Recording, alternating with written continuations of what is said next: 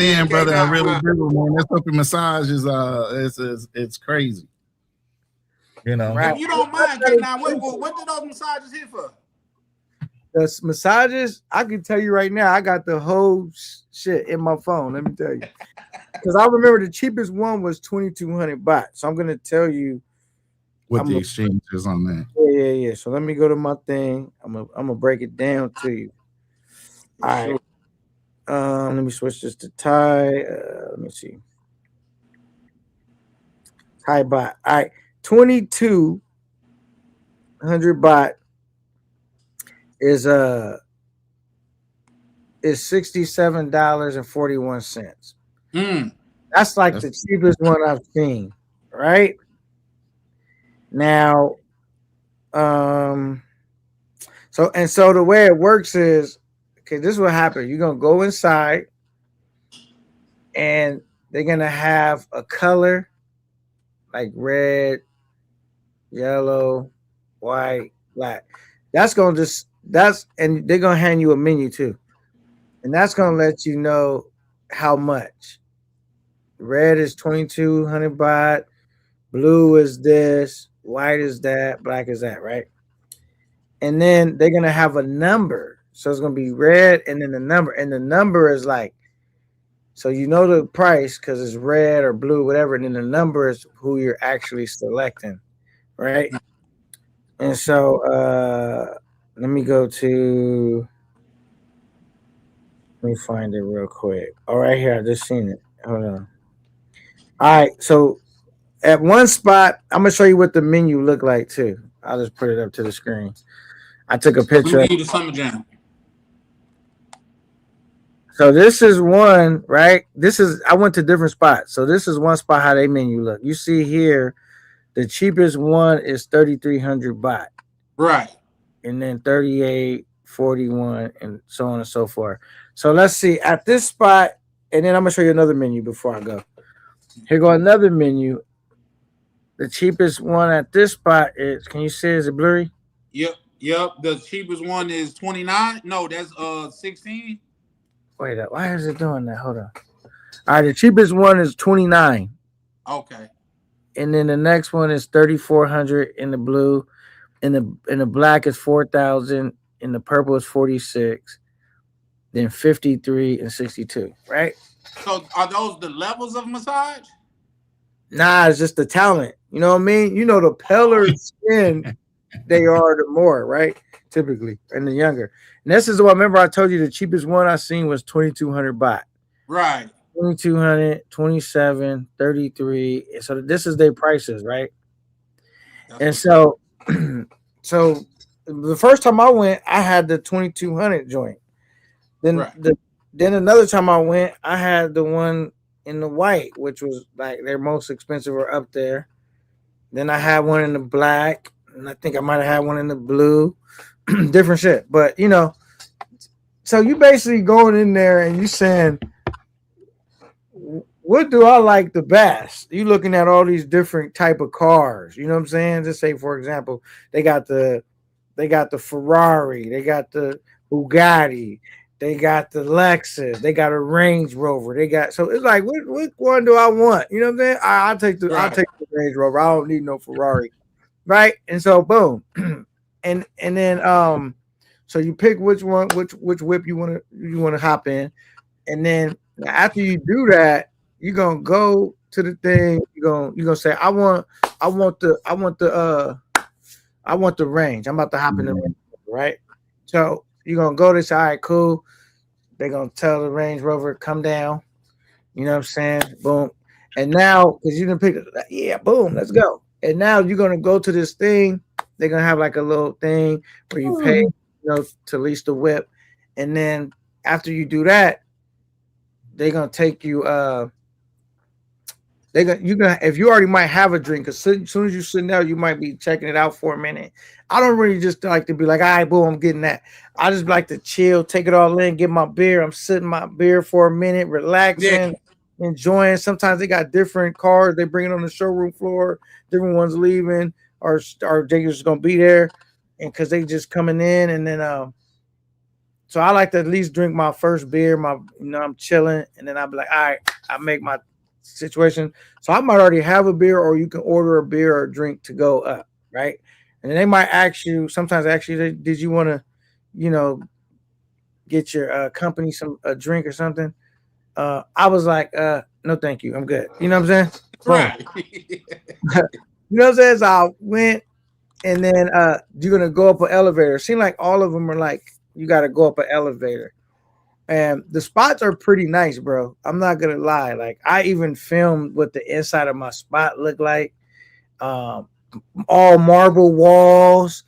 It was real nice, and it's real clean, and you come in there. It's a big suite, like with a big huge like it's like a jacuzzi tub and a shower, all the noodle bed, and they got an actual real bed in there, all of that, right? And so, boom, you're gonna go up there, and then you're gonna start off by getting the soapy massage, which is like hopping the jacuzzi and all of that, and that right there is gonna be mind blowing, like the jacuzzi. But really, when she take you out the jacuzzi and put you on this noodle bed, and the noodle bed is basically think of like a one of them blow up like camping beds, but not the ones that's high up that mimic a real bed, like the height of a real bed. They like lower to the ground, and then you lay on that.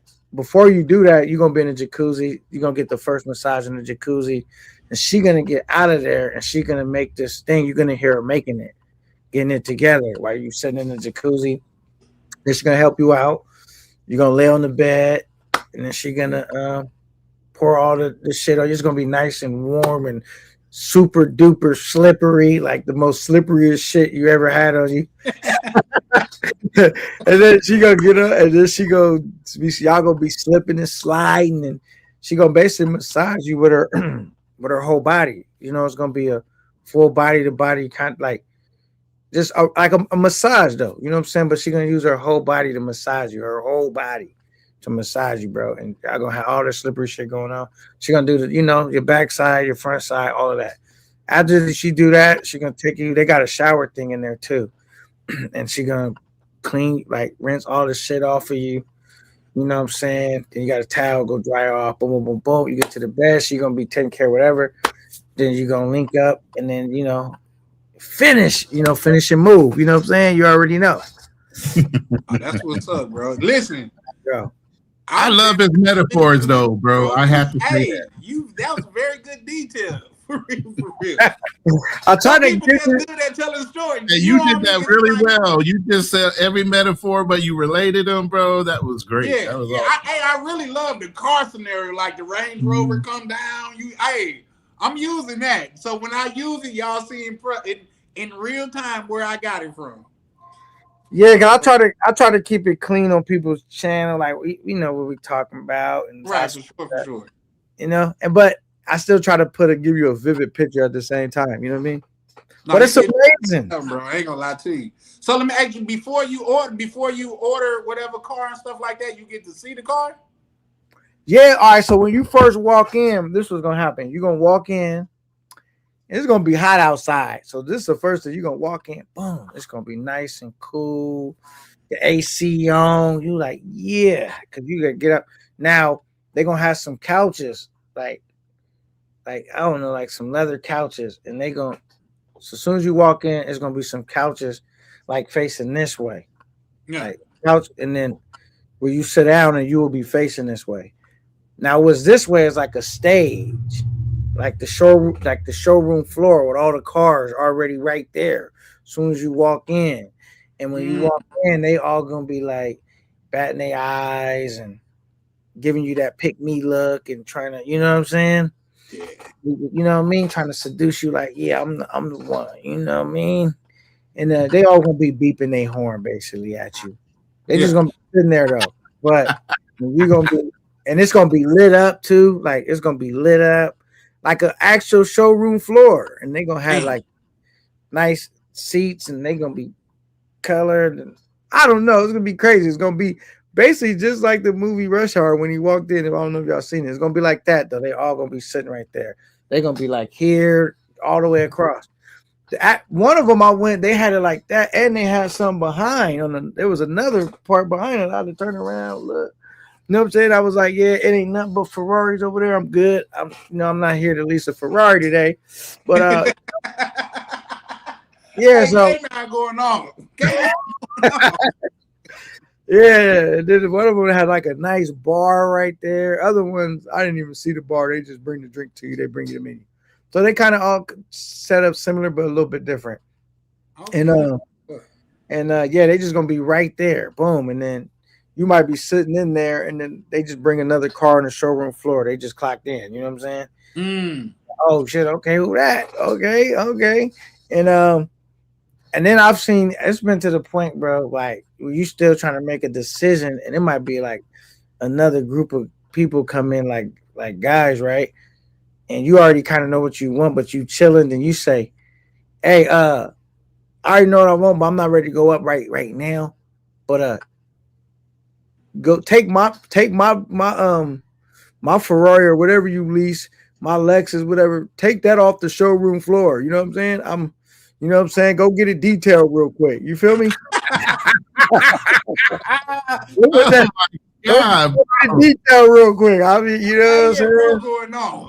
Yeah, then they take that one off. That one's already been chosen, and then when you finish having your drink, or whatever, because you might say all of us went. We might be chilling, and you still ain't figured out what whip you want to lease. So right. I ain't ready to leave yet because I want to see what you going. But I might see another group of dudes. I don't want them to pick the one I want, because that can happen too. And so I'm like, yo, yeah, take that off the go get that detail real quick. And while you still figure out what you trying to do. You know what I'm saying? And then when we all ready, then we just, all right, cool. And it's crazy. It's like when you finish, I ain't never really met up with a nigga. I don't even know why we'd be waiting on each other, because I ain't never, every time I went like in a group setting, I ain't never met a nigga after I came down. You know what I'm saying? It's like niggas gone about their business. It's either they gone or they still up there. Like we don't all come down at the same time. I don't know if they there or they left or whatever. I normally just leave. You know what I'm saying? Then somebody hit me, yo man, where you at? I'm like, oh shit, I'm you know what I mean? Because it's like, well, rally up at another bar. I ain't sitting in that place waiting on you, man. Just rally up down the street at this bar if you coming out. Yeah, like that. Like, bro, I'm down here, right here getting a drink. Come on, I see you. Come here. Mm-hmm. Let me ask you this. So what was the payment process like? Not far as price, but the process, what you could pay for it with your card? Maybe I don't think I never did. I ever pay with my card? I think I always just had the money, like the bot. Because I get the only reason why I asked, because in Brazil, man, I was extremely ecstatic that I could rent a car off of my card. I've never used American Express to rent a car. You know what I mean? So I was like, damn, this shit dope. That's wild. Y'all have references. I love that. You know what I mean? I really don't know about the I'm pretty sure you can use your card, but I always just had the bot, you know what I'm saying? But I'm pretty sure you could though. Mm-hmm. You know what I'm saying? So I never tried it that way, but I'm pretty sure you could. Okay. You know what I'm saying? Like, I would say in my mind that, you know what I mean, I could do that with a card. Like, what? Nigga, this is what? Okay. So Racket Club, salute. What's good? Yeah, what's good, nephew? Now I would say if you go there, bro, because they're gonna have at like these go-go bars and stuff like that, which is another place you should visit. They're gonna have like where you could ring this bell, brother. I'd be like, do not, whatever you do, brother, do not ring the bell. You wasting your money, and they about to bring you this crazy bill that you wasn't expecting, and you ain't even get your money's worth of nothing. You didn't get nothing for it. Just, hey, you rang the bell, hey, and then they go. All right, boom, here go $500. That's crazy. Whatever, you know what I'm saying? Because you got to read them signs. Sometimes they say, you ring the bell, you buy all the whole staff. That means not just the girls. The girls, people that work there, Or sometimes it just say you buying the girls, and you gotta look how many girls in there. It could be 20 girls. You know what I'm saying? It could be 30 girls in there. You know what I'm saying? Like you gotta look like it. You gotta. It could be like staff included. It could be like 40 people in there that you gotta buy a drink for. You know what I'm saying? Like that could add up. What, just for the privilege to ring a bell? Just to ring a bell, and it's like you're not even with all that bread you just spent. You're not leasing no Ferrari. You're not doing nothing. They just, you know, I don't know what's the point of that is. It's like that's pretty much this. It's the equivalent of walking down the street and some bread just fell out your pocket on the ground, and you couldn't pick it up. So they just picked it up. Thank you, man.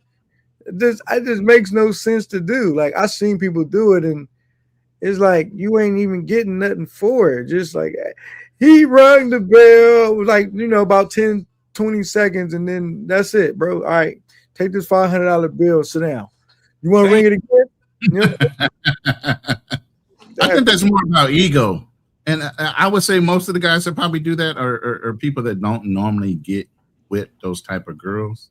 So they want to kind of show out to say they don't generally get that type of attention, huh? Yeah. I'm saying, and say for example, they hit you with a $500 bill, $300 bill. You know how many leases you could have tried out a Ferrari, a Bugatti. You could have said you would have tried a couple Hondas. You know what I'm saying? A few Hondas. You could have tried a whole. You ain't getting nothing over. I don't even get the point of that. I would never ring the bell. Never have. I seen people ring it, so I already know what you get. You get absolutely nothing but a bill. That's crazy. Let me ask you, when you was out there, how long was you out there? 2 weeks. 14 days. How long you gonna be in Brazil? I haven't booked the trip yet, so I'm not really sure, but I would say probably 2 weeks. Cause I'm in like 10 days, bro, and that shit went by just like that, bro. Cause I'm in Cali, bro. So the least amount of days I'm gonna go on a trip is 9 days minimum. Yeah. Just because the flights are already kind of expensive as far as like if you stay in New York, you could catch a cheap flight, be somewhere on you don't got to take multiple planes. You just right there in like 3 hours, boom, land. And I'm not only place set up where I could do that is like Mexico. Anywhere else is far. You know what I'm saying? And so I'm gonna have to pay a real flight, $700 flight.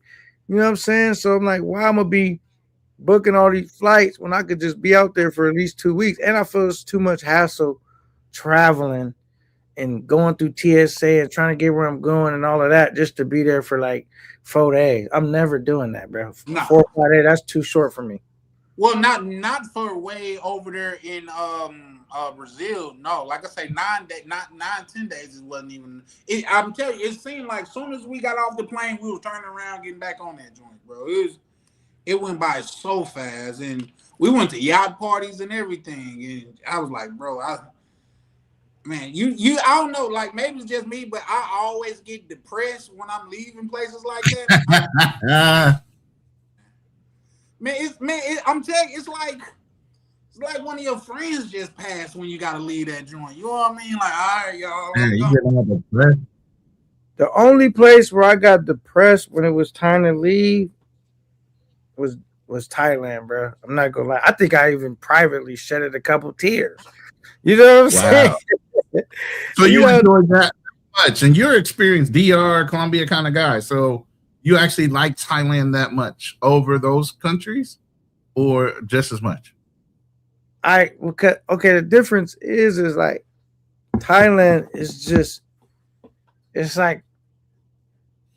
just a really fun place to be. They party 20 damn near all day, all night. Like it's like I don't know, man. It's a super fun place. It's a bunch of shit to do, and everything is cheap. Like for stuff can add up, but it's still really cheap. And it's like when I went to DR, I didn't cry because it was kind of like when I left, it was kind of felt like it's about that time to get going. When I went to Thailand, it was like, what? I should have had booked some more time. Like I'm having a good time. You know what I'm saying? Shit. I could have.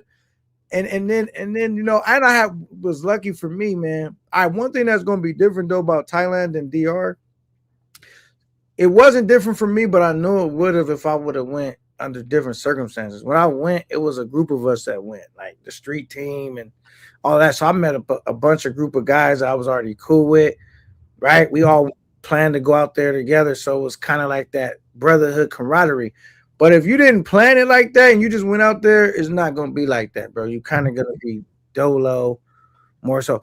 But now the one thing about DR, you don't gotta plan a trip with niggas. It's gonna still have that brotherhood feel to it. You go, what up, brother? You know, that's a fact. You know, that's the one thing that I know DR got over a lot of places. Right. Yeah. So hold on. So if I'm hearing you right, you say you gotta plan a trip with to Thailand, like linking up with people and shit like that. Nah, you don't have to. I mean, if you want that brotherhood feeling, yeah. But if you're not really tripping off of that, you still have a good time. You know what I'm saying? But if you want to have that, but I would say too, like as being a content creator, our trips is a kind of a little bit different than other people's trips for the most part, because a lot of times, depending on how known you get, which it don't take that much in this travel sector because it's kind of small. People, and especially if you would do that cam up, people will recognize you. So they'll come, hey, what up, man? You know what I'm saying? Man, I know y'all watching show. Man, let me buy you a drink, man. Let's kick it, man. You know what I'm saying? So, if you don't not a content creator, you might not really run into that. Like nobody knows you. You know? So that's kind of gonna be different too. Like your experience of going as a content creator versus somebody just traveling, you know? Yeah, that's dope though, man. So let me ask you this: if you could only go to like one place, then I'm salute my good brother, Black Cleaner. If you can only go to one place between Thailand and the DR, you choosing Thailand?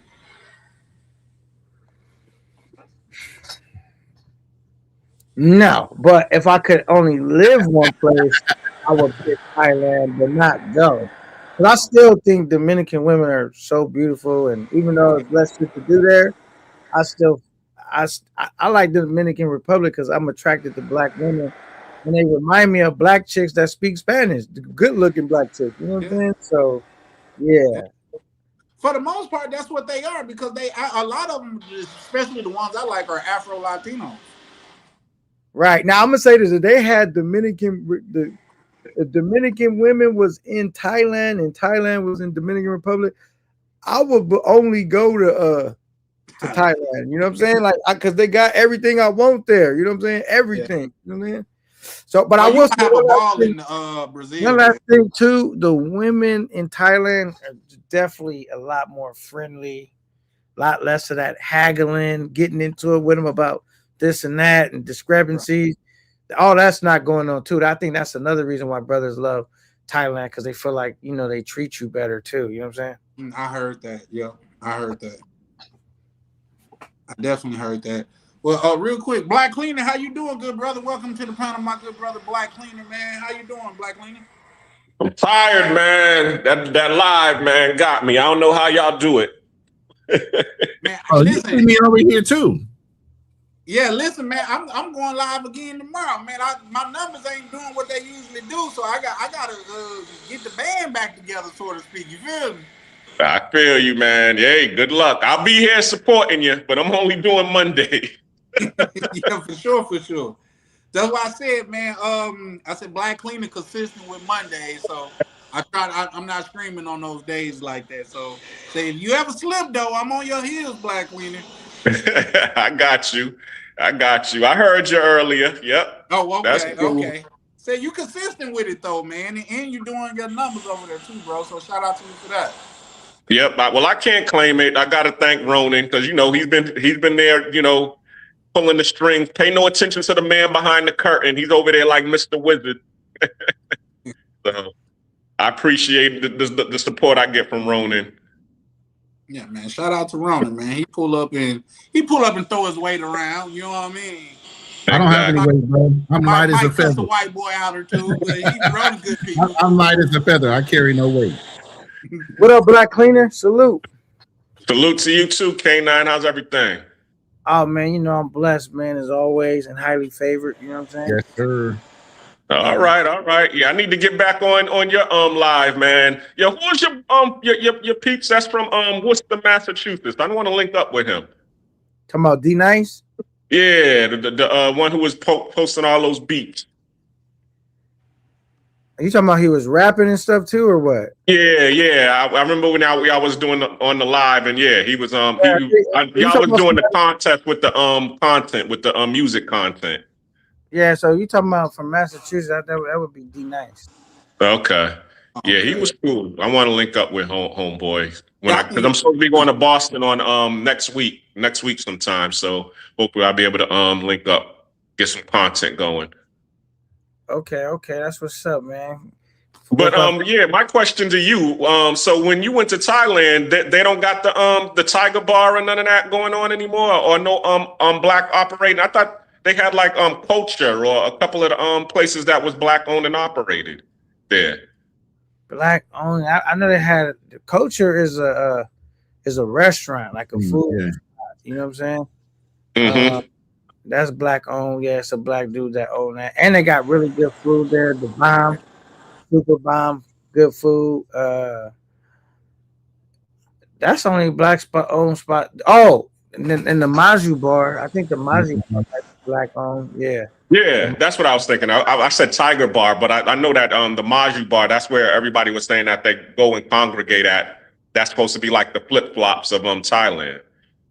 Right. So the Maju Bar and Culture, those are the only two spots that I'm aware of that was like black owned. You know what I'm saying? Okay. Yeah. But it's not like flip-flops where that's where you all can go meet up and chill at, or no? I'm gonna be real with you, man. I only went to I believe the Maju Bar one time, and it was cool though because we went there, and then eventually some people came in there, some girls, and they were shooting pool, and I guess it was one of their birthday, but it wasn't a ton of black. It wasn't like a bunch. Like it wasn't like flip flops in the sense where it was a bunch of random black people in there. It was like the black people in there I knew from YouTube. Like I already knew them. We was on the trip together. You know what I'm saying? So, but I'm just saying I only went there one day. So it might be like flip flops, but to me it was in there, black people in there because we was in there. The content creators, you know what I'm saying? The people that, so I don't know if a bunch of black people just be in there that's not content creators. Probably so. But, I only went there one time. So it's not really, I can't really tell you exactly how it is, but when I did go in there, it was cool though. You know what I'm saying? Got you. But like flips, it's all kind of black people in there all throughout the day. Not even just content creators, just black people I don't even know. You know what I'm saying? Right. Yep. Yeah. So that's how flips stuff is. You know what I'm saying? So K9, let me say this real quick and ask you a question. Seriously. Black, as you just said, DR women are very beautiful. But if you were to go somewhere to live, you would like to go to Thailand. So would you consider a Thai woman a better match as far as marriage versus a DR woman if you were to go down that road? Because you would feel more comfortable there, or is it just about the safety? No, the reason why I said I would live in Thailand over the Dominican Republic because my money would go so much further. It's just way more economical and it's fun. It's a dope spot, but like not because Thai women are better. Because I always feel ain't none of these girls loyal anyway. You know what I'm saying? Them Thai chicks that have you buy a house and take the whole shit from you. You know what I'm saying? They be working. They be getting. You know what I'm saying? A foreigner can got anywhere. You know what I'm saying? If he's not paying attention. But right. I would just go to Thailand like to live just because I could survive a lot easier. Stuff is a lot cheaper. DR is not like that cheap like that. You know what I'm saying? It's not like. I mean, it is cheaper than America, but it's not. It's not cheaper than Thailand. Hell no. You know what I'm saying? Thailand is like, that's why when I be seeing certain dudes that be trying to raise bread to go to Thailand and they be acting like they need an absorbent amount, I'll be like, I just recognize the play. Like, okay, by all means, man, if you can pocket just the money and because you probably need it for other shit, cool. But I telling niggas not to even really expose niggas just because I don't want niggas that's trying to travel there and thinking like it's super expensive, bro. It's the most expensive thing about there is going to be getting the flight ticket. You know what I'm saying? Flying there, even the place to stay is cheap. It's cheap. Like they got nice, cheap accommodations. It's cheaper, and can stuff add up? Yeah, if like put like this, if you don't know how to budget your money, you don't know how to budget your money because stuff's cheaper, so you might try to do way more stuff, right? But and when a spot that's not as cheap, you might not try to do as much. Like, do you need to do all that shit? Do I need to buy a tuxedo and this and that? And they got a lot of stuff to do out there, bro. The food is cheap. The transportation. Let me tell you how much to hop on a bot bus costs.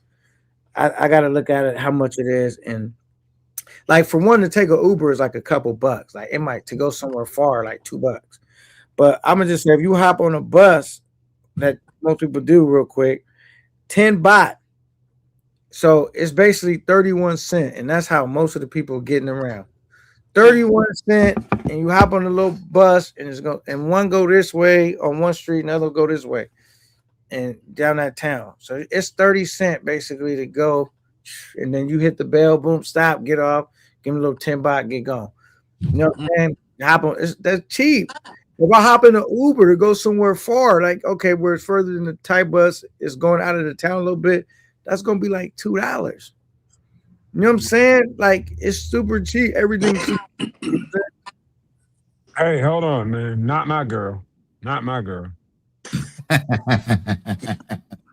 Shout out OTO pulling back up on the panel. She different. I just wanted to say that because he tripping. My girl, she different.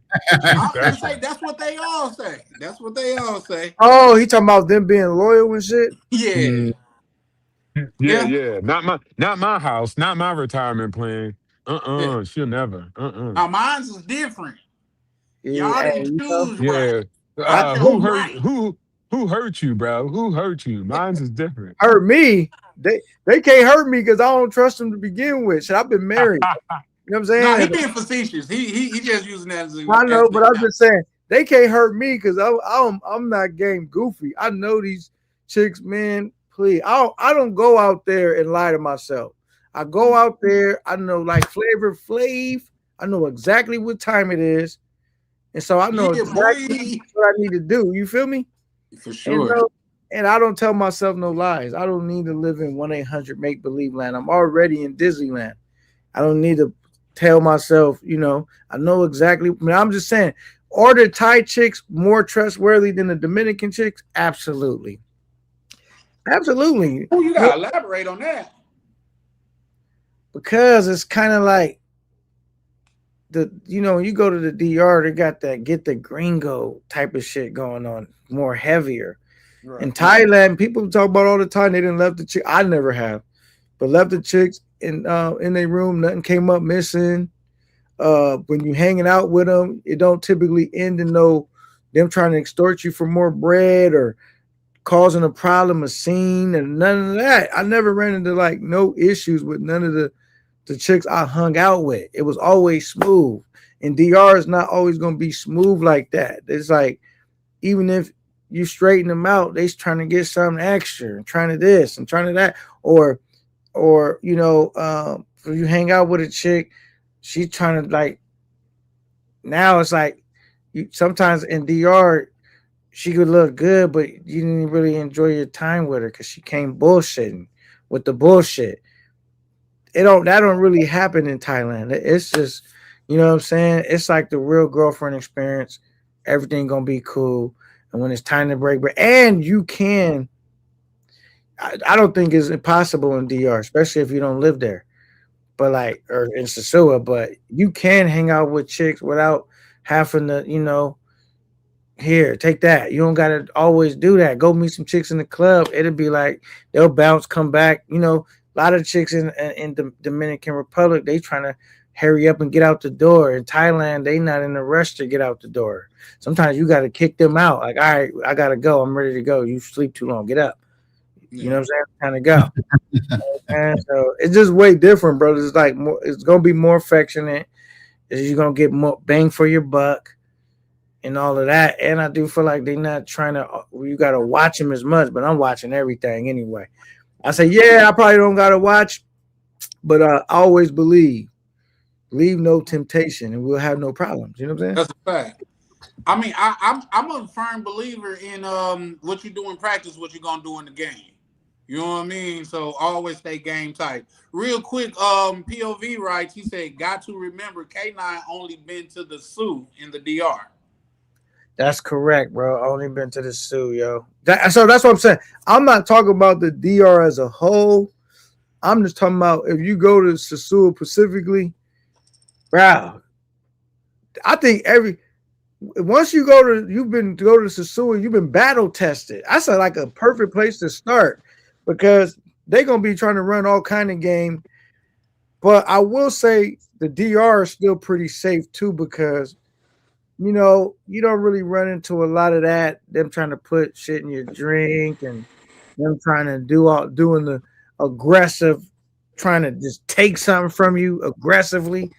You know how you might run into in Colombia or other spots like that. So it's still kind of safe, but it's still like niggas trying to run game all day. You know what I'm saying? So it's a good spot to get some game about yourself. You know what I'm saying? Because you don't want to probably start off in Colombia where you got to remember every time you drink. You drink every little, where you really gotta. You go to DR, you get used to niggas trying to run game, and you already building the like. You kind of know how to move. So when you go to a spot that's even more like, all right, I really gotta watch. You already got a little more game about yourself because you gonna go out there and still have your American ways and thoughts. You know what I'm saying? To where I don't gotta constantly watch my drink, even though I keep my eye on my drink everywhere I go, even in the States, but. I don't have to constantly watch my drink, or I might could sit my phone on the table for a hot second, or I might or put my phone in my back pocket in the States. You know what I'm saying? Yeah. Or shit like that. Like you don't really got to worry about getting pickpocketed and stuff. Like you're gonna have your gringo ways, or you're gonna be slipping, or you pay money, right? And then you worrying about, okay, this is the gringo menu, or you just order some shit and they bring it out, and it's like. This costs way more than it would in America. It's supposed to be cheaper. Because Right. you green, bro. You don't never get nothing. I don't care what country you go to and don't know the price. Let me know now how much this costs before I want to know exactly. Dudes that go there and just expect everything posted cheap, order shit or hop in the cab. You ain't even figured out how much the ride get there. Next thing you know, he talking something crazy. Now you in some type of altercation and dispute, bro. Because it's all about like. They gonna tell how you move. When I first hit Sasua, right, or some, especially like say the Sioux, where they don't have Uber and stuff like that. They got cabs and motor consoles and all that. So when I hit there, I don't be like how much. I'm like, yo, it's $25, right? You know what I'm saying? I already know how much to ride. Okay, yeah, cool. And then I'll say that to him in pesos, whatever $25 is. And they like, yeah, cool. If he say no, I'm finding someone else. I'm not just gonna hop in this shit and ride off. And now he's trying to get $40. You know what I'm saying? Right. Damn, you paying $25 for a ride in DR? I ain't never paid that much. Now it could be that much depending on. No, I'm talking about from the airport to where you're going. That's gonna be the most expensive ride. I paid that in Santo. Like say it's like $30 to $40 depending on what time I get there from the airport to my Airbnb.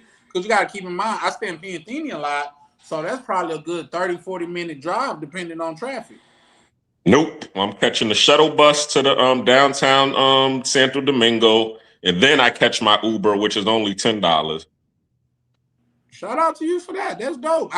I'm just getting off the plane. I'm in the DR. I want to get to my Airbnb, refresh, and pat my feet on the concrete. I want to get out here. Yeah, I feel you. Catching the bus with motherfuckers, but. Your Spanish is pretty good though, right, Black Cleaner? Well, 3 years, so 3-year-old Spanish. That's pretty much what I say. I speak like a 3-year-old. See, I'm not finna be on it. I don't even like really being on the bus coming back to the States with my luggage and book bag and all of that stuff. Yeah. Feel like I'm not gonna lie, I'm bougie, man. If you want to call it bougie, when I'm on vacation, I'm not going to STI or whatever that is, taking those 2 hours of ride on the bus or whatever, trying to get to Sasua. I'm landing right in POP, boom, right there. And then I already know how much the ride is. I'm gonna pay the little $25, get me right to my room. If I could drop my luggage off.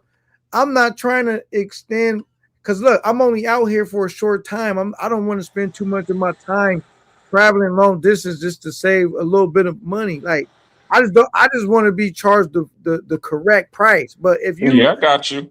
budget trips, are you really trying to consider? Are you going to be out there a long time and you trying to save on your money or whatever? Then yeah, you probably have time, catch the bus, all that. I'm just boom boom, and I'm never landing somewhere far away to save money and then taking commute hours to get to where I'm actually going. Absolutely not. But so in that way I might be bougie, and then when I get a spot to stay, I'm not staying in no raggedy shit, bro. I'm not. It don't have to be 5-star, but I'm not staying in Joe's apartment, bro. I'm not never living like that, bro.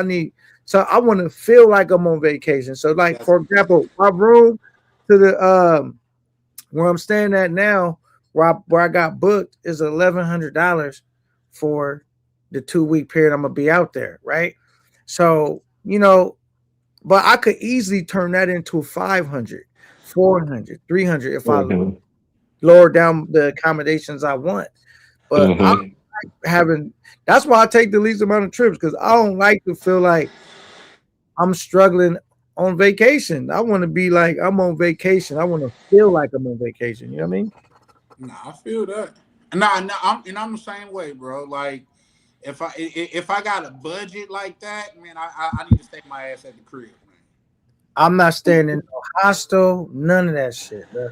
None of that. I'm never doing it. I would do it just probably if I did do it, I would do it just to do for content one time. To be like, right, yeah, for sure. There, but I'm not really doing that. Hell nah. I'd rather not go. But I'm not knocking brothers that do it, because one thing I learned about traveling, we all travel a little differently. You know what I'm saying? And there's no one right way. You just pick what make you comfortable, cool, and all that. You know what I'm saying? I mean, I'm the same way. I mean, I'm okay. What you're spending for your hotel right now is about $80 a night, $78 a night, roughly.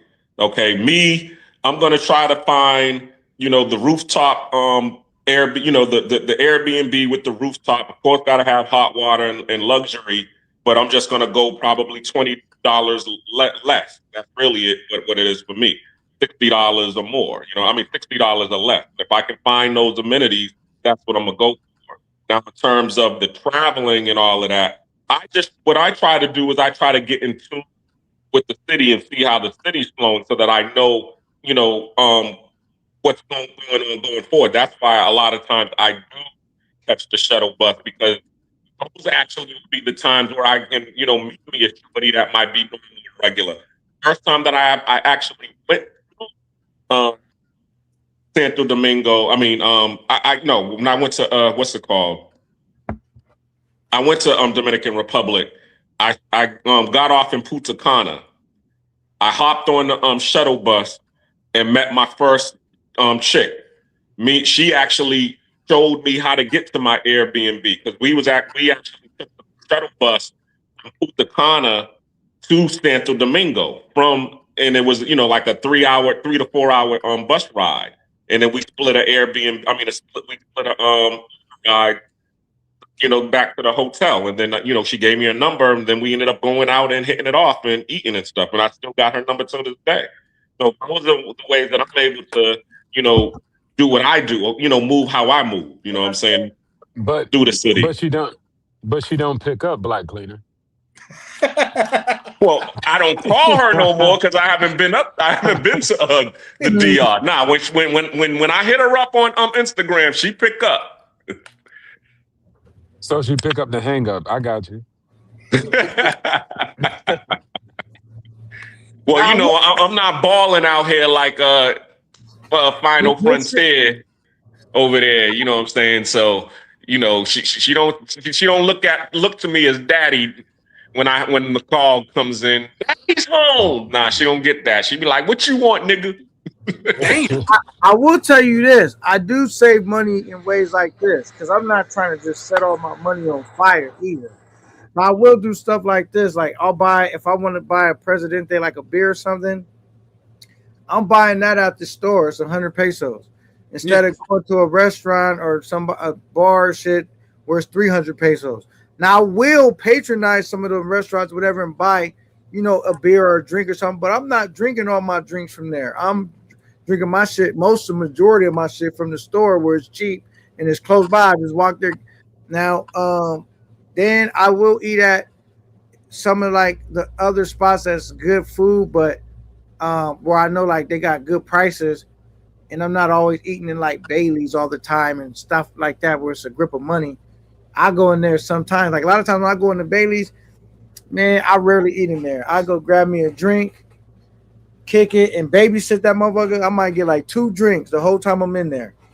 And I'm just kicking it, enjoying the ambiance, the shade, the women in there, seeing what I'm scoping, getting a couple numbers, you know what I'm saying? Shit like that. But yeah, I'm not always cashing out. Like, I still kind of try to move smart. And if I rent a quad, I'm looking for like, all right, let me see if I can't get one of them joints for 40 a day. If I can't, the most I'm paying is 50. Like once you kind of know the prices on stuff, and then it's like, if I got, just I'm hanging out and chilling, right? I never say, how much to lease that Nissan Sentra? I'm like, nah, this is what I'll give you for that Nissan Sentra, bro. This is it. Take it or leave it. All right, now I holler at you later. Then next thing you later, they say, you know what? That Nissan Sentra still sitting on the lot, man. You still want to you still looking for a rental? I'm like, you know what? Sometimes yes, sometimes no. But because I realize as being a traveler, the only power we have, which is really powerful, we just got to use it, is the power of walking away and saying no. Because you'll see how fast they'll adjust some of them prices when you be like, I'm good. No, how much? Well, how much you give me? Okay, well, I'm like, here, this is that. You know what I'm saying? Right. And you just got to be comfortable with negotiating and bartering because that's how they stuff is set up anyway. It's not like America. And I always feel like it takes me less time to negotiate a good price than it takes me to make the money initially. Like it takes me longer to make the money than this couple seconds it's going to take for me to negotiate with you a fair price. That's a fact. That's a fact. That's a good way of looking at it too. And then like say, I feel you, cause then like it's just sometimes I don't haggle just because I would like say the price. If the price is good, it's good. I know brothers to where the price could be good and they'll still haggle, but the price is good. Sometimes I won't even haggle, but at the same time, I'd be thinking that way too. Like, man, I came down here for shit to damn near be cheaper. Like, I'm not gonna lie to y'all. I know this may come out wrong, but when I go to places, I want to feel like everything's on sale. You know what I mean? Like this food here is the bomb. It's on sale. You know what I mean? So there's that. Now I do get it. Like say it's certain places that you could go out there. Like the Cave, that's kind of expensive. I've never been there. I couldn't buy no bottles and mixers because everybody from the Brotherhood took care of that. But like say when we went out to eat, that was dope. You know what I mean? That was affordable and stuff like that. But a lot of places, I do like say when it comes to me renting a car or something like that, both figuratively and literally, I will negotiate on that. Especially when the goddamn car like, baby, you a goddamn Mustang at best and you want Ferrari prices, that I'm not cool. You know what I mean? Like I'm cool. And because like, I mean, you want what I got more than what I want what you got, because it's a lot of that. It's a lot of Mustangs and Ferraris running around. You know what I'm saying? I'm not set in on driving one particular car. You know what I'm saying? When I go down there, it's like, and then on top of that, I always look at it like if I gotta over haggle with a situation, I'm not bringing you back anyway because I just feel like it's not gonna go good. All I really do when I'm negotiating is just let them know I know how much everything supposed to cost, from the cab ride to my room to if I need a ride on the little motor control somewhere. I'm letting them know I know the prices. You can't get over.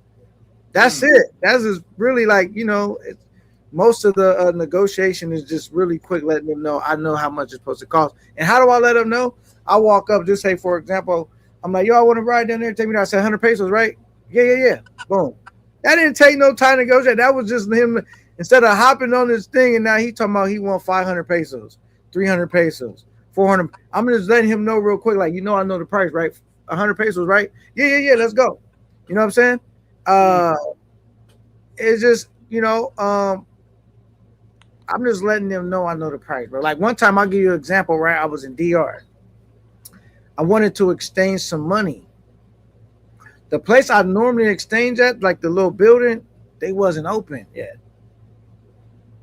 And so there's always dudes on the street. Hey, he got big wad of cash trying to exchange money, like, yo, you need exchange? So finally I said, you know what? This is the only one time I did it. I said, all right, cool. So I try to, I exchange my money with him. And, every time I'm doing business, I'm going right to my currency calculator. I type in how much I'm exchanging, how much I'm supposed to get back, right? Right. And so he tried to like take too much money. And I said, no, that's too much. He's like, no, this is right. I said, no, because the other place will normally give me this. I understand you might want to take a little bit more than them, but you're not getting that much, bro. Right. He was like, no. I said, all right, well, just give me my 100 back, whatever I gave it to him. And then guess what he did? Hold on. And guess what he did? I said, just give me my 100 back, whatever. All right. And he gave me more of the money. He did take more than another spot. And I said, yeah, this will be the last time I ever do that again. Y'all getting over too much. But I just let him know in that moment, like, nah, you trying to take too much bread. You know what I'm saying? That's not going to work. Just we can undo that because I can exchange it later at the spot. And then he's like, all right. And he gave me some more. He tried to, hustle me real quick. But yeah. I think that's too much for me, that's just too much.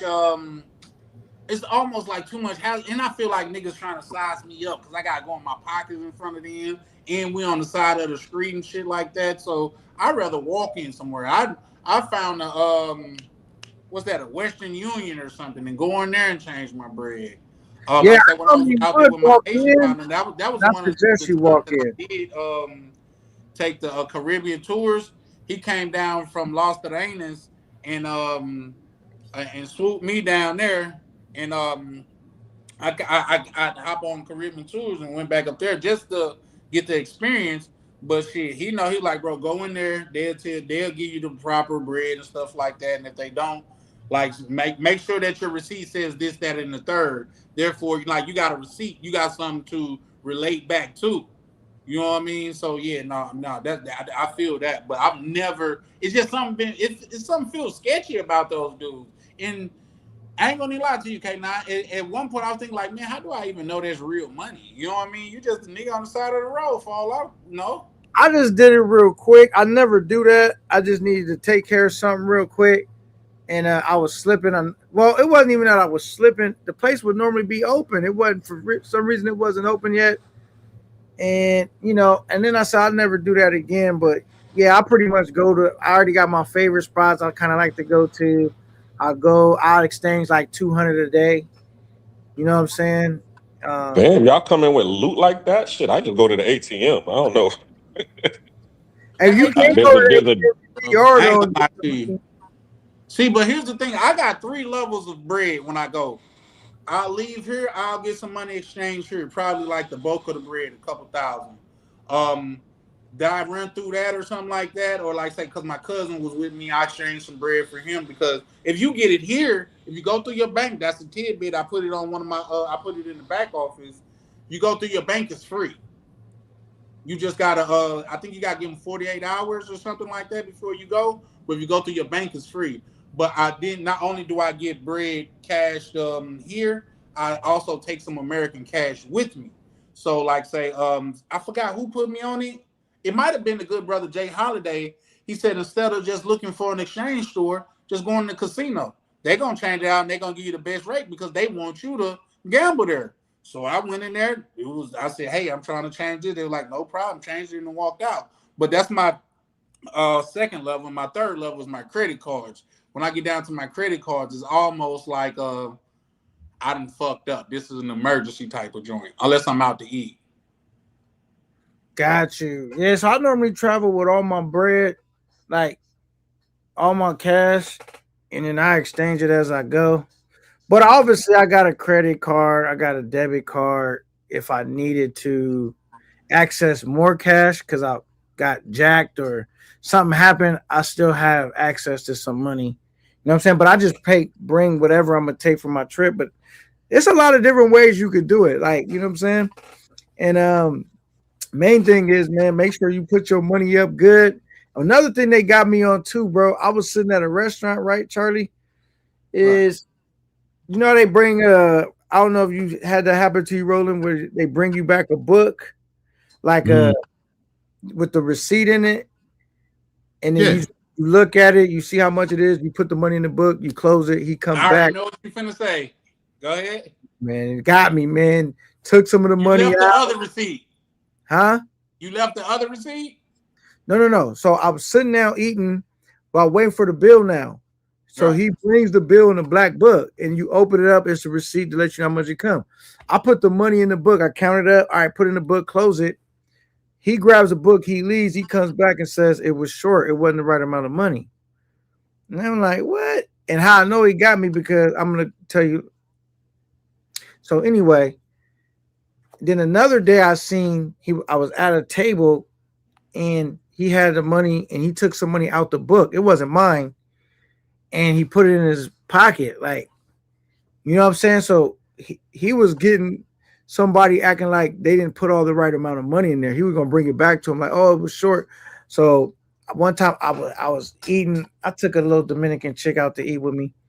You know what I'm saying? And we went. And then when he came with the thing, I had the money in the book. When he came and grabbed it, I said, open it up, count it, make sure everything is there. So he counted. Oh yeah, that was good. And then he left. And then when he left, she was like, "You smart." And I'm like, "No, I just got already that way before." You know what I'm saying? So it's like, make sure before you leave, you can't say it was not the right amount. We didn't already confirm together that I put the right amount in there to cover front of you, right? And you did it in front of me. I'll take it wherever you take it. If you come back and say when he's missing a 10, whatever, I'm like, hell no, you already counted in front of me. You didn't took something, whatever. You know what I mean? Yeah, I had a contractor get me like that in Atlanta. He was Spanish too. And I did the same thing. He charged me like $350. So, I already knew I done counted the money. And then, I give it to him and then he leaves. But then he's gonna call me and tell me, "Yo, man, you $100, $150 short," and I'm like, "What?" But since we didn't count it together, I was like, "All right," and I just gave him $150. But yeah, motherfuckers will get you like that if you don't, if they catch you slipping. Listen, in my family it's different. I could get one of my family members on the phone right now, which I said I'm not doing no more, but I could if somebody wanted to call me on it. We got a thing where we call a CC, because between, especially say when things was on the upswing, everybody passing money between each other. So I might have to give my sister $2,000 to give to my brother, but we got it said I need a CC on that money. What's a CC? It's a count and confirm. Because once it leaves my hands and you didn't count and confirm it, if it gets to where it's supposed to get to and it's short, you're the breakdown in it. You see what I'm saying? So I always need a CC on my money. And say when they give me money, what's the CC? And a lot of times, I can even show you no, that's going too far. But yeah, we do that. Because shit like that can happen. And believe it or not, sometimes people do make mistakes because sometimes the count do be off, have been off. But shit, if you count confirm right here in front of me, we're going to get to it right now. You know what I mean? It ain't when I counted it, it was off. No, fuck that. If you walked off, you accepted that's what it was. Right. Because you know how easy it is to get shit confused. You know what I'm saying? So, right. It's I don't want you going through all of that. And like I said, man, I'm just because all that stuff kind of cuts into your vacation, bro, when stuff is going wrong. Now, I'm not going to say it for now, this is another thing I do. Well, if I'm walking around, I don't walk around with a bunch of money on me. I got about $40, $50 on me, bro. You know what I'm saying? That's going to be enough to take care of whatever drinks I got. If somebody got me for that, that's not going to mess up my day. It's not going to even ruin your day. Right. I don't, cause I'm like, why do I need that much money? That's enough to carry my food. If I needed to catch a little ride somewhere, to buy some drink, whatever, and I'm not too far from my hotel anyway, where I can go back. As far as them leasing them rentals, I'm gonna take care of that anyway when I'm at the casa. You know what I'm saying? And before all of that gonna happen, I'm gonna set all that specifically aside. Cause I don't want to have to go through my whole stash. Why, you know what I'm saying? I'm like, I already got that money sat to the side. Whatever that's gonna be is gonna be. You feel me? Put that, not even with the main stash. Put that up, you know what I'm saying? So when it's time to, you know what I'm saying? And I don't know, man. You just, to me, and then every time because I'm not gonna say they're not gonna get me, bro. Because they practice more of these little scams and trickery stuff more than I practice on them not getting me. But once they get me once, or I heard they got somebody else that way, it's like it's gonna be rare that ever work again. Cause now I'm on point. You know what I'm saying? Yeah, you won't get me. I heard they even did this, Charlie. Like this never happened to me, but like in Colombia, just certain spots, like you might give him the money in a taxi cab, and he'll go back and then he'll swap out a bill real quick and go, oh, it's not the right amount, show it to you, and then now you had to give him some more money. It's like the taxi cab scam. They don't really do that in DR, you know what I'm saying? But I know in Colombia, stuff like that, I heard they do stuff like that, or it was another country. But what I would do is when I went to the countries, I might even like take a picture of the bread real quick or film myself. Oh, here you go. Brother, nah, I already, that's what that was. You didn't fill out, it's not going to work, brother. When you go to the country, because every country got different scams, you know what I'm saying? Like here in Panama, they use counterfeit. We use American dollars. So the taxi drivers, they'll have counterfeit money with them.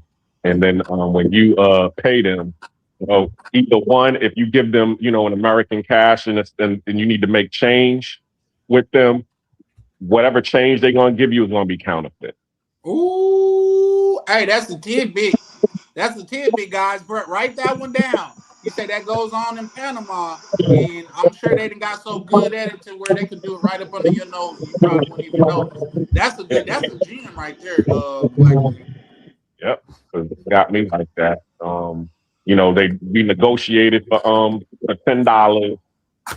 I gave them a 20, so I'm expecting 10 back. That nigga gave me a counterfeit 5 and a real 5. Man, that's crazy.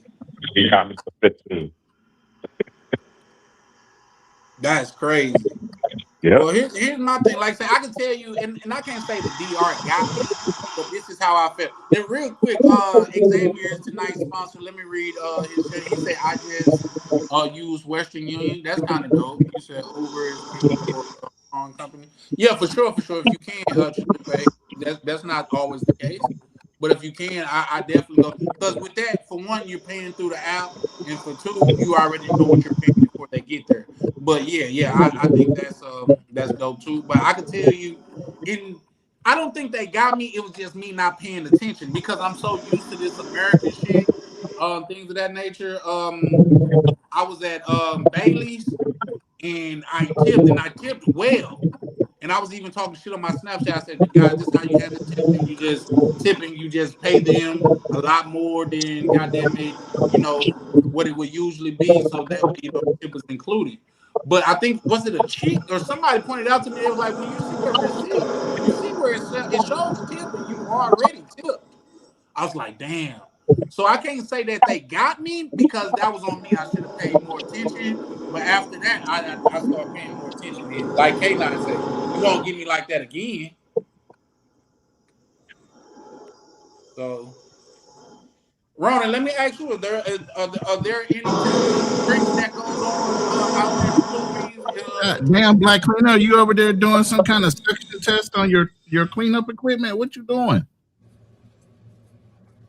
That's a good one.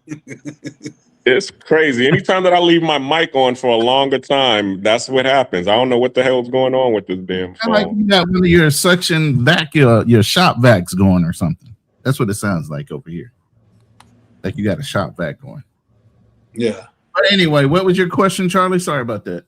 No problem. Is there any like say common tricks that they use out there when it comes to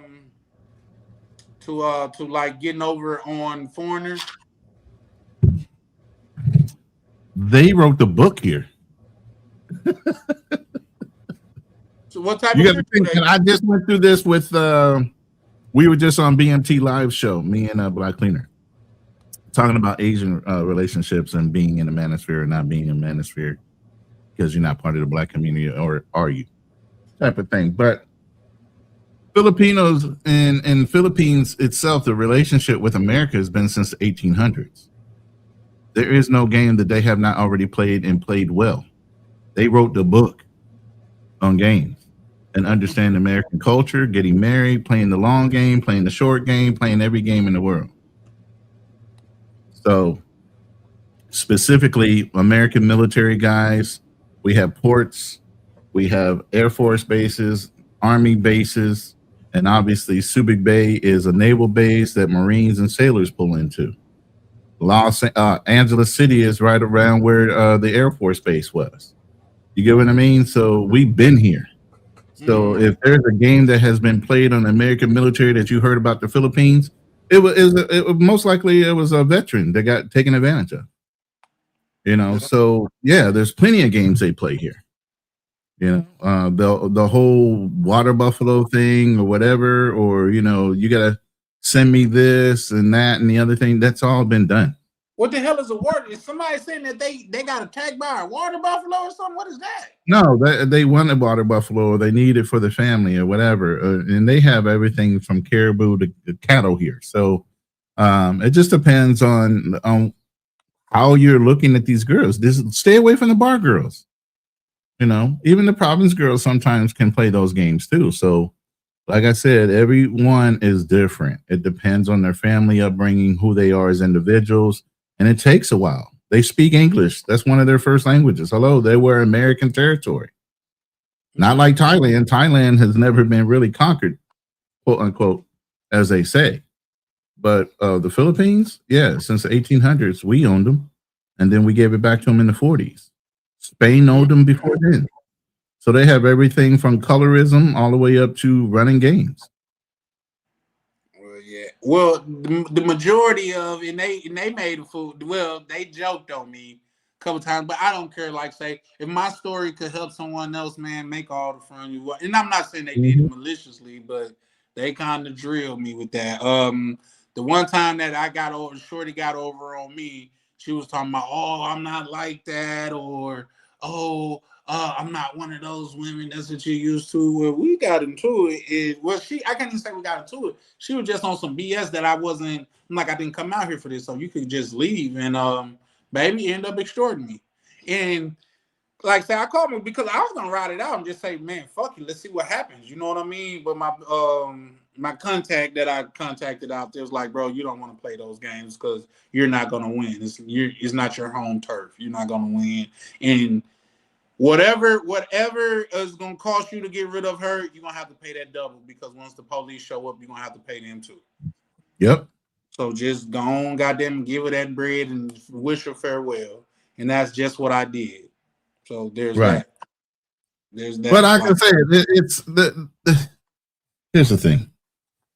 And I have to concur with Travel Unfiltered, my brother. You know, it's different for every man. There's some men over here that are going to come over here with blinders and no knowledge. I just spit a whole bunch of game about what veterans are already experienced. So if you don't think I've come over here with my eyes wide open and other brothers have come over here and been very successful about how they pick their Filipinas, you're sadly mistaken.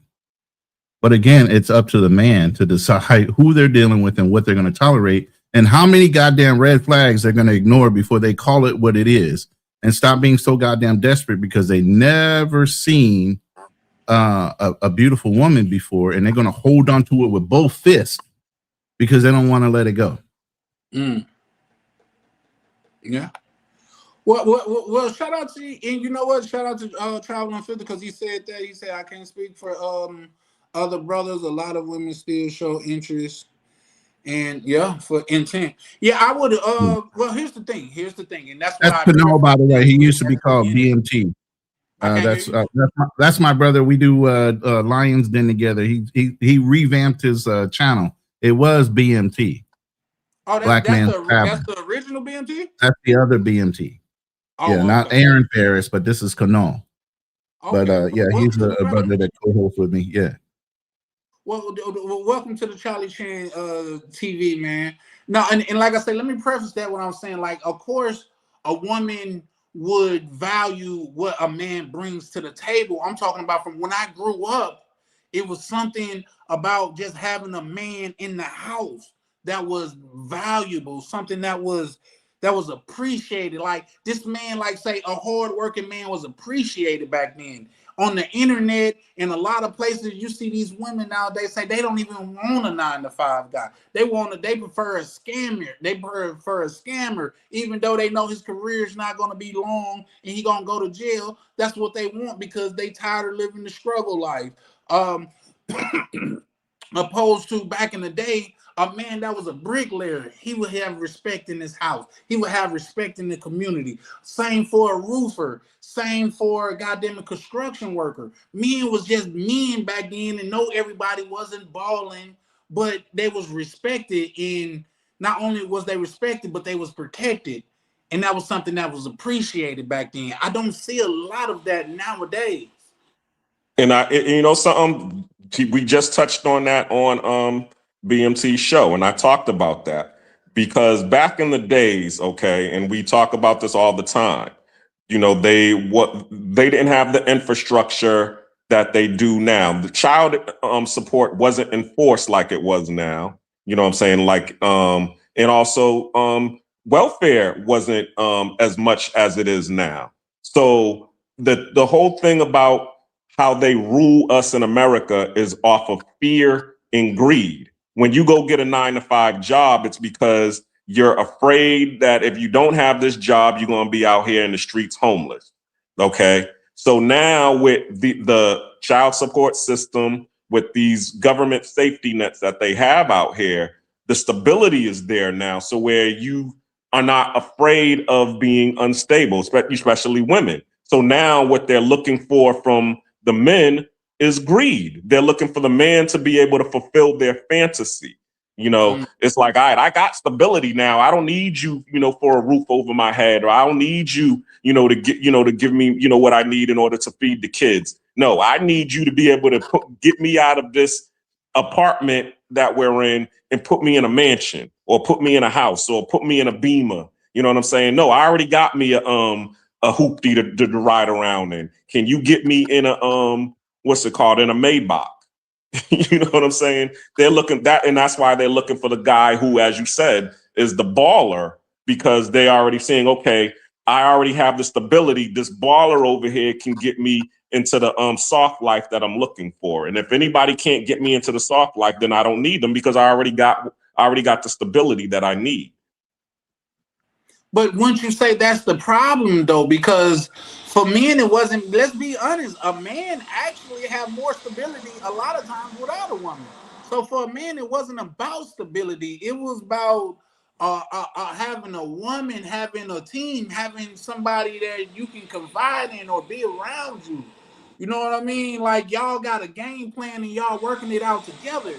But nowadays, that's not the thing. Like I say, what inspired that was what inspired this live. The question that I asked is on my Snapchat, and man, it's some disgusting brothers out there, bro. Like some of this shit that these chicks say y'all be doing, man, y'all are disgusting, man. Y'all sicken me, bro. I be in my head like, the nigga got the guts to do that. Like, how nasty can you be, nigga? Like, you sending unsolicited pictures of your genitalia and shit like that. Like, that's weirdo behavior for anybody, in my opinion. You know what I mean? If a female was to do that, that's weirdo behavior. And how does that work? Is it ever a time to where a chick be like, that look nice, I want to try it, even though I don't know you, we never talked, and you just sent this out of nowhere? I don't even know if that's really you. How that ever worked? So with that being said, it's a lot of pervert dudes out there. But I'm saying what she was saying is like a man only value to me is what he can bring into my life. I don't care what your goals, ambition is, like how you live. The biggest thing when you say that, What you say? What type of woman says some shit like that? First of all, Says what? What you just repeated. She Yeah. said, "What type of woman is she?" Well, she's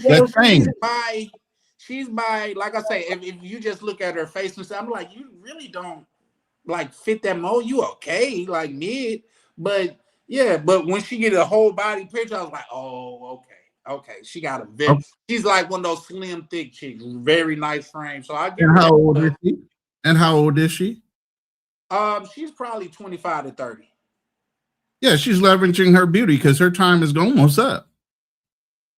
Yeah, I can agree, but the whole thing is the mindset. Like I'm saying, I'm just understanding. Look, that mindset goes up until they hit that certain age, and when they hit that wall, all bets off. So if brothers are stupid enough to fall in line behind a woman that has a nasty ass attitude of 25, you only know it's going to get worse by the time she hits 30, 35, 40.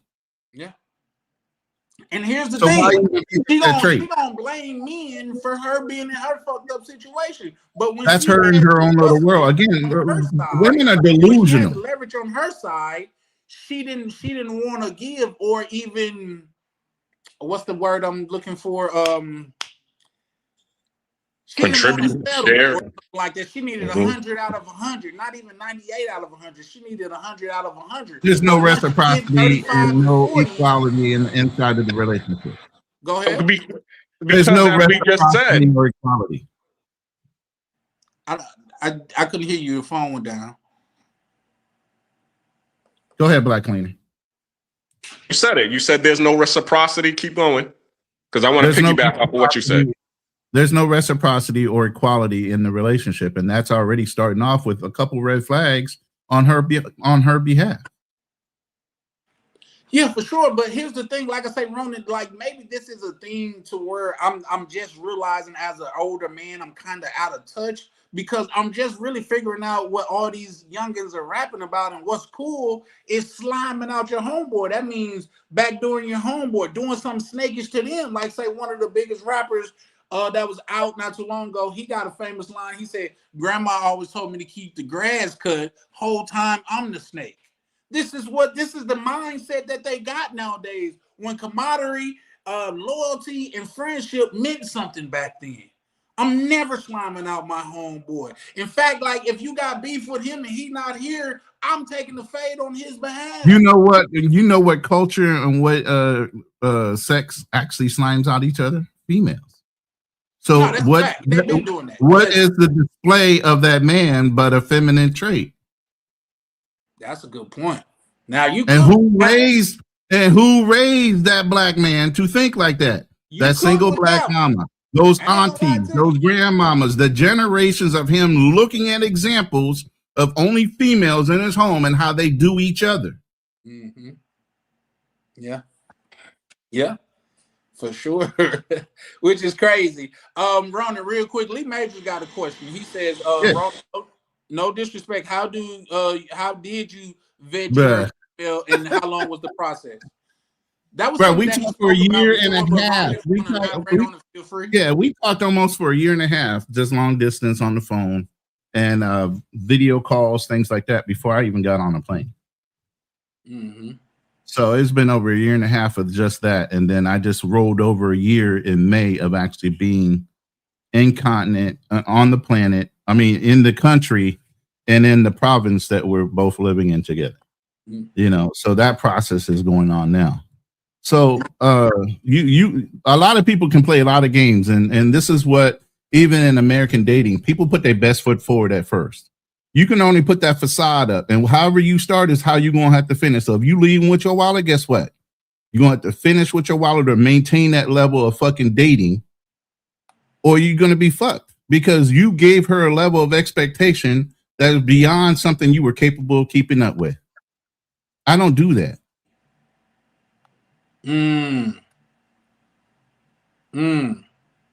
That's a game. JW, right? Question for Ronan. If you were broke, would your Filipino woman still want you? And we don't have to say without money because broke means without money, but I get what you're saying. Yeah. Absolutely. And one of the things was I waited about 4 or 5 months before I purchased a vehicle here. And there were some things with the vehicle that I could have fixed myself. She grabbed the vehicle one day, took her father, they went to a mechanic, put brand new rims, tires, struts, lift kit was fixed, installed a snorkel because obviously it floods here, even though the truck is lifted, put a snorkel on it and a CB radio antenna out of her pocket. I ain't do anything. So when you got somebody that reciprocates like that, absolutely. Player with a passport. I think he was responding to what I'm saying. He said, I don't care how bad if she bad, exactly, she's a gold digger. Right. Yeah, but here's the thing. That's the point that I'm saying. Like, majority of them, they don't care about the value of a man. They just care about being a gold digger. But see, the whole thing is she's working off the timer, Charlie Chan, and the biggest weapon you have is you always get better with time and age. We always produce more as we get older. We're more stable when we get older. Yes, I know we like to race and get instant gratification, and some of us want to be 25 and married and this, that, and the other, and not have to worry about any of that. Build up your resources. Build up the things you need to build up, and there'll be plenty of women around you as you're doing those things. Then it's your ability to understand by discernment who's the right woman that you want to be around. Yeah. And women like that will always stick out like a sore thumb, and you can either try to hammer them in line, or you can let them go and find something that's not going to cause you to have to hammer shit. She's going to go along with your program, and she's going to do the things you like to do, because those are the type of women you attract. If you're attracting a gold digger, you obviously leading with your money. Yeah, in a lot of cases, for sure. Real quick, let me welcome Nak Neezy to the panel. My brother.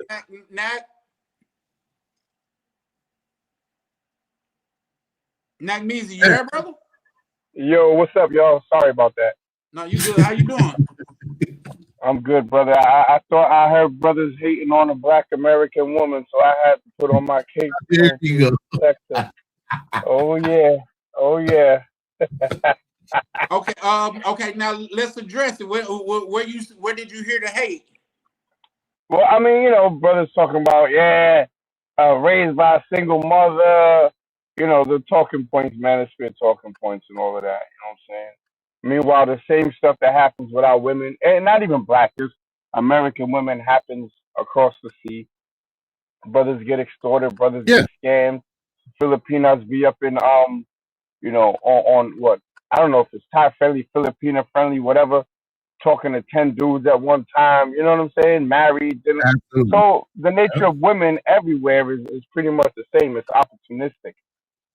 So if you get someone that adds value to a relationship, regardless of where she's from, then you'll be good. But when we say, oh, these young dudes was raised by a single mother, who turned them into a single mother? A black man. So, we got to take accountability too. Well, I get that. Hold on, Nat. You missed the first part of what I said, and then that's basically what it was.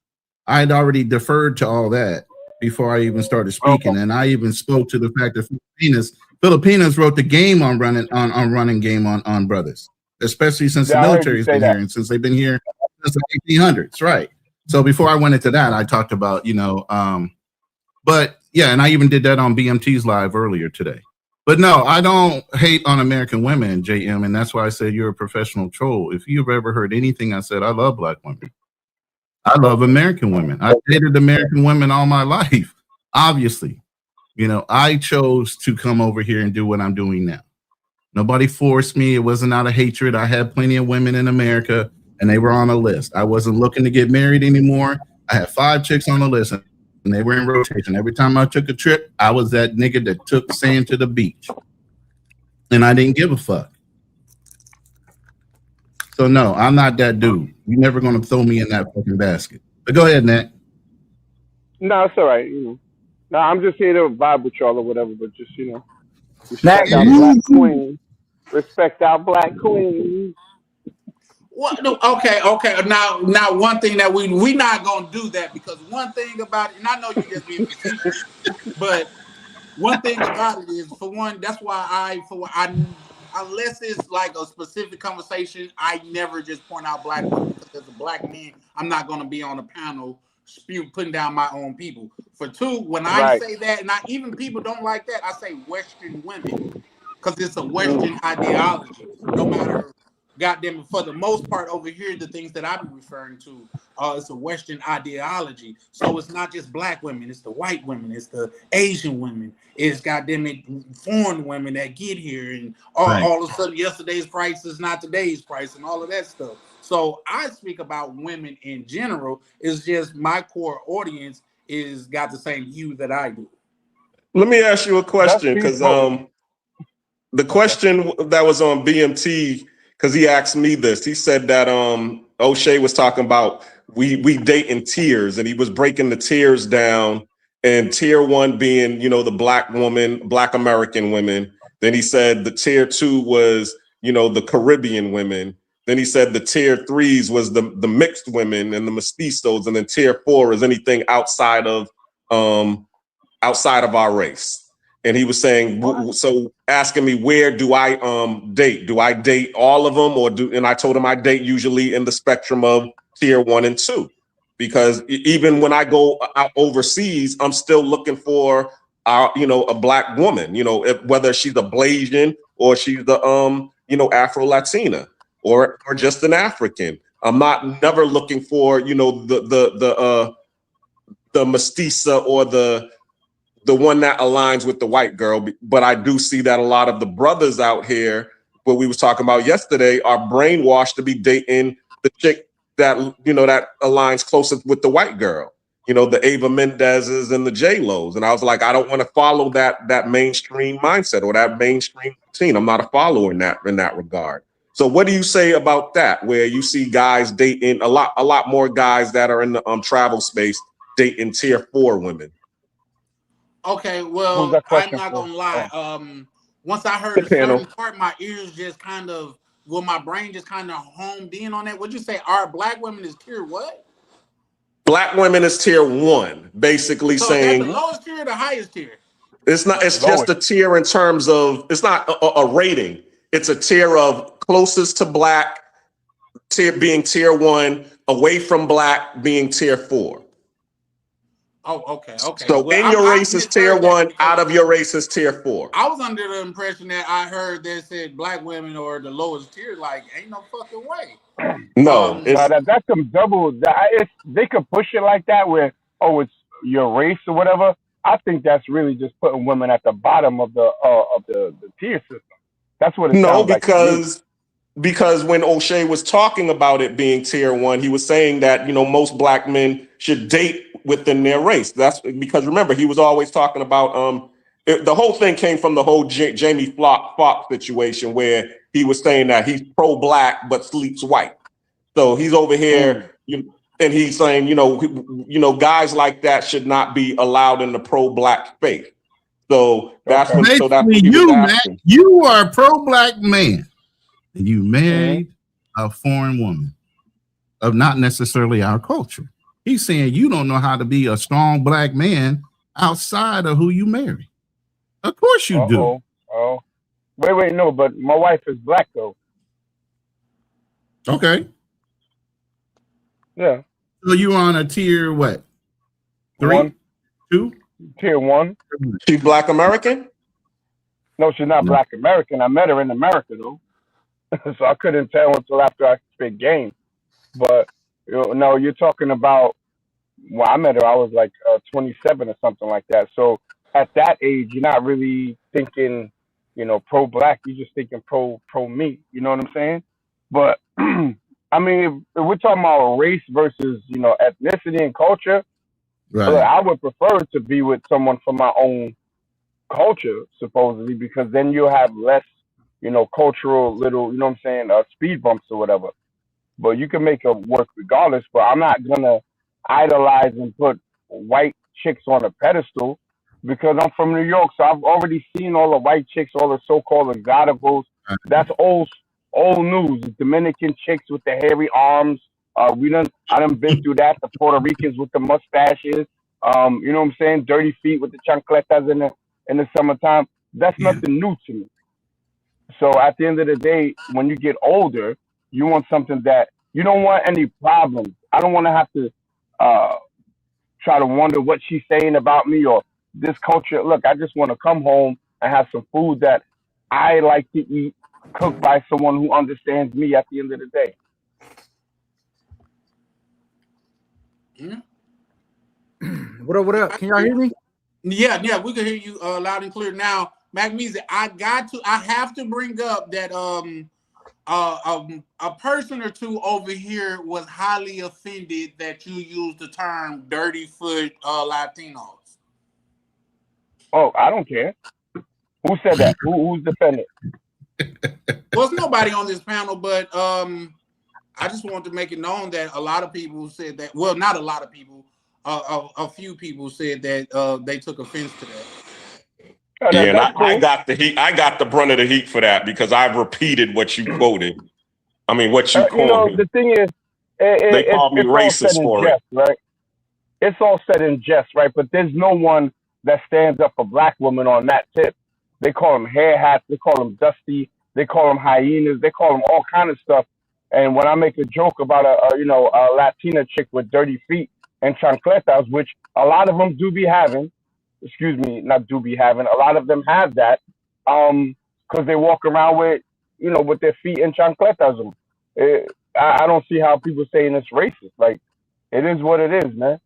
There's no one standing up for our women like that. And most of us on the panel wouldn't be black if we didn't have a black mother. So, you know what I'm saying? That's a fact. What up, Mac Measy? What's good? Salute, man. Who that? Big K9. Oh, what's good, bro? Oh, coach chilling. You know what I'm saying? All right. Yeah, man. We got to stick up for our sisters. Absolutely, man. I just be wondering, like, it's nothing wrong with liking a different race, but you always want to have respect for yours as well. You know what I'm saying? Exactly. Facts. Exactly. That's why I tell people, because I'm in Minnesota, and like say it's a melting pot up here. You know what I mean? So I like say, yeah, I dated white females, I dated Asian females. In fact, like, it is what it is. But I'm not as a black man going to be on a public forum putting down black women. I just find that to be distasteful, in my opinion. That's what's up. Like calling them Keishas. Oh yeah, the Keishas, Big Shirley. That's like in the travel space. That's like a joke that there's no pushback on. You know what I'm saying? Meanwhile, they go to these other countries and get the bottom of the barrel chicks that's literally actively looking to facilitate some crime against you after you get knocked out with some sort of substance, trying to run all these scams.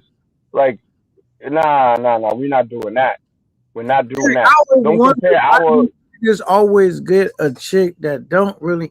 First of all, you mean to tell me you go through all these hassles of traveling? Because to me, it's a hassle. It's a job to make it through TSA, all this stuff, right? You get to the other side of the planet, other side of the water, whatever, and you go right after a chick that's like a 5 or a 6. You went through all that hassle to get that, and then they do it. We've seen it. What's going on with that, man? See, They but those are the constantly dudes do that it. get no play here, though. Like, they just happy that a woman looks at them and smile. But they be talking crazy though. They talk like they pimps. I saw this one dude's channel, and I like the dude, so I can say who he is. Now, I don't really like him, but I watch his channel, so I don't dislike him. And he had baddies, and I'm looking at these baddies. Their ass was the same size as their stomach. Their face was mid. I'm like, yo, these chicks are putting on that they're enjoying a pool setting with you, and it's embarrassing. But they was all bad built, and I'm like, y'all dudes is dealing with these SMUTs is what I used to call them, and then putting them up like, oh, this now you found paradise. Come on, son, you got really low standards. Low standards. The lowest. Low standards. The lowest, yeah, for sure. But like I say, those are the dudes. See, people, and I'm not gonna say the word or whatever, and I call them D-cells. But people don't realize that's a real thing out here in America. D-cells, and those people hate people on both sides of the spectrum. They hate the women that's not giving them none, and they hate the men that is getting some. In fact, I'm starting to see the symptoms of one of those guys in one of these back channels that we be speaking on. So that's a conversation for a different day. But yeah, no, I am who I am, and like it's just that. And if I say something, I'm gonna stand on it with all 10 of my toes. You know what I mean? Now, facts are facts, but an ideology is an ideology. If you could convince me where my thinking is flawed, I can't be persuaded. You know what I mean? But as far as how I feel, nobody gonna like, you can make me feel bad on that. I don't give a fuck. You know what I mean? It is what it is. Damn it, my God. Shout out to Player with a Passport. I think he's in the chat. Salute, King. Yes, he is. Yeah, Hey, the link sure. is in my. If you're in my room, the link is in the chat. As long as you subscribe to Charlie Chan TV, by all means, hit the link. It should be pinned to the chat in either my vertical or horizontal room. Yeah. Yeah, for sure. Hold on, who's And hit the like button. Definitely hit the like button. Yo, Ronan, what's up with my Haitian brother with the machete? Yo, man, you know, Travel Unfiltered is in the room. BMT, which is Canal, he's in the room. He was in the room. He's listening. Yeah, he's listening in. He's recovering right now. Was that brother from last night? Travel Unfiltered? Yeah. No, he wasn't. I don't know if he was in here last night. No, you talking about he's talking about what's it called? Unfriendly Stoic. Okay. Oh, that's Unfriendly Unfriendly Stoic, Stoic. yeah. Okay. No, I'm talking Unfriendly about is BMT, the original BMT BMT. is Haitian. So Oh, yeah, I'm out with that dude. your immigration, then yeah, you're talking about a Haitian versus a Jamaican. Mac, wasn't you a dating coach at one point? Who, me? Yeah. Nah. I'm a fight coach. I ain't a date coach. Because I just remember back in the days when we used to be on BMT's channel, you and Yoga beefing because I thought you was for the dating coaches and you know Yoga was for the passport bros. Yeah. No, I was never for any of the dating coaches. It was I debated Richie Mack in a live stream that has never seen the light of day again. You know, most people thought that I cooked him, and I agree that I did. And you know, from that live stream, I became like the arch nemesis to Passport Bros. And let me I'll emphasize the bros. These are still my brothers. You know what I'm saying? So I you know, we go back and forth with different ideologies or whatever. But Yoga was talking a little greedy, so I invited him to shoot their hands, and actually went looking for him in Thailand, and he was pump faking. So y'all, because I know it's gonna be a big thing. No, I had that.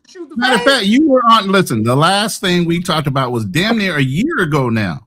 We had established a time, a place, and everything in Thailand. He admitted to it. Y'all were going to talk on the back chat on the little Fine Nights thing, but we had him on a live. We got him to a date finally after he postponed it 4 times, and he still did it. Well, he said that he was going to pull up on me, and we were both in Pattaya. So I cammed up, and I went to a place that everybody knew about, Buddha Hill. There's a little makeshift boxing gym. I cammed up. He was on there. So I'm on a motorbike. I'm coming. And then he's like, yo, I'm by the KFC. I'm like, ain't no KFC around here, bro. And he just never pulled up. But that shit is old news. So it was not a dating coach. It was a fight coach. You know what I'm saying? But yeah, shout out to Yoga, man. Man, I had forgot about that. All in all, that was long before I even had a channel. I think that was long before I even really took my first trip. So yeah. Real quick, I think this is in reference to what Nak Neezy was saying. He was like, Chalupe says Big Shirley was a character on Martin. Yeah, I think if we black, we know that. But a lot of times Big Shirley on Martin, or What's Happening? Go ahead. Wasn't Big Shirley on What's Happening? Yeah, Shirley was on What's Happening. She ran the restaurant, but when everybody refers to Big Shirley, they're referring to Cole's girlfriend, because that's what Martin was calling Cole's girlfriend, Big Shirley. Oh, okay. Yeah, I know the original Big Shirley. Yeah. I mean, not So was it what did cold he or say was about it? Big Oh yeah, it was Shirley? cold. Yeah. Hey, thought Charlie, it was yeah. What was the I don't brother's know. Like, point? I think that was a little bit. That was can't say it was before my day because I did catch some of it, but I was a youngin' back then. Hey, Charlie Chad, But what was his I point? gotta jump in the shower, Brody. Oh yeah, for sure, man. Appreciate you pulling up, man. All right, for sure, man. Salute to the All right, panel. K9. Yeah, I'll All see right, you bro. next time, K9 on your channel, man. Shout out to for my sure. good brother K9. All right, Pulling peace. up, Yeah, man. yeah. Okay, now peace, Y'all bro. go rock with Right, K9 that easy. over at Fearless Entertainment, bro. Like they be having a ball over there, my G. I ain't gonna lie. It's like a cookout, I'ma go a over neighborhood cookout. Somebody gonna get into it, but it's all in love. Nah, K9 is with the shit. Keeping 100. Hey, the first time here's the thing. I haven't got that from K9. The first time I really seen him cook somebody, I was like, oh, that's the K9 that they was talking about. He went in on Social Loner. I'm talking about he had a whole barbecue with his ass, man. I'm talking about, yeah, he shit. Yeah, he went in on Social Loner, but I was like, yeah, no, K9 a real cool brother. You know, I kind of West Coast cats, I kind of vibe with a lot more because they laid back and not so Here we energetic. go. It's a little bit of a camaraderie there. So you don't Mm. rock. Now I understand.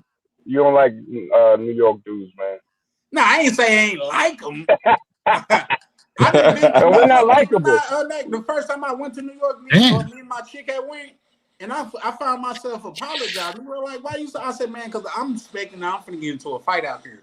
Because the way TV makes it seem like everybody's rude, nobody got them kind of polite to each other. And man, I met some of the nicest people out there. Man, mother buying me drinks and shit. I'm like, that shit's crazy, bro. I'm sorry. I had the whole thing wrong. He was like, yeah, no, bro, that's TV.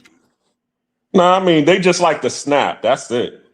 But other than that, you know, East Coast is the shit. I'm sorry. Yeah, no, nigga was like, bro, you're not Something giving that- off that energy. You said a lot of times niggas just be reciprocating energy, bro. Like if you come off like that, that's how a nigga gonna come off to you, but you're not coming off like that. It's like, keep in mind where That's I'm exactly from how we Mississippi, are. and it's called a hospitality state. What you saying, Agneezy? That's exactly how we are. So it's not. We don't fight fire with fire, right? So if you're respectful, we're gonna be super respectful. If you're disrespectful, we're gonna take it to a point where, like, yo, you're gonna wish you never said what you said. You know, we're very disrespectful when we're dealing with disrespect. But for the most part, if you cool, we rock with you. You know what I'm saying? Yeah. Like I said, I had a ball out there. But like say when I was this is in a past life, like say when I was in my past life, I used to go to Cali a lot. Now gang culture is real out there. And I tell people, you don't know what you're doing, stay out of certain places, man. You know what I mean? Because you could say they could do a certain call and you could say the wrong thing back, and next thing we know is like, man, he was a good brother. So just know what you're doing when you go certain places. So yeah. But so and I feel like let's spin the block as a black cleaner cousin would say. Let's spin the block. Now I kind of feel like I know what With the good hair. I kind of know where it's gonna go. Well, at least I feel like I know. But what you guys just thought on the topic? Do women still value men? And once again, what I'm saying is not what a man brings to the table. A man as a man. You know what I mean? Like, and I don't know how it was in New York or whatever, but just growing up, you seeing a black couple to where they really wasn't balling, but they had love. You know what I mean? They was like down for each other. He didn't have no 6-figure job. In fact, he probably was a bricklayer or a roofer or something, but they was down for each other. He loved her and she loved him, and it wasn't, oh, you need to buy me a Birkin bag and stuff like that. Like, that's when I say value a man. Do you guys think that's still prevalent today? Yeah. Yes. In America? Yes. Oh, yeah. Absolutely. Okay. Let's put it to you in like this, okay? It's really about mindset, okay? Because just like when Ronan talks about if you go into the Philippines and you deal with a bar girl where you're going to get the consequences that's coming to you because of dealing with a bar girl. We got bar girls in America, and that's really what the mindset is of a woman who doesn't appreciate a good man. It's, because they've been dealing with the people who just been running game for so long, all they know is the game. But then you have the people who do have the 9-to-5 jobs and, are working. They're looking for that person that they can align with and grow with. Well said. Well said. I think a lot of people go on. Go ahead, Nat. No, you go on. I'm sorry, bro. No, I was just saying in response to that, like, I get it. Yeah, it's some people. Now, there's always outliers and say, not in me personally, this just me personally, and it's my own personal thoughts. I tell people, I think there's still, I believe Mississippi still got some good women, some good down home women. You know what I mean? To where church is still in their goddamn repertoire. Like, they still go to church. They still have a relationship with God. Not saying that's the end all be all, but that's something to say about a woman that covers her relationship with God. Well, a woman that covers her relationship with her family and not doing all that. So the environment now to where you got young ladies, they're twerking in front of deletion clinics for children. They saying things like, I'll spend that $500 before I ever trap you. Like, contraception was never a thing, or abstinence is not even possible no more. And talk about, if you can't do this for me, I don't want to be with you. Where they, a multitude of women saying they don't want a hard-working man, they want a scammer so they can live the good life and stuff like that. That's what I'm referring to. And I get it, there's pockets of good women, but when I grew up, it seemed to be a lot of good women out there. I know we had some of the chicks, but it was chicks that go down to Freaknik, let their freak flag fly and come back and be a regular chick. These chicks here is living Freaknik all year long. With that, I land. Okay. Now, let me explain this to you, because here in Panama, right, you have the girls that we are in the underground economy. All right. And when I start peeling back the layers, like, I got this one girl that I deal with.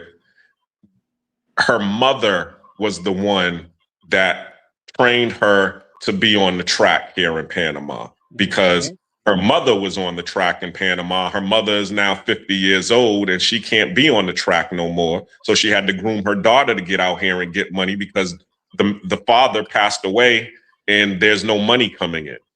And because of their color, they have that, what's it called? La Raza, improvement of the race, where it's an overt colorism, where she can't just actively go in, look for a job. So that's what her mother trained her to do. The reason I'm saying that is because what you're referring to, a lot of these women who have that mindset, they usually get it from their mama, as the song goes. Their mama was like that. So their mama passed that trait down to them, and now they acting like that. But also, too, you also got to blame the media, because the media is weaponizing, Little Kim was the first one that came out here. There was way before Little Kim, but I'm just saying, in our era, the 80s era, Little Kim was the one that liberated women. And then now you have all of these wannabe Little Kim copycats, your Lottos and your, what's it called? The Parisha and the with City Girls. All of them be exactly paid to preach the same message. Exactly. And what is the media doing? The media is weaponizing that and making that the propaganda to be able to corrupt more of our women, so that they would become. So now that it becomes a whole culture. Now we have a whole culture of that.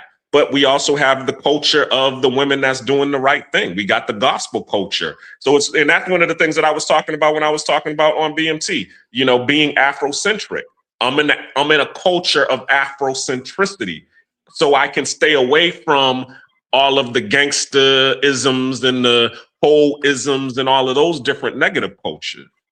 And that's the key right there, is to be able to choose the part of the Afrocentric culture that you want to be a part. Do you want to be a part of the positive part, or you want to be a part of the negative part? Same thing with the tribal space. You got the travel space that's nothing but a whole bunch of, mongers. Shout out to the Trickeration Nation. We even call it that.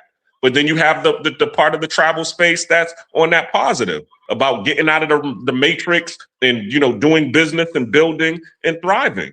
So it's all about what you achieve. That's an interesting point. Yeah, that's a great point. He's dropping whole facts. Like the black community isn't just one thing. And I think in the travel space, a lot of times when they mention black women, they try to typecast them as all being ratchet, as all being disrespectful, as them all being hyper masculine. And a lot of those talking points are W supremacist talking points as well. You can get, it depends on your ecosystem. If your ecosystem is surrounded with gas station hoes late at night, then that's what you're gonna attract. But like you said, brother, Charlie Chan, is that you mentioned the church. I told somebody on the live stream, like, you want to find a good black woman, go to church. There's no guarantee that you're gonna find a good one there, but at least she has a mindset to get to a place where she's trying to better herself. Exactly. This whole men versus women thing has been going on in every race since the beginning of time. There was a song that came up on my Spotify, Tramp. It's an old school song, and the lady is like berating. I don't know who the brother is, Otis Redding. I don't know who the hell he is. And she's like, you wear alligator, or you wear like skunk furs and all this kind of, and they've been just going back and forth with some banter or whatever. And I'm looking at it, I'm like, wow, even the women back in the day, some of them was on that, what can you do for me? What was it, Jody Watley, what have you done for me lately? No, that's Janet Jackson. Yeah, so they've been on that. But then you have some women that will, I guess you can call it settle, or will team up and ride for a man that's on his purpose. I've had women, fill out applications for me to get on a police force, to become an EMT, to do all kind of stuff. And I didn't appreciate it, but they were riding for me. So I think now with social media, the negative is put out, and everyone can see it in instant time. And it's not only with the black women or the black men, it's with, Chuck the Builder, it's with everything. It's hyper pushed. And because we're connected to our phones, it seems, in my opinion, worse that it is. If somebody could give me a cultural aspect of negativity in America that doesn't exist anywhere else in the world, I'll be quiet. But for the most part, there's ratchet women in Colombia. We done seen them. Ratchet women everywhere. But then our women get put as the face of ratchetness, when the reality is, baby mamas in Thailand is crazy. All these dudes dealing with these women in Thailand, the woman has already been ran through, and she done crapped out a couple of kids already, and they running in some busted out lunch meat. But they're trying to put it like, oh, she's great because she got long hair, because she got non-black features. Then they're like, oh, she's so, because she can lie to you, right? Bow and say, yeah, sawadee ka, right? When they do that, because brothers ain't never touched nothing that ain't black, they're like, oh my God, wow, she's so, right, you know what I'm saying? She's so this. I'm like, nah, dude, these chicks, they be squat pooping behind the bar. You know what I'm saying? Then they come out like, sawadee ka, and these dudes go crazy for it. These Hispanic chicks, these Eastern European white chicks, all nations have something negative that's attached to them. Except our people get made as the face of gangsterism. You want to talk about gangsters? You talk about Chicago. You talk about the Jewish gangsters, the Italian gangsters, the Eastern European gangsters, the Polish gangsters, Albanian gangsters, Russian gangsters. But they're not typecast as gangsters. It's us. So we can't do that to our women when the same shit happens to us. And I'm going to land with this. The same socioeconomic issues and problems that affect the black woman affect the black man. So if you as a black man will not wear the Pookie cape or the Pookie fitted proudly, then we shouldn't be putting the Pookie or the Keisha cape on our women. You know what I'm saying? If they deserve it and they wear it proudly, that's them. That's a small subset. But that ain't all of us. I agree.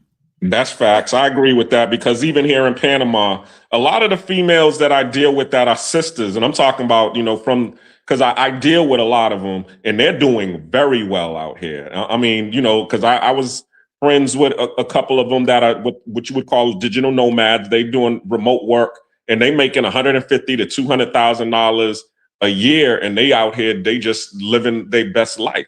And no, they're not Keishas. And we work well together. We don't do relationships because a lot of them are hypergamous. They're like, yo, I'm making $150K a year. I'm looking for, a dude to be able to meet me or beat me in that regard. But they still, it's not like they're going to just disregard, what they consider to be a good man. You know what I'm saying? They just like yourself. It's like, okay, if I can afford to be able to, get out here and live the best life, I want to be able to live my best life with the best.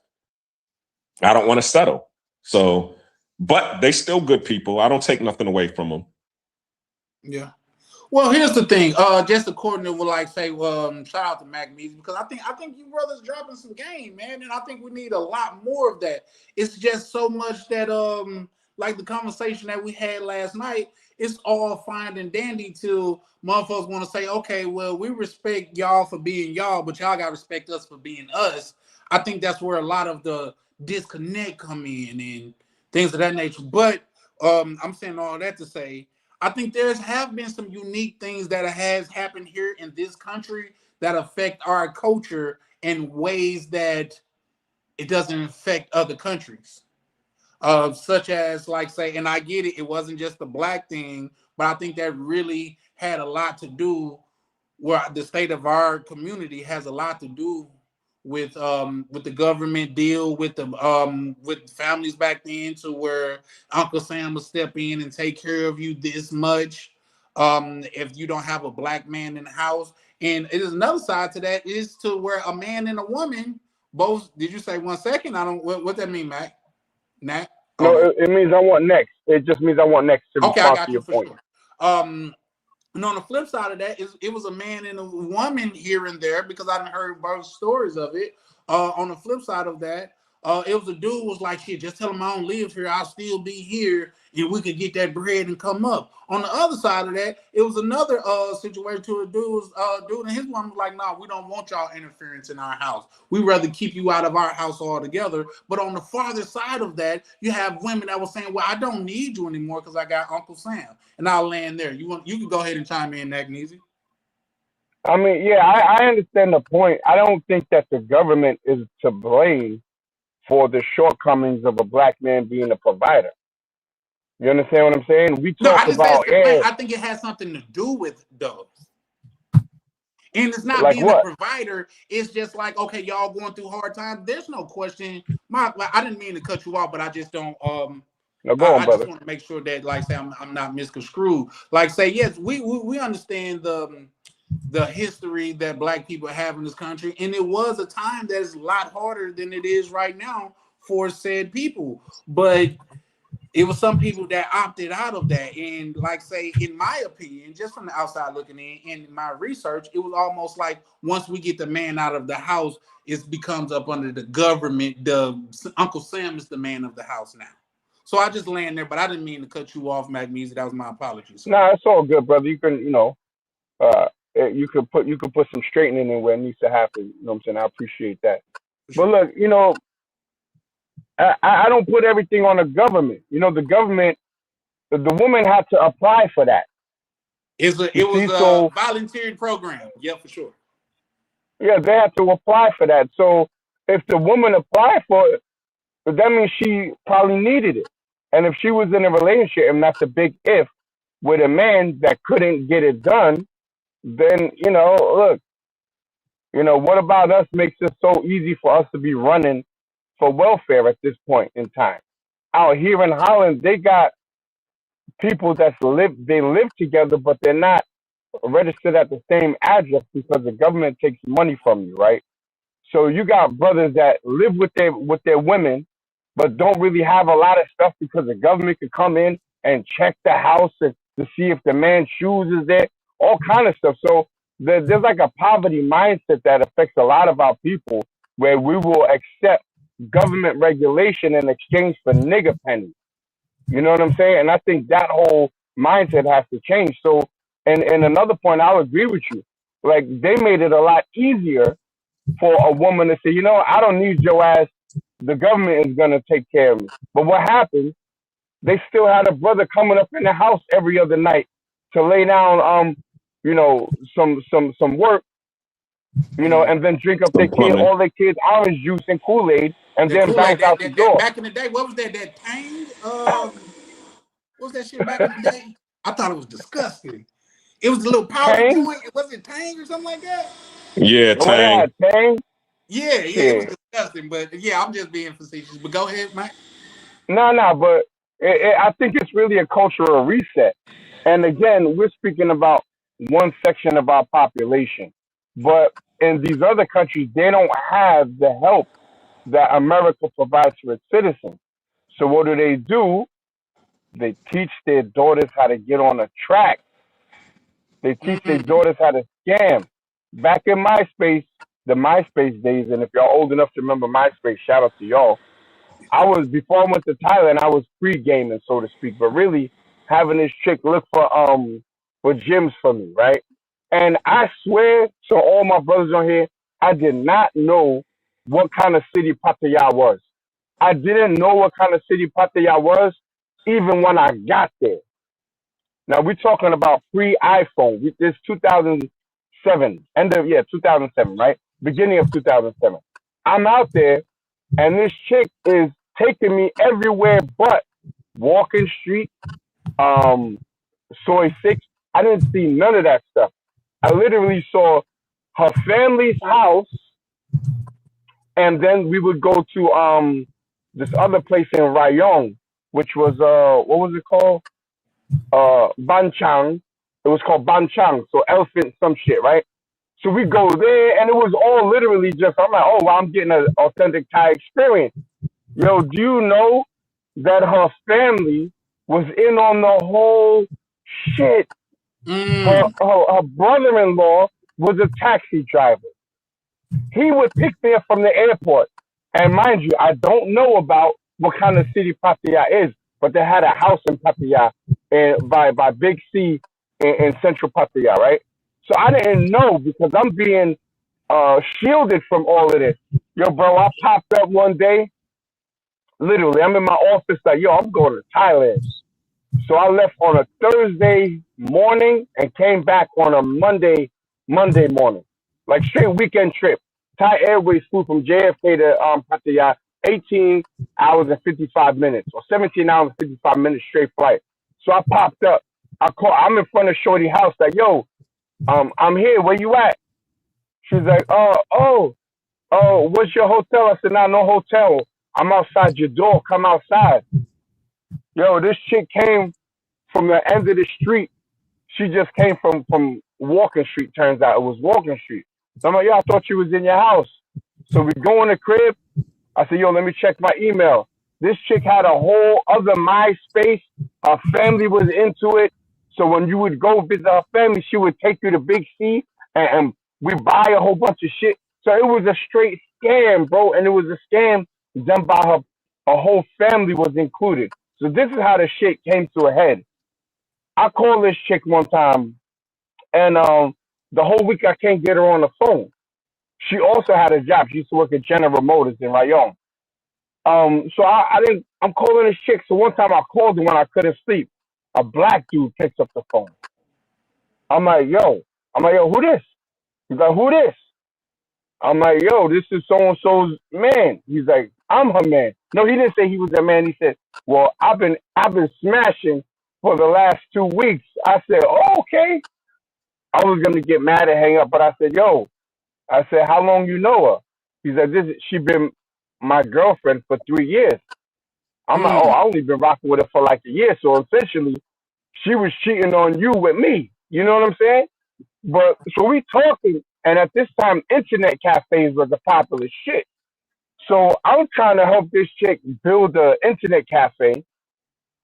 So I bought some chairs, and I'm like, yo, did you buy any chairs? He's like, yeah, I bought some yellow chairs for the end. I said, I bought the same shit, right? So she was gaming both of us, right? So this how black men, when you on some real shit, we went from beefing to him saying, yo, she in the shower. I'm gonna call you back in a second. So he calls me back with Shorty in the room, and then homie smacked her. Bow! I said, yo, brother, don't do that. Don't do that. Your ass to be in jail out there. Don't do it. Long story short, man, she and her whole family was running scams, bro. So if it ain't the government, women are gonna get you for whatever they can if they're raised like that. And there's no borders when it comes to ratchet behavior. So short homie bought her a car. He bought her a Honda Jazz. And outside of Thailand, it's called a Honda Fit. So he bought her a car with his name on it. The reason that I know this is because the next time I went, I hit her up and smashed again just because. So at that point, I didn't have no respect for her or whatever, but the game was so crazy, and it ain't just Thailand. That game is done in Latin American countries. What they do, they get to Europe, they'll get with a man in Curacao. If you get in Curacao, then you get a Dutch passport, right? They would bring over, yo, I want to bring my son over from DR. Bring the son. I want to bring my brother over from DR. So they got the black man from Curacao, essentially, helping these people get into Curacao, helping them get in their paperwork so they can get Dutch passports, right? So you get everybody in. Turns out that older brother was her freaking husband. Husband, yep. Damn. Gaming them. The game code. Gaming these dudes. And then when they get to Holland, these people use Curacao as a springboard. They learn the language. They just do it, whatever. They get to Holland, it's soy dominicano. You know what I'm saying? They don't know nothing about Curacao no more. So scamming goes across borders, brothers, on land. Yeah. Yeah. No, I don't disagree with that at all. I think you was cooking for. Yeah, I think you hit that on the head, because I got a chick out there. She pulled up on me with the dude, cool as hell. In fact, he one of the coolest dudes that I've met in the DR. But she told me that's her cousin. I'm like, I think I'm a little bit too advanced to fall for that one. Even if he is your cousin, he not in my eyes, so because that's weird. But real quick, let me welcome what the hell Darnell to the panel. What it do, Darnell? How you living, brother? Yeah, what the hell is right, man? It's a bad day, Ronan. You're gonna have to take my shoelaces, brother. It's a bad day for me. But other than that, I'm hanging in there. Talking about chill, bro. If you like, am I misinterpreting something? I'm just joking with you. Okay, please don't. Yeah, let's not do, because I know people that really been through stuff like that, and I know it maybe. I'm sorry. It's a military. It's a military thing. Yeah. Okay. But my bad. Yeah, for sure. Now I could be wrong for what I'm thinking it could be, but sometimes, it gets like that, man. And that's why I like, bro. If you want to talk, I could end this motherfucker, because. Oh no. He just talking about some financial stuff, which I was talking about 2 days ago, right? It ain't go that well, huh? Yeah, I figured that. No, I'm not the brother that'll get up here and make fun of you if it's ever some shit like that and it's real. I'm not cut like that. That's just no. So yeah, no. I'm glad. It's real, all right. It's real, all right. I'm just sitting here strategizing, gaming.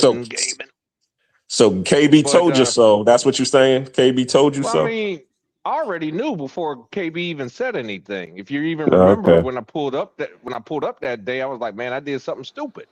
Okay. I was reading the charts. I was reading the charts. I was like, holy shit. I've been telling y'all.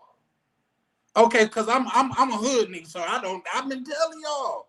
But real quick, let me say shout out to Liz and Unfriendly Stoic pulling up. How y'all doing? Y'all be sure to subscribe to Charlie Chan TV, man. We going live again tomorrow, and we have dope ass topics like this all the time, and we have dope ass people like Ronan, Black Cleaner, Nack Neezy, What the Hell Darnell, OTO, Pull Up, and Sheriff Jules all the time, man. So y'all hit that subscribe button.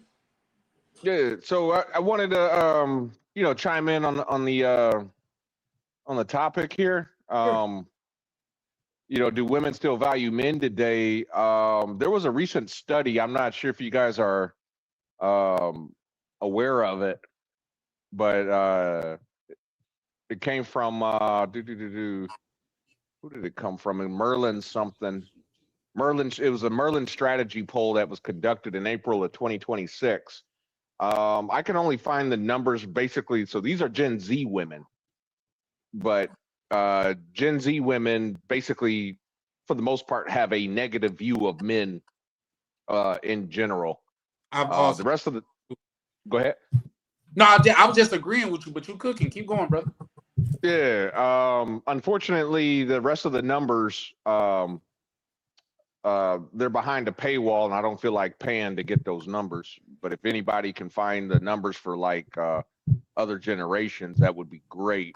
But it does. The study does suggest that as women get older, like over 30, which would be now you're getting into the Gen Y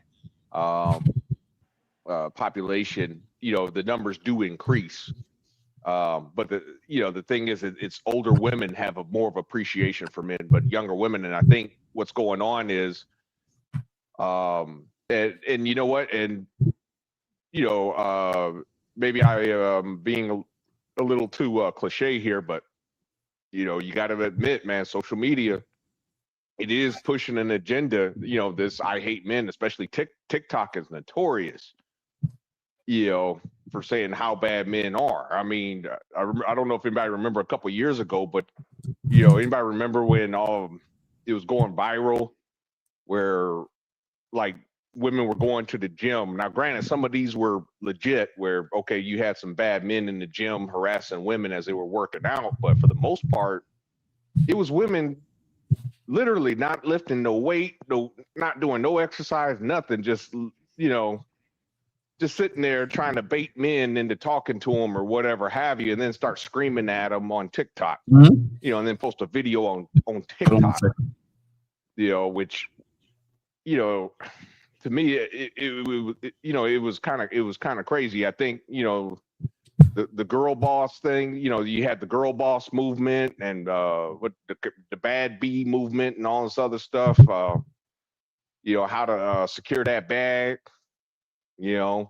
where basically I'm thinking women of today, for the most part, I'm thinking, view men as a wallet, really nothing more.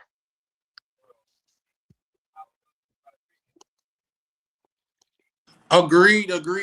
Shout out to you. Real quick, let me before anybody chime in on it, let me welcome good brother Coon Keen to the panel. How you living, good brother?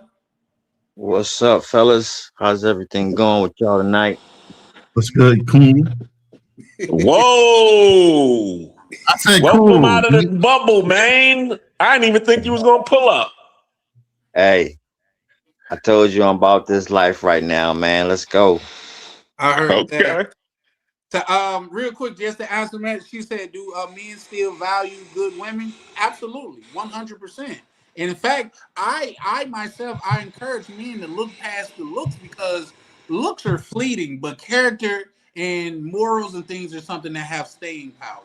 So yes, absolutely, 100%. Thank you for your input, though. I really appreciate the question. Do anybody have anything that they want to add to what Darnell said, or any pushback or anything like that? I'm building some infographics right now, but y'all keep going. I'll go through my little class here in a little bit, but go ahead. Yeah, so what Darnell, I agree, because that's a thing that has been going around, to where women, I seen something to where it was going around to where they saying it's almost embarrassing to show up with a man. It's almost embarrassing to have a man nowadays. Like, that's crazy to me. Like, here's the thing, and I bring up the whole thing, and I get it, these women is being facetious, but it's so outrageous to where why even compare it? Like, would a woman rather be stuck in the woods with a man or a bear? majority of them said bear. But when the power lines was down during the goddamn during the snowstorm, I ain't see one bear out there. Nope. There ain't no damn bear. Matter of fact, where's all the men at to go fix the power lines? Right. They making calls because guess what? They not going out there to fix it themselves. They calling the men that they're embarrassed to, or the men that they rather be in the woods with a bear. But see, that's what you call man hacking, and because we have made the infrastructure has made it possible for women to man hack. Meaning you don't have to have the man in your house no more. You can just outsource the task that a man does, to TaskRabbit or Thumbtack or these different, apps that we have now, to where you can get a man to come up in here and do what you need. And then when it comes to emotional support, you go get a dog or you go get some plants. Damn, so that's crazy. But yeah, that's what you see. You see a lot of single women out here, and they're like, all right, well, I don't need a man because I have someone who fixes my car. I got a plumber to come up in here and lay some pipe when I need it. And I got and when he leaves, I can just cuddle with my dog. Mm-hmm. Well, I mean, and that's the thing is that it's like, okay, I want to say roughly about 40% of women out earn men today. 40%. So there's, it's getting to the point where, okay, do I really, I think the narrative is being pushed. What do I need a man for? I have been in space in women's spaces, and I've tried to listen to them. I ain't gonna lie to you, it's very difficult, but I've tried. Inconsistent. Was inconsistent. Apologies. Yeah, it's very inconsistent. The only thing I hear black men this, black men that, and I hear the same statistic, and I did verify it is true. But black women are being unalived at a higher rate than their white counterparts and Latina counterparts. That is true, unfortunately. And we all said it, I believe, on last night's live, where, okay, the laws of proximity is going to be typically a person of the same race, unfortunately, but that's just the way it is. It's no different than in the white race, where, the majority of white women being unalived is usually done by a white male. The only problem is their numbers are a lot smaller than ours.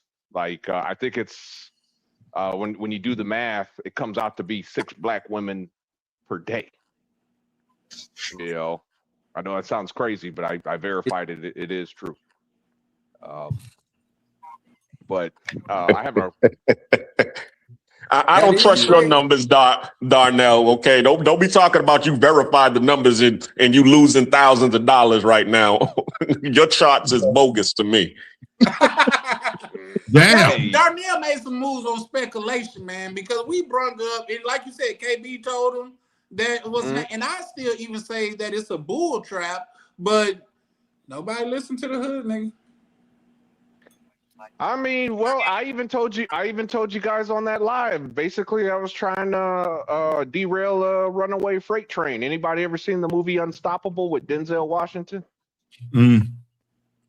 Yeah, with he was with what's his name? Dude from Welcome Back, Carter. Yeah. I think it's Colin Farrell, I think. But no, Unstoppable. No, we're talking about who was in Welcome Back, Carter? The Staying Alive guy. I can't think of his name. I have no idea. John Travolta. Thank you. John Travolta. Yeah, John Travolta and Unstoppable. Yeah, Denzel Washington. I don't remember John Travolta in that movie. He was the villain. You talking about when he was on the runaway subway train? He was robbing the train? No, not that movie. It was Unstoppable, where you had a runaway ghost train. Oh, okay, I didn't see that one. I'm thinking of the one where John Travolta was robbing the subway. No, I seen that one too. I know what you're talking about, but no, it wasn't that one. It was another one he was in. But anyway, you're talking about the one with Jennifer Lopez? I don't know if Jennifer Lopez was on. I just remember Denzel Washington and John Travolta. That's Money Train. No, No, Money I- Train was with Woody no, Harrelson and Wesley Snipes. Jennifer Lopez was in there too. No, Oh, that he was said Denzel Washington. He's all right. You're right. just Google Unstoppable. You know, it'll Okay. come up. But the point is, there's the scene where they try to stop the train. Right, it's an unmanned runaway train. They try to stop it. They put a train in front of it. You know, and he's hitting the brakes hard, trying to stop the runaway train so his buddy they're trying to helicopter him into the unmanned train to stop it. It fails, and he gets derailed and killed. You know, or I'm sorry, unalived. You know, he basically gets ripped off the track. And basically, that's what happened to me, metaphorically speaking. Yeah, I'm sorry to hear that, brother. Hey, it is what it is. I want to reply to Liz. She said, "I am 42." Congratulations, love. I'm not being funny when I say that. Like, age is a beautiful thing, and we just, as in youth, look at it as if it is a curse. But age is a beautiful thing. So shout out to you for that. She said, "I'm 42, and I hear how younger women talk about men. It makes me sad." Shout out to you. I'm telling you, and it's a more of a. It's not a race thing. It's a Western thing. It's a cultural thing, in my opinion. Oh yeah, I mean it's definitely not just black women. Hell, white women. Matter of fact, white women are leading single motherhood now. You know. Say word. It's the truth. They're the fastest. Don DeMarco. I'm gonna start needing you to cite your sources because you be saying some wild stuff, my guy. I mean, dude, just you know, well, maybe I could post it in the back chat for you, but yeah, I'll get on that and show you the numbers. But yes, white women are have the fastest growing rate of single mothers. What's interesting, black women's rate of new single motherhood is actually decreasing. Hey, that's something to celebrate. Shout out. Yeah, I'm not making fun. I'm not. Listen, this is the way I act when I'm sad. That's sad for white people.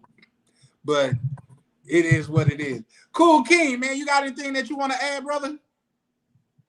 I'm just listening in right now, dog. Okay.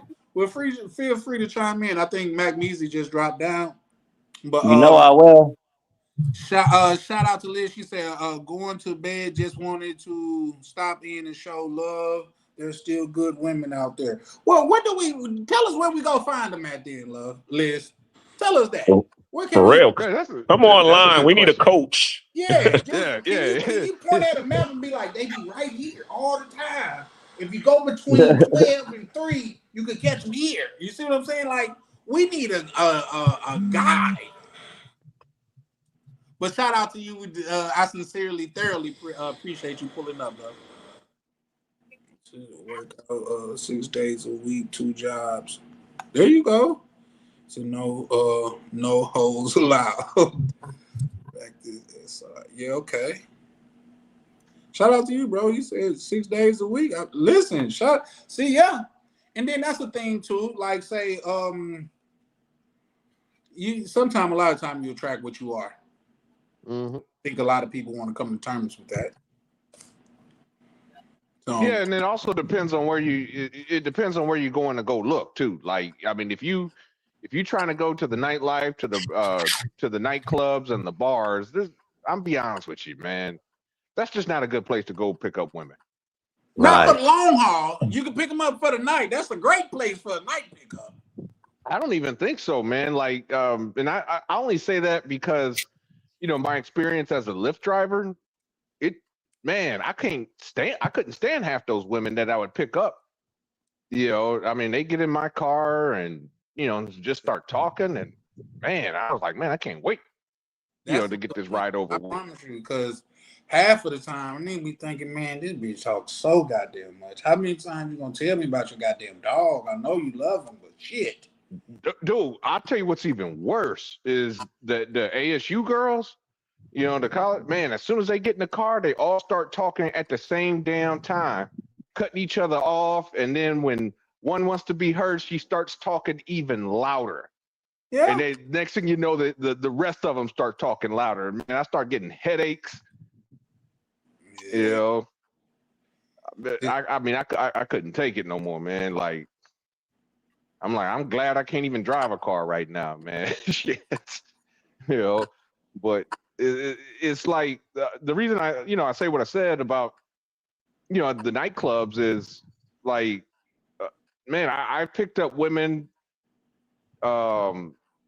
Basically, they all want to go to the VIP section and stuff, right? The average. Do you Let's just think be they're real. buying the section, or do you think they're relying on Hell their looks to no. get in the section? Hell no, they ain't buying the section, man. They trying to find some dude, some rich dude. You go to Scottsdale. Anybody ever come to town? Go to Scottsdale. Just hang out in Old Town. And you'll see exactly what I'm talking about. Some dude will buy a section. I mean, right now they're not buying sections like that. Yeah, I've been out there.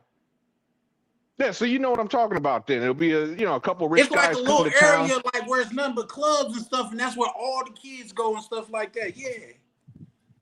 Yeah. I caught the wrong train, the last train going in the wrong direction that night, and I was out there on business. It was like 2-3 o'clock in the morning.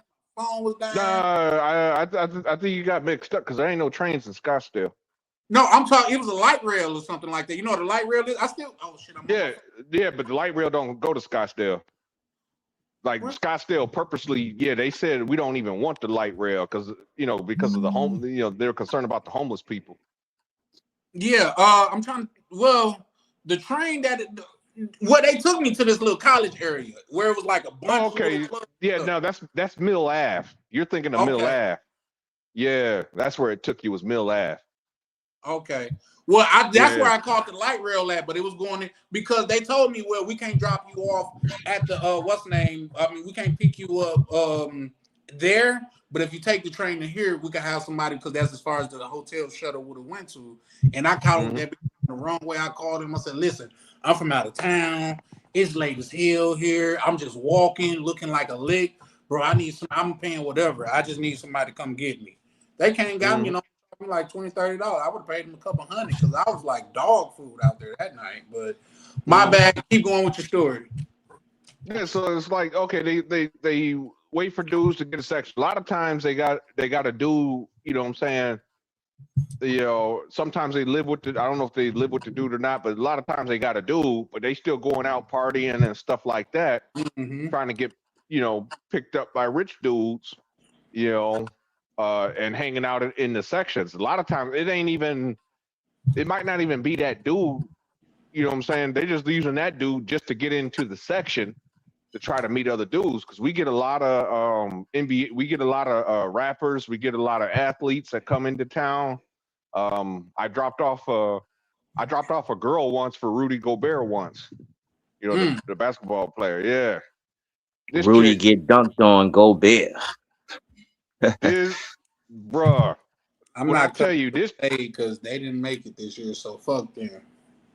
This chick, I'm telling you, man, like when I got the call to pick them up or to pick up the girls, they wanted to go to Camelback Resort, which is like, just Google get Camelback Resort, just to save some time. But it's like, it's real ritzy and all that other stuff.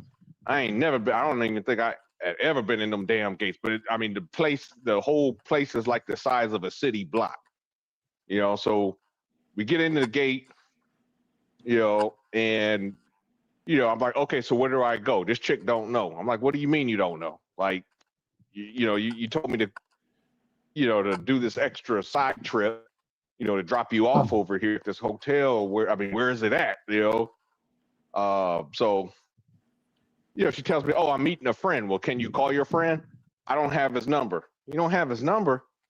Okay. I'm like, at this point, alarms start going off in my head. Like, what are you doing going to some dude's hotel room you don't know? Keep in mind, I didn't know it was a basketball player at the time, and, I ended up finding the place, dropped her off. Her roommate was still in the car, so I'm taking her home. She's like, she met a basketball player, and she told me the name, that's what business, won't they? Man, dude, as a Lyft driver, man, bro, I get it all. Like you become a therapist, like seriously. I should have started charging money. You know what I'm saying? They start telling their business. They start telling everybody's business. I don't like so and so at work. My boyfriend did this. I've met women that basically they got a roster full of dudes. You know, one dude is paying the rent. Another dude pays the electric bill. You know, I'll just be honest with you. Like I know I joined the red pill and stuff, but it wasn't really the red pill that got me thinking the way I think. It was just being a Lyft driver, living it. You know, I think it said I chose the red pill. That's funny. That is funny.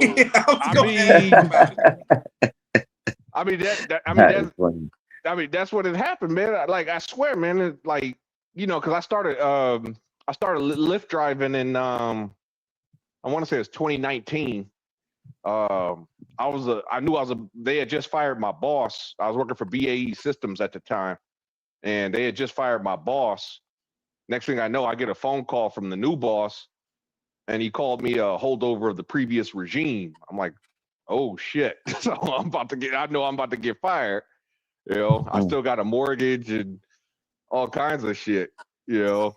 So I'm like, okay, well, let me do something so I can find another job, you know, because I wasn't fired, but like basically I had no assignment. Eventually they got rid of me. They never fired me, but they got rid of me about 2 months later. But anyway, that's when I started Lyft driving, and basically I started picking up all these women and stuff like that. You know when you work the weekend, the nights and weekends, you start picking up, the night shift, the party crowd and stuff. And it's like at first I thought, Talking Stick Resort, I thought that was the spot to go pick up women and stuff. Cause I was picking up not a lot of nice looking women out there. Mm-hmm. But I'll be honest with you, man. These women were all, don't call them pros, but basically that's what they were doing.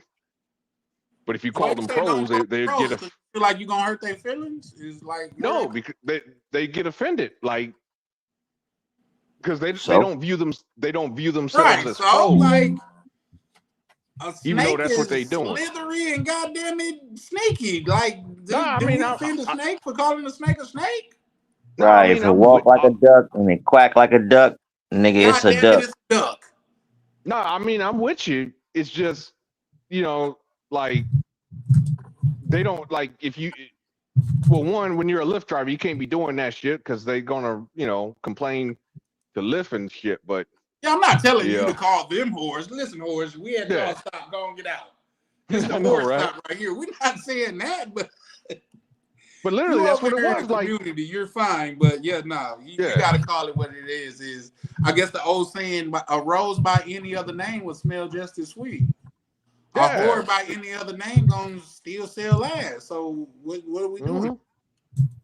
Yeah, that was the thing. Is like, they're very attractive women and stuff like that. One of them, I dropped her off, and it was her own house, but like. I guess she had been doing it so long, man. She lived in a multi-million-dollar house. Well, it couldn't have been. I think maybe $1 million. I don't think it was multi-million. And believe it or not, the chances of I can't say because, there are some women in the DR that didn't parlay that into what they did as a pro into an actual business. But a lot of times, the quickest path to one of those chicks is to get a rich simp. Because there's a lot of them out there, them Dungeon and Dragon niggas, they still out there, bro. That's exactly what it was, man. They was trying to find a bunch of rich simps at the casinos and stuff. Yeah. Because this was around the time when they called them the crypto bros. Young dudes making money on crypto and shit. They came out here, man. So can we call the women that chased them? Can we call them the crypto hoes? I guess so. That sounds proper. You Well, got a I whole would new say name. crypto pros. Crypto Yeah, pros. Okay, we gotta be Yeah. politically correct. You right. yeah, Crypto keep it clean pros. for your channel. You're right. Okay. But You yeah, know, no, but I get you, Darnell, and I'm with you. But at the same time, man, listen, I think they said in America, the first two establishments in America was a brothel and a church, and I believe it was in that order. The church probably came first now that I'm thinking about it, but they say that was the first two establishments in America.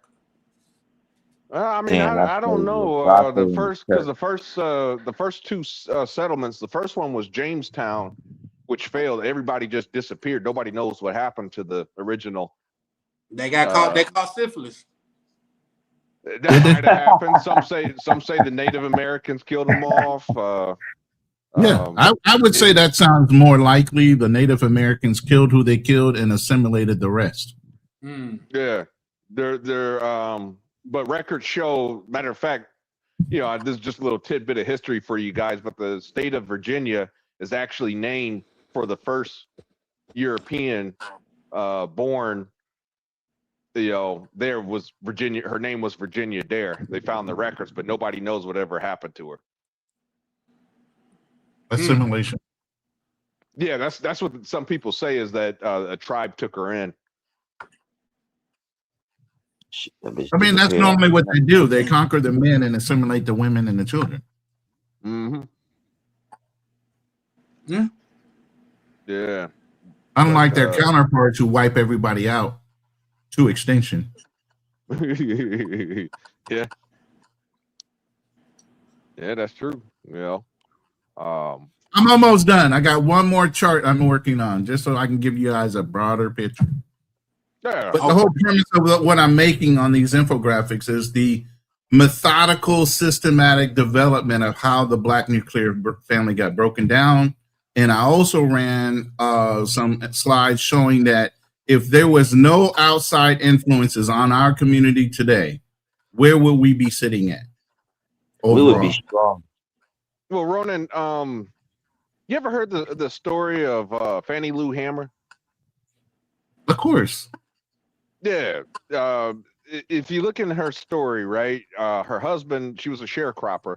Her husband, you know, basically had walked out on him, you know, which was kind of starting a growing trend. And this was way back in, I think, in the 50s, I think, you know. Do you think that might have had something to do with maybe the women of today? Say that again. Do you think that, you know, the what happened to Fannie Lou Hamer, how in the 50s and 60s, you know, when people started migrating, we started migrating to the big cities and stuff like that, you know, there were more men, you know, walking away from their families, you know, just disappearing. That's what happened to Fannie Lou Hamer. You know, she couldn't even get a divorce. You know, that's what pissed her off so bad, was her husband gone and she couldn't move on. You know, do you think that may have had some influence for the future generation of Black women? Was it necessarily outside sources, or was it, you know, hey, it's always outside sources, because even if you look at the adverse global effect of social media, outside influencers are in cultures that should not even be believing and doing some of the things based on how they were raised morally, ethically, religiously. Their belief structure are being influenced by outside entities through social media. That's why you got places like China and everything else that lock down those outside influences by not allowing internet and certain things and access to certain things as far as social media wise. Because other cultures are influencing other cultures through social media and the internet. Facts. Oh yeah. I mean, I definitely believe in the influence, you know, aspect. I even said that earlier with TikTok. That's definitely a media that women love to, you know, for the stuff like that. But you know, the thing is, back in the day before social media, like there was, you got to remember, back in the 60s, there was this feminist movement, right?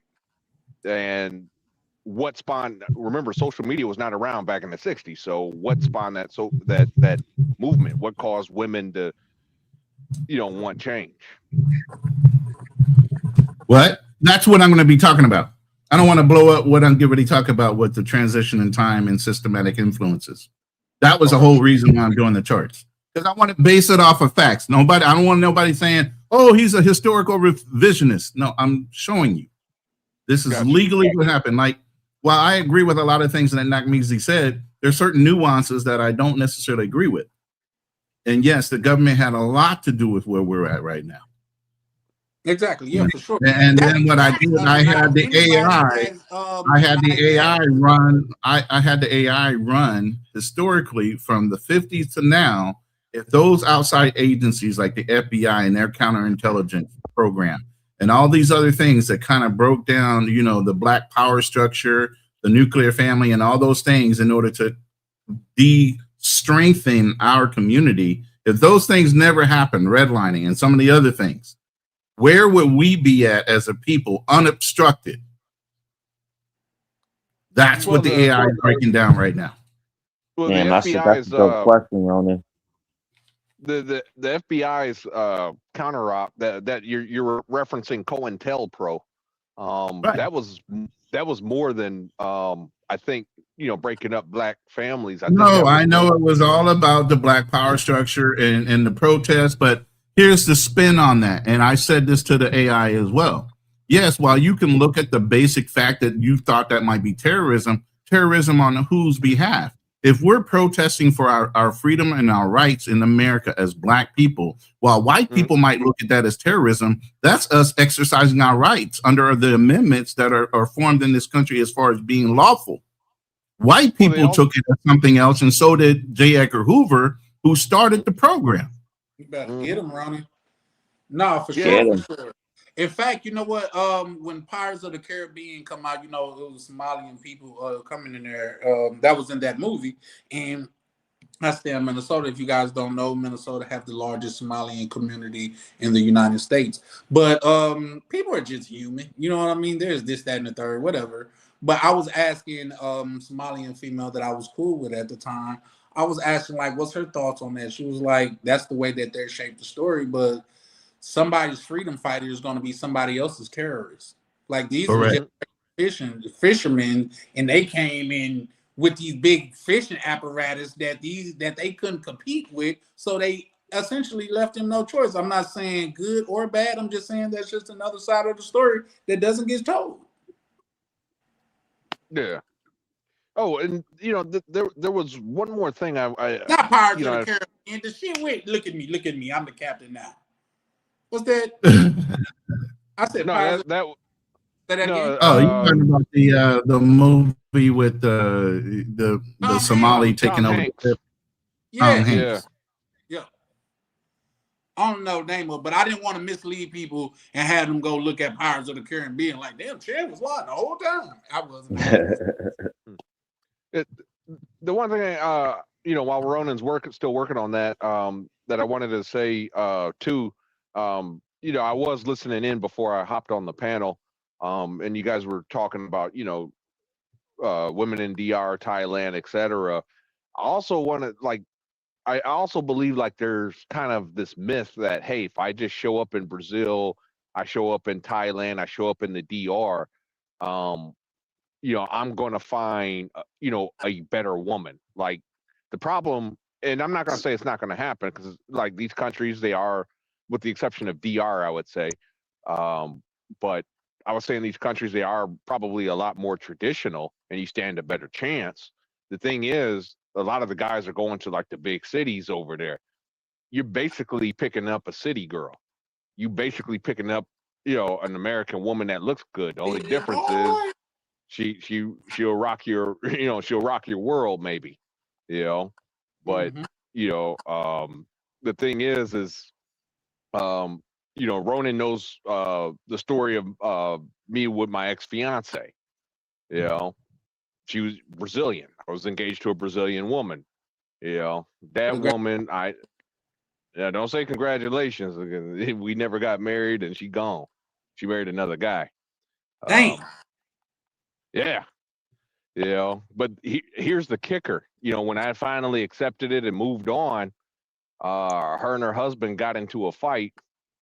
She was pregnant with his child, and she tried coming back to me, man. That's when I realized I was like, there, because I used to say the same thing. That's why I harp pretty hard on the passport bros the way I do and stuff like that. Basically, I was like, there was no difference because I used to say the same thing. Oh yeah, Brazil, they're better women and stuff like that. They're more traditional. I used to say, man, I said all that bullshit, and come to my ex-fiance was no different than some American chick. Hey, I didn't have all these. Hey, well, when I wouldn't was you engaged, say it got a lot to do in like your choices and who you pick and how you vet? yeah, it Yes. was. That was the problem. I didn't vet her. I just assumed, and I made an ass of myself. Yep, that's what they say you do when you assume. Yeah, I'm ecstatic you learned that lesson with minimal damage. I hope. I think it was moderate. We know I'll you say was moderate heartbroken. damage. Yeah, sure. Oh yeah. You didn't look at your man. charts? Damn, you didn't go there. You hit them low. Hey, You Black hitting low Cleaner don't today. look at your violence. Yeah, Bro, you didn't look at the charts. That The is chart below said the she was belt. good to go, Black Cleaner. Yeah, that is a little below the belt, man. I was like, I mean, what kind of chart would have told me? He said you That? put a put on her. I guess so, man. I don't know, because every time you be coming on here, you got a chart for everything. You talk about the chart that for the single women that are out what's it called? The single white women is now over taking the status of single black moms. I'm like, damn, this dude got a chart for everything. Back chat, because I'm Oh shit. that. I might get a shirt made. Yeah, I'll go ahead and look that up for you, and I'll post it in the back chat for you. But yeah, that is a fact. But I mean, as far as my ex-fiance, I mean, hell, there was no chart. That was just me, reading a bunch of blogs. Keep in mind the travel space really didn't exist back then. If it did, it was like, hidden. I think the Facebook group was there at the time. That was about it. You talking about the Charles Tyler Other Man Options? Yeah, that would have been about the only group that I know of. That and Cuba Dave's group. Those were the only two groups that I remember. But everything back then was all blogs. And this was around what, 2010, 2009, 2010? I met my ex-fiance 2011. Yeah. Yeah, that's when I met her. We got engaged in 2015. Yeah, because that's when that documentary came out with Al Breeze, Frustrated. So I do that documentary changed my life. I think that came out in 06, I thought, or 07, somewhere in there, I thought. I want to say it was because I know I seen it when I was on. I mean, it was past that, because I do remember. I remember seeing it on YouTube, and that was around 2010, 2011. That's when I seen it on YouTube too. So I don't know when it came out, but I know that's why. Y'all know, the guy from Beautiful Lies. I think he said he was in that documentary. Yeah. Guapo. I don't think he come on as much anymore. El Guapo. El Guapo. Yeah, I think he said he was in that documentary. I could be wrong, El Guapo. If I'm wrong, please forgive me. But I used to watch Bro a lot. I haven't seen him post anything. He's focused on business right now and his family. So he's got some things. I think Zoom to Thailand brought him up. Okay. His family, his wife and Guapito. Yeah. I think Bro cool. Yeah, I was inspired. What inspired me to go to Brazil was two things. One, we all remember the Snoop Dogg video way back in the day. Yep, that was one. And then my dad, he had been to Brazil like way before. I mean, hell, before I was born. He had went to Brazil. Back then, our government was on better terms. They were under a military junta, and our governments were on better terms. But a ship pulled in, and I guess he, it happened to be Carnival, and he was telling me about it. He's like, son, you get a chance, go to Brazil. That's how great and beautiful Brazil is. It was and is. I couldn't just imagine it was even better back then because we got a lot of mud in the water nowadays. But a father went before his son was born, and once his son got of age, it's like, son. Yeah. It was like the Mecca, man. It was like, saying how the Muslims got to go to Mecca, at least once in their lives. Yeah, that's how Brazil was, That's beautiful. That's beautiful. I only got a daughter, so thus far, I only have a daughter, so I won't be telling her to go to Brazil no time soon, unless she going with me. But yeah, no, I think the culture is beautiful either way. I think the women are beautiful. Like, y'all think it's just something that I say because I said, but they skin look like just perfectly fried chicken. Like the tone Perfect of fried the chicken. Yeah, perfectly fried. Like that golden fried chicken. He got about food. Yeah. That's the only thing I could just remember looking Make at your it mouth water. You must have been hungry that day. every day. Every day I see Oh, it because man. they got I don't know, they got a beautiful relationship with the sun. Well, I mean, Beautiful but they come in different shades though. I mean, you got some that are basically white. You got some that are dark. You know what I'm saying? I like the golden skinned ones, the ones that are white and they covered that. They be out with their skin covered up because they not trying to get darker and shit like that. Those are the ones I just disregard. I don't even see those. I could be walking through a crowd of them and wouldn't see them. Yeah. Yeah. Me and my people, sun is our friend. Sound like but yeah, I mean, the thing was though is like, okay, I definitely chose wrong, for sure, and I had to learn I had to learn my lesson the hard way, but it's like where I came upstairs. It's like the only thing is that even in these other countries, it's so hot. From now on, only use the water out of the refrigerator that's already cold, so the machine doesn't have to work twice as hard. All right. Nope. Ronan's having technical difficulties. No, my slides are loaded. I was just talking to her about, we have a portable ice machine that I brought for the house just to make ice quicker. And because it's super hot even in the house, it's making that ice maker work 3 times What's as hard. the temperature out there, Ronnie? It's in the 50s Celsius, so that's 100 and something. Plus it's humid. Oh shit! So even with the AC units, it's not that cool in the house. Where your sweat rag at? You should have a sweat rag thrown over your shoulder. Well, I ain't perspiring like that, but you know what I'm saying. But yeah, there's some slides down there. It says hypothetical black community. If you can load that, I can go through them real quick. I was about to say, Ronan, if you need some, I got some window units I can send you, man, free of charge. No, we have. You see all these? I have split level units in every room in the house. Oh, okay, you good then? My bad. Yeah. That was a shot, Darnell. Come on. And economy wise, split levels are actually better than, the other versions. Mm-hmm. So, like Darnell was talking about with Counterintelligence Pro, which is just counterintelligence program.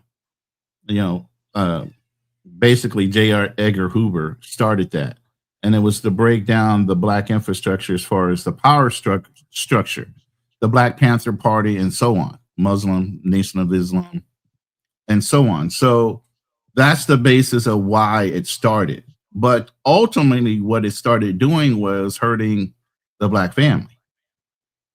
So over the history, if you look at the foundation that was built by that program, then you started having different wins, and then you started seeing different losses. Okay. And I can send these to anybody who wants to look at them and look at the research behind them and everything else. Okay, so over the history, the attrition of those factors started getting worse and worse and worse. Okay, now the black man is out of the home. Different things are going on, from redlining to other things that were causing black people to lose. Properties were being taken and so forth for no accountable reason. So hypothetically, if nothing had happened in the 1950s to counteract the black community as a whole, there weren't no programs put in place. There wasn't nothing as far as infrastructure that deterred the black man from buying a house wherever he wanted, owning businesses, and allowing us into educational structure. This is what the current stack is right now. Obviously, white people on population share and everything else, that doesn't necessarily change. And if you didn't know, Asians are actually making way more money than white people are. Yep. Yeah, we see that now. Right. I actually didn't realize that. And then the median income for wealth in the Asian community are still winning. Okay. But if there was no interference at all, look at the dynamic shift and where we're positioned at and what's plausible had that not happened. Population rank, we're not going to change. We grew at the same rate. Okay. Income rank, we went from 4th to 2nd and 3rd. Plausible. Wealth rank, instead of 4th, we'd be 2nd and 3rd, which means who would get pushed down? If Asians stayed the same, who was ranked number 2? White folks. Whites. Okay. Exactly. I think Then you get population ownership. definitely have a factor. This is why those other two factors make sense. Ownership basis. Remember, we didn't have a lot of access to buying quality homes and everything else. Hell of a lot stronger. Where's your wealth and assets come from? Through legacy is not in through home ownership and land ownership, right? That's crazy. So generational transfer of wealth, very thin now. It would be a lot deeper because you would have generational wealth that's being transferred down. Okay. And then local business density. We would have a lot more businesses that we would either buy through and keep our money in our community a hell of a lot longer, because we have the basis and the reliable sources where we could compete. When you're trying to start a brand new upstart on a black-owned business, they're competing against businesses that have been established for years, if not tens of years. You still have to compete competitively against them, and thereby most black businesses have to charge more in order to compensate for not having access to those discounts for buying in volume. That's why they fail a lot. So that's the real story behind, did the government really affect us or not? They absolutely did. And that's how. And that's how, in a logical, chronological order of how. Cool King, you said you just said you don't think they did? No, I said, yeah, hell yeah, they did, because like, where did it start?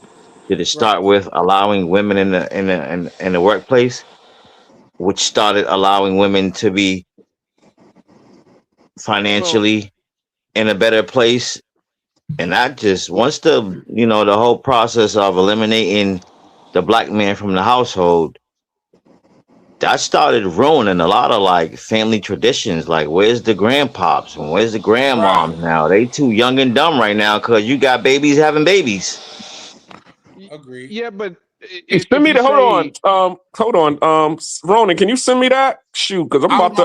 I was gonna ask you to send me that as yeah, well. I definitely need that because I'm about to send that along with my claim to the government. I'm filing for that weaponization bill money. And I'm gonna put that as my proof. All I got to say is, if you win, you give me the same structure so I can file too. Exactly. But what I will say, my only pushback on that is very well done, by the way.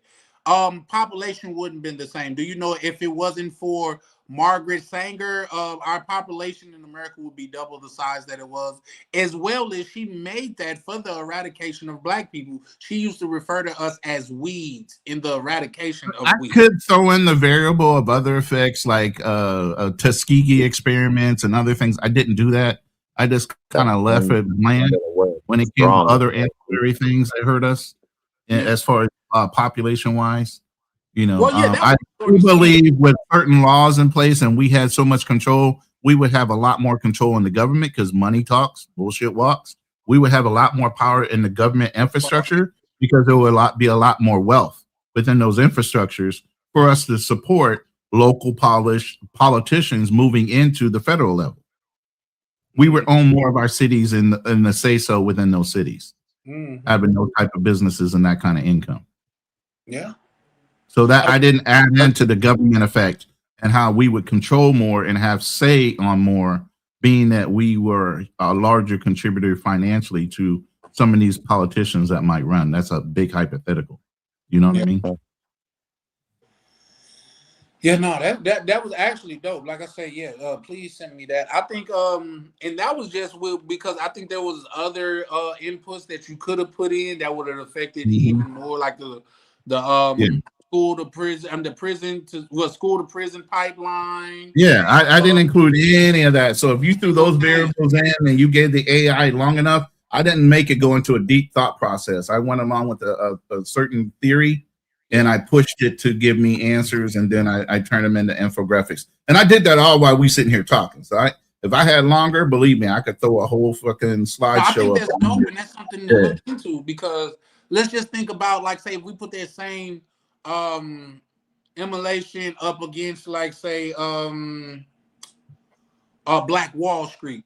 Where would Black Wall Street be had they been unbothered? Or all the other Black communities. That's what I'm saying. Those were like established communities. Stuff like and that. I just said overall, based on the 1950s moving forward, I didn't say include the different infrastructures that happened before, like Black Wall Street and all these other cities within the government or within the United States that were affected by white people and jealousy. Yeah. Oh. Yeah. No. I'm just saying, like, that's just kind of, it's helping you to put your mind on, especially isn't that like the purpose of illustration, so people can see it and visualize it more? Yeah, and that's the reason I did that, because people can talk all day long, but when you start showing infographics, people learn auditorily, visually, and a combination of both. When I usually give classes or when I train people when I was in business and stuff, I did both. Plus, people key on certain things. So to see it and then hear the story behind it, it kind of makes it more real to where you understand where that information is coming from. No, for sure. No, I think that's dope, man. Please be sure to send that to me, man. Because like I said, I want to look at it in, like, if need be, can I use that in the future? Sure. Okay. Hey, Ronan, I posted in your chat the link where white women are the fastest growing rate, have become the fastest growing rate now of single motherhood. Granted, Black women are still higher, but like I said, white women are, because our community is adversely affecting the YT people. They're now starting to emulate us.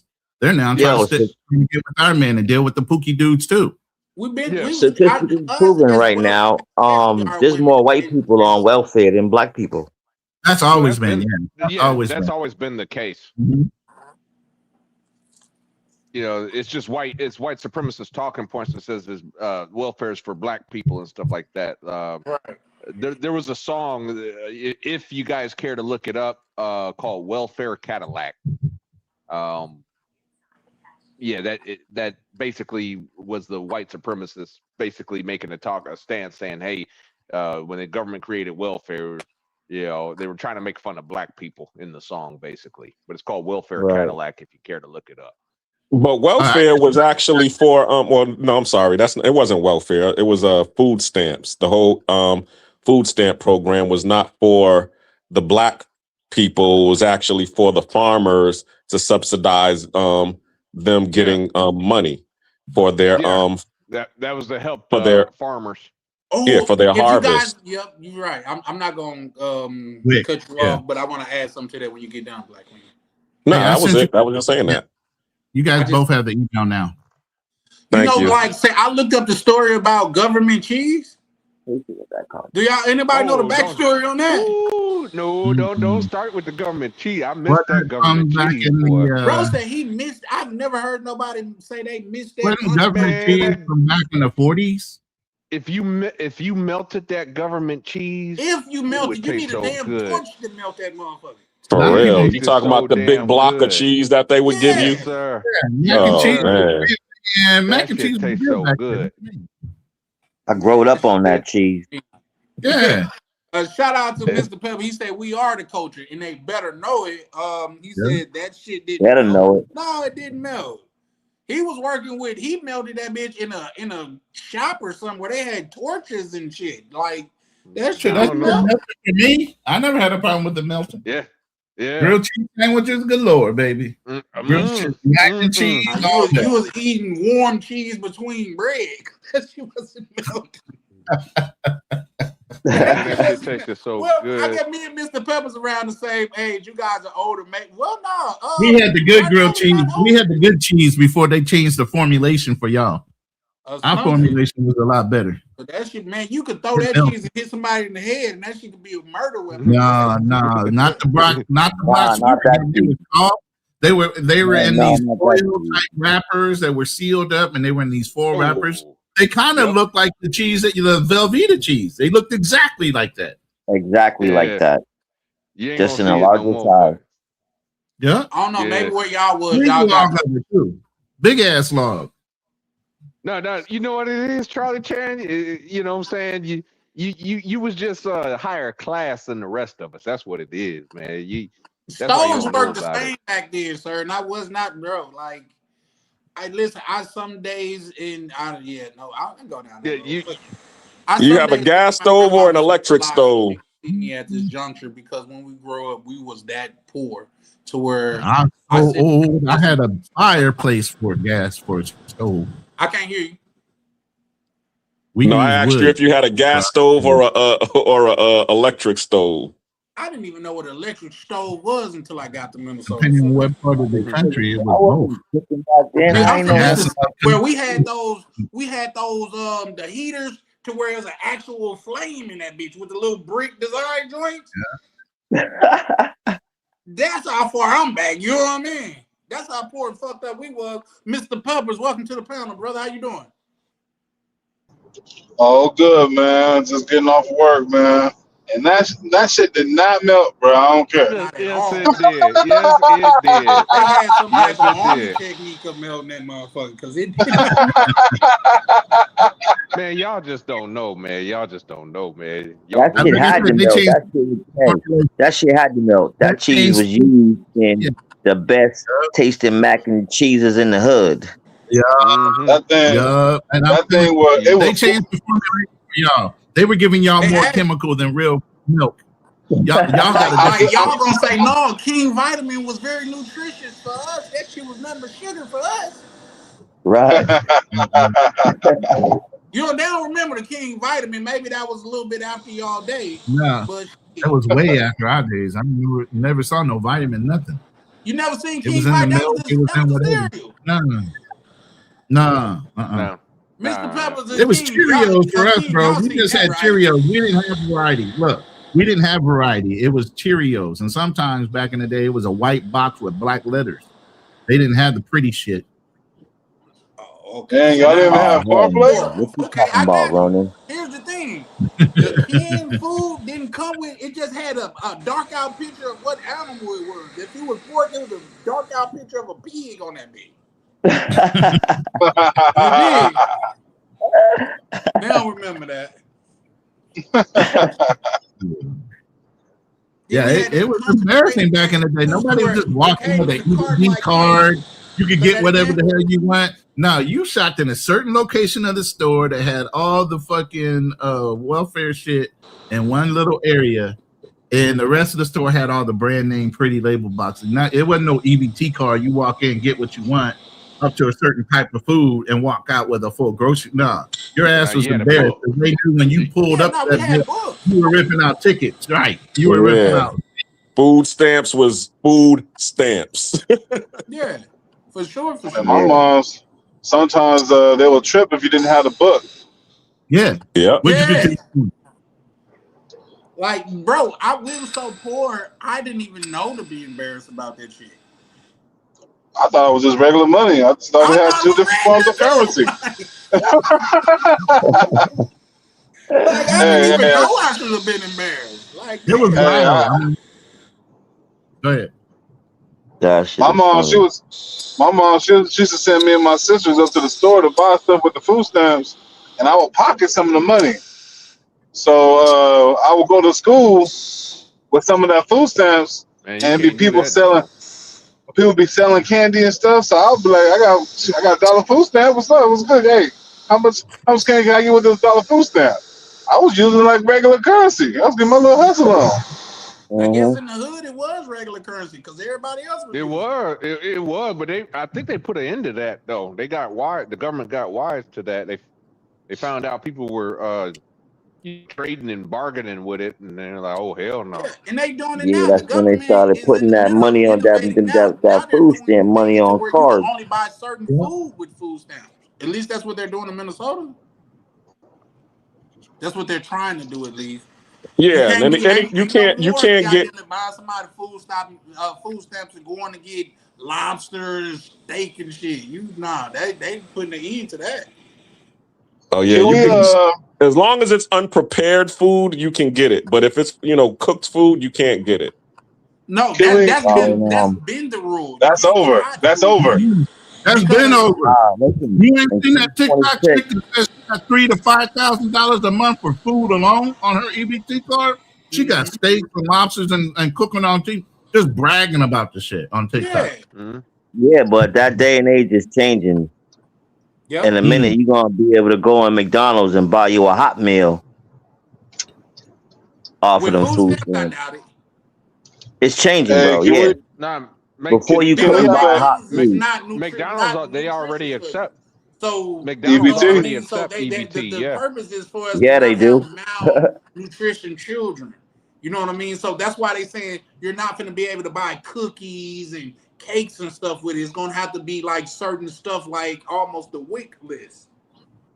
Can we have a moment of silence for the food stamp hookup? If I get $200, you know what I mean? If I spend $200 with the food stamp, lady should give me $400 of food stamp credit. That's how it Can we go, have a bro. moment of silence? Can we have that? I'm down. Can we have that? Can we have a 3-second moment of silence starting now? All right, man. Yeah, I missed them times, brother. I missed them You did get times. missed.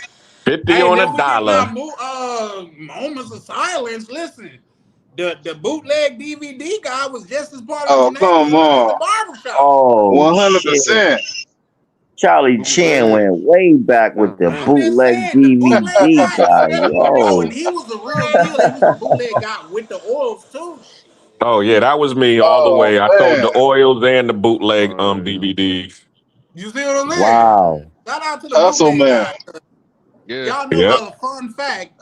They say Shotas back then was the most bootleg movies of a movie of all time. Who? I was Damn. like, damn, that's Shotas, crazy. Then I that was the realized I shit. watched it on the bootleg DVD too. Take the walk and left Belly the and walk. Shotas. Mox, gun 'em. Take, That was my Right, take the the favorite walk part. what and leave the what? and left the walk. Yeah, that shit's crazy though. But I don't know, man. And when people talk about black people don't have culture, that's culture. That is culture. You see We what I had mean? to That's create it. culture. Going to the candy lady house and getting that penny candy, you get damn near a sandwich bag full of candy for 50 cents. Damn, Hey, bro, that my was the mom best was shit. a candy Or lady for a what? second, bro. You Or feel what me? about the Man. icy lady house? The The iceberg the lady, Oh come on. yeah, She the was cup of goddamn that bug. baby drug dealer because niggas kept on. Let me get a red, let me blue one. yeah. Yeah. When I lived in Franklin Hill, my Go icy ahead. lady was the weed lady too. Like you Word. graduated from one thing to a whole nother thing. And also, goddamn, Right. that culture, man. But the thing about that is when it's in a contained environment like the projects, ain't nobody telling on her. Cause No, everybody in the neighborhood love Hell her. no. she the neighborhood stove. Yes. You Facts. go over there, good chips, cookies, candy, all types of man. Niggas was protecting her with her life. Like you notice, at least in my neighborhood, The candy lady never got robbed. Never. Nah. I ain't never seen a Candy get robbed. Never. You see what I'm saying? They was protected in the hood. Come on, man. I wish you would go through there and mess with missing so and so the whole hood at your ass. Yeah. You don't fucked up. And all of that shit. Come on now. Yeah, you That don't and fucked the up, man. after hours lady. You know, our grandmother was the after hours lady, right? King. Yeah, I do. Talk about it. Yeah, everybody used to go over there when the liquor store closed. They'll be at my grandmother's door trying to get a hit of gin or whatever. Yo, let me get a shot. What you got, grandma? Well, you know, guys, I'm from down south, so we had the moonshine man and we had the late night hole in the wall where you could go get a pint, you know what I mean, and continue your night. Yeah. Didn't mean shit to us. Speaking of that, Right. though, I just said to myself a couple times, and I be thinking, I've never seen a white person eat a sausage sandwich. I'm talking about a bust down. You know what I mean? You cook that bit, bust that bit down, and get some cheese and some mayo and put it on like 2 pieces of bread. I ain't talking about the glizzy way. I'm talking about you bust that bit down and put it on some bread and all of that shit. Bro, that's because they always got hot dog buns. They got the hamburger buns. They got all the buns they need to properly So do you that. said we did it out of necessity. Yeah. Yeah, we did it. All we needed was bread. You know, All we had was Wonder Bread in the house. That's all we needed. Right. I'm 39. Bro, I'm 39 years old. If I walk inside somebody's house that's making hamburgers and they got hamburger buns, I naturally say, "Oh, you fancy." All right. You over here got hamburger buns. For real. Where you get that Radio Greenhouse burger from? Remember that? Eddie Murphy Raw. I'm gonna make a house burger. I got McDonald's. Exactly. Get the green pepper. Green pepper. What are you talking about? McDonald's don't got no green pepper. Do is just cut the edges off and shape it like a circle. We got McDonald's at home. Yeah, I hated that shit. I couldn't. That was one of the things that I was so happy to make I started making my own money kind of early in my life. But you got McDonald's money? I do. Yep, I do. Damn, let's keep talking about that processed food. As kids, we loved that shit, bro. Yeah. See, but I loved me McDonald's as a kid, bro. And now they telling us that shit was no good for us all our life. Nah, I ain't gonna lie though, man. It's gotten worse. Has anybody noticed that McDonald's don't taste the same when you was a kid? Don't nothing taste the same as when you was a kid, bro. Oh, facts, Charlie 10. Y'all remember Whoppers was 99 cents and they was this fucking size. Yeah. Bruh. Come on, bro. You could go get you 2 Whoppers and a drink and be good. All right, so one thing real quick that I remember as a kid, and that is Hawaiian Punch. The way Hawaiian Punch tastes in them big ass plastic ass containers did not taste the way it tasted in that can. Yep. Oh yeah, the can was different. I ain't gonna hold you. I still got Hawaiian Punch in my house right now. No name joint. I do. Yeah, it don't taste the same as it tastes in the can. No, I don't. You're right. Which is better, the can or the plastic bottle?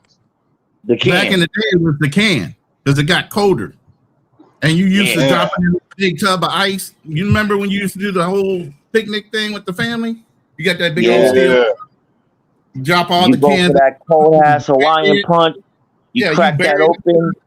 Oh my god! You get that sweet head rush to your head, but that's tasting so good. Hey, I can damn near taste the childhood in that, bro. I promise you. Right outside and that shit. Yeah. And you didn't even mind digging your hand all the way down to the bottom of that ice barrel because you were going to sling. Hell no.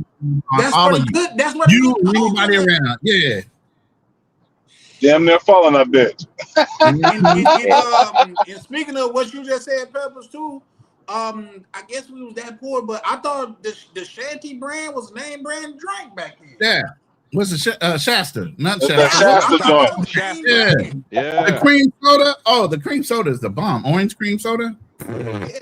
Forget Yeah, about I it. like Oh, that's fire. I like the It's cream orange one soda. and the purple one. Those joints was Mhm. the Yeah, the cream soda was the joint. I love cream soda. Mhm. Shasta was fire, bro. It's still fire. Nah, cream Great. soda, man. Yeah. It's too. I used to like it as a kid, but like it's too flat, man. Like Yeah, I don't I like tried cream. to reminisce. I tried to reminisce and get me one, Cream and soda is you know, one of the cream soda. creamiest. What you mean? It's flat. Go get It you a wasn't back then. Faygo, Darnell. Hmm? Go get Go you a get a what? Faygo. Y'all didn't have Faygos growing up? Fanta, you mean? Of course. No, I I used to mean live in Faygo. Detroit. I used to live in Detroit. Come on, bro. Oh, okay. Yeah, I know they had them. No, Yeah, but Faygo, that's Faygo don't taste the same neither, man. Like I bought a. If you go to the smoke shops, they sell Faygo out here where I live at here. That's an interesting And concept. Hold on. Go ahead. I'm sorry. but the thing is, man, like I bought a Faygo just to and it tasted like shit. I'm like, Faygo did not taste like this. I ain't gonna hold you. I ain't never heard no Faygo coming from LA though. We ain't never had no Faygo. They did. It's a Midwest soda. Gotta be, I yeah. had it down south, and that's when you was getting glass bottles too. Man. Yeah, they had glass bottles, but I bought it. Usually when I had it, it was in plastic bottles though. But that was because in Detroit, they had the deposit. So with cans, you got 10 cents. If you return the can, you got 10 cents. Return plastic bottle, you got 5 cents. Man, I used to make money. Is Detroit one of those places that they say you can return it to? Yeah. That's where Jerry, Kramer and Newman was trying to get to, right? Yeah. Oh, you talking Detroit, yeah, Maine, New Hampshire, it's over and here now. Massachusetts, I'm looking at it now. Connecticut. Yep. Yeah. Well, it got Michigan on there, so yeah. But that's Michigan. Hey, that's folks how in the I used to make Midwest, my y'all. money. Folks in the Midwest, y'all call soda pop, right? Yep. Yeah, but keep in mind, I'm from down south. They do they call dinner supper. Yeah, I mean, I'm from Texas, so originally, but yeah, I lived in Detroit. I lived all over, but so I got acquainted to different, different areas in the country and stuff. So I picked up on different cultures and stuff. Yeah. And the Midwest, it's totally like if you were to ask for a soda in Detroit, man, they're like, oh, what? Like seriously, I swear to God, you ask for a soda. You mean pop? Yep. In Illinois, they call it pop. Yeah. Yeah. Yeah, my dad from St. Louis, and I went out there one time. Went to Missouri, St. Louis one time, and boy, I thought I was speaking a different language. They couldn't understand nothing I was saying. You know what's funny? Because back in the days, my family was from Buffalo, so they would come, and that's what they called soda. I mean, also they called it pop. But in Boston, back in the 80s, we called it tonic. Tonic, right? What? Tonic, yes. Y'all was fancy in Boston, huh? What? It's crazy. Yep. Let me get a tonic. Can I have some tonic? Exactly. My grandma messed me up talking about go get that out the ice box. I was like, the ice box? Oh yeah. Nah, Ice box. I'll tell you what was real good was what was White Castle, man. Oh man, White Castle. Oh, you like them bubble I had burgers, White Castle huh? one time in St. Louis. Crystal is way better than White Castle. I'm sorry. So too. Crystal's That is nigga way Charlie better than Chan. Nah, it's not That the nigga same. Charlie Chan like having the bubble guts. That listen. If you eating White Castle in the middle of the day, you're weird. You gotta eat that shit when you leave the club and you been drinking. Oh shit, right. That shit supposed to sop up some of that motherfucking liquor. No, you got a sack of 10, you got the sack of fries, and then you get you a pop, man. Yeah. That was a thing. We ain't got that over here on this way. What is a pop? It's a tonic. Soda pop, yeah. Soda pop. Who's that? Bobby? It's a tonic. Oh shit, Bob say crystals came from White Castle. Maybe. I just It know did. I've never seen the White Castle down south. I only seen crystals. Down south or East Coast, call it soda pop. Yeah. See, when I went down, the only time I had a White Castle was from a grocery store when they started putting them in the grocery frozen stores. ones.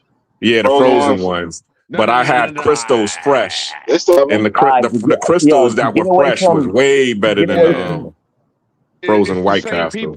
No, it's All the right, to same. get away Yeah, from the well, that's bubble gut that's why you burgers, said. what was y'all's But that's favorite childhood candy?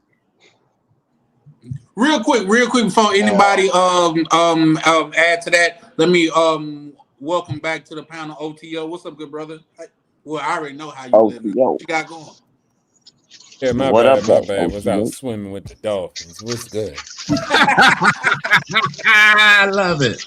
Yo, question, OTO, because I know you Sir. you live in Thailand now. What bars or whatever that are black owned or operated, or where all of the black folks congregate at in Pattaya?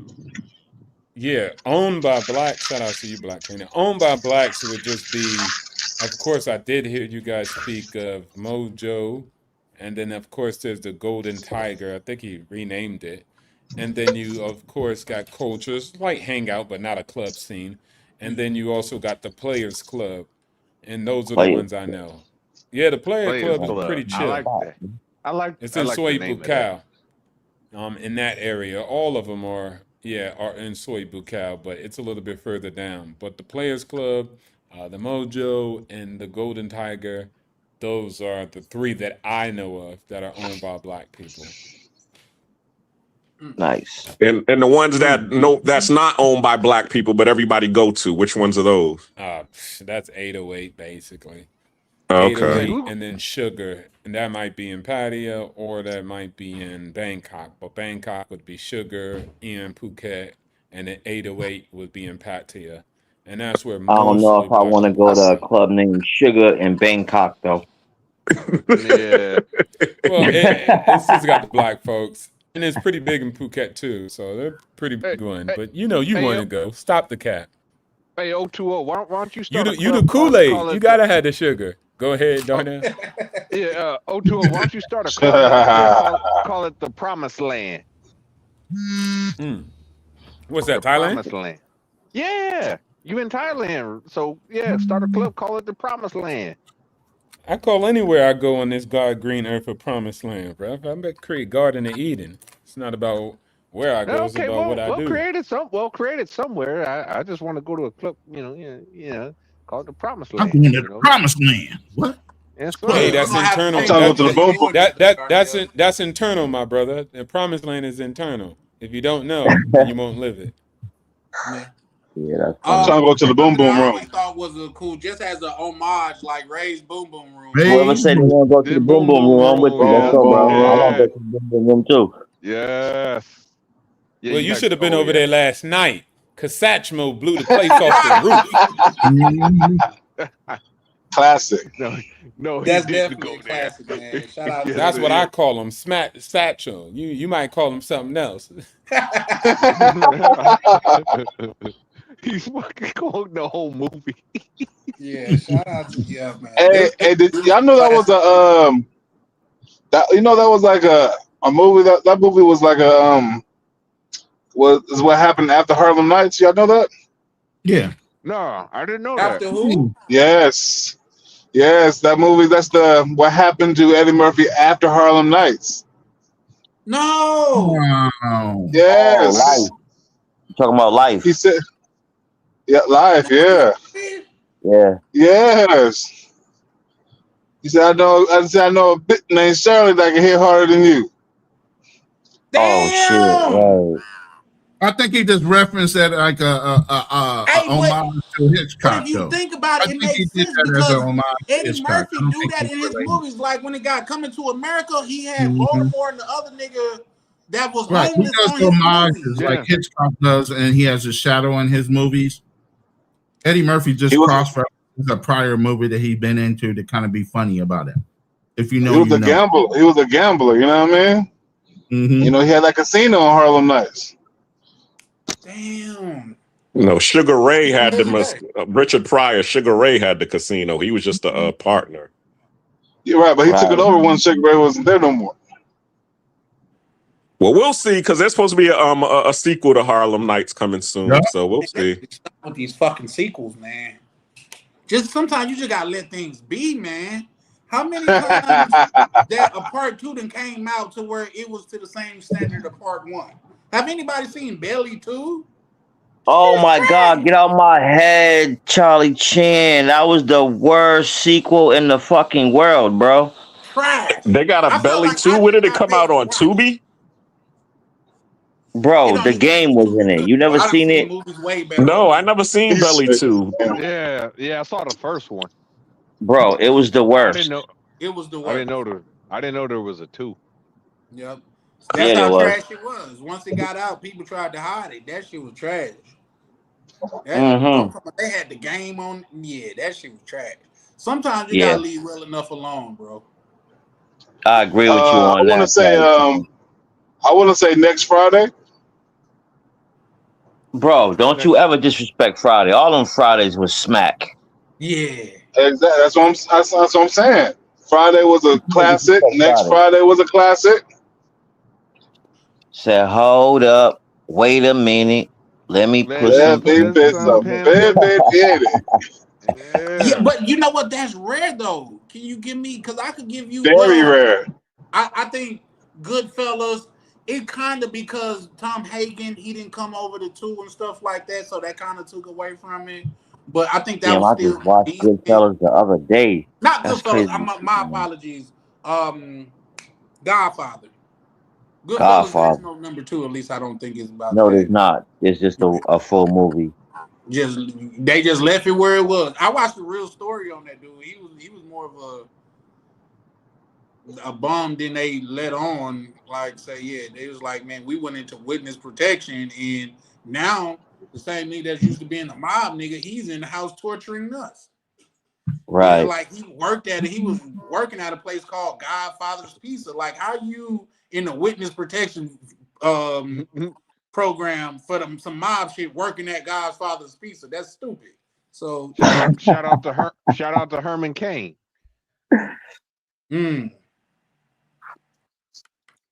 But yeah, man, I was just looking at a Herman Cain when he ran for president. May he rest in peace. But when he was running for president, I was just looking at his campaign earlier today. Yeah, but shit, yeah, nah. Yeah, I don't think, and you know what? When I look back at it, I'm sure some better have, but I'm glad I'm not growing up nowadays, opposed to when I grew up, man. Because man, it was some good. Like life was simple and shit, man. Like you had to use your imagination outside to have fun. Now they in the house, man. You got kids playing Call of Duty that cuss more than a sailor do. Kids outside now is a germ. It's rare damn near to see kids playing outside. I see it here because swimming pool at my complex like that. You don't see it no more. Remember, goddamn, we used to be outside so much that where they invented this thing called curfews. You know what I mean? You gotta be when the street light come on, you outside. Yeah, that's not good outside with the street lights on. You don't remember the little infomercial they put on or PSA right around 8 o'clock? It's 8 o'clock. Where's your Do you know where your children are? Yeah. Oh yeah, I remember that.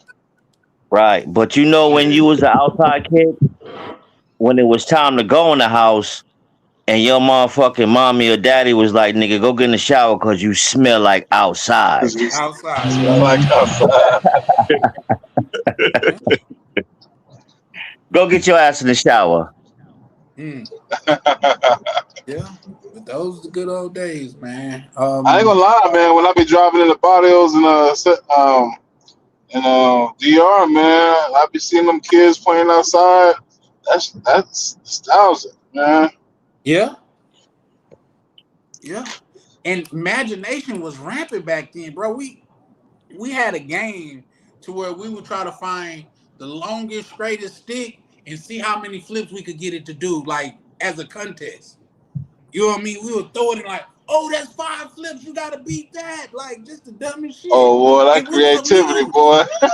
Oh yeah, that creativity. That's exactly what you brought me to mentally, brother. We You know had to what I be mean? creative That as shit, but kids. we was competitive about that. But that was Yeah. before the participation trophies. Back then you had to really earn the trophy. You know what I Oh mean? yeah, I don't believe in those. Yeah. What are the participation trophy? No, if you getting the same thing the winner get, what is the point of the winner working hard? It doesn't make sense to me. Speaking of Celebrating creativity, mediocrities. who remembers this? We can't hear you, Black Cleaner. Yeah, we hear a breathing machine. What the fuck? What the hell you doing over there, bro? You good, bro? Nah, he did the wrong thing. You know who did it good? Old Dirty Bastard. He was like,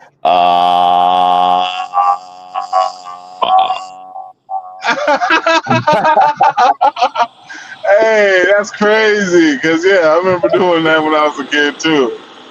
yeah. And That's crazy. sometimes we did it in the fan. I was just gonna say I remember singing. Oh yeah, for sure. That was the first auto tune. Yeah, right. That was the first auto tune. Oh shit, bro. Damn. Never thought Yo, when you about it. sit back and you think about it, Auto tuning. niggas was doing that before computer love. Right. Motherfucking fan. That's crazy. That man. shit is funny, bro. That was the first auto tunes. Yes, Charlie Chan. That's what the fuck that was. Y'all remember putting a playing card in your wheel on your bicycle, making it sound like a motorcycle? Sound like a motorcycle?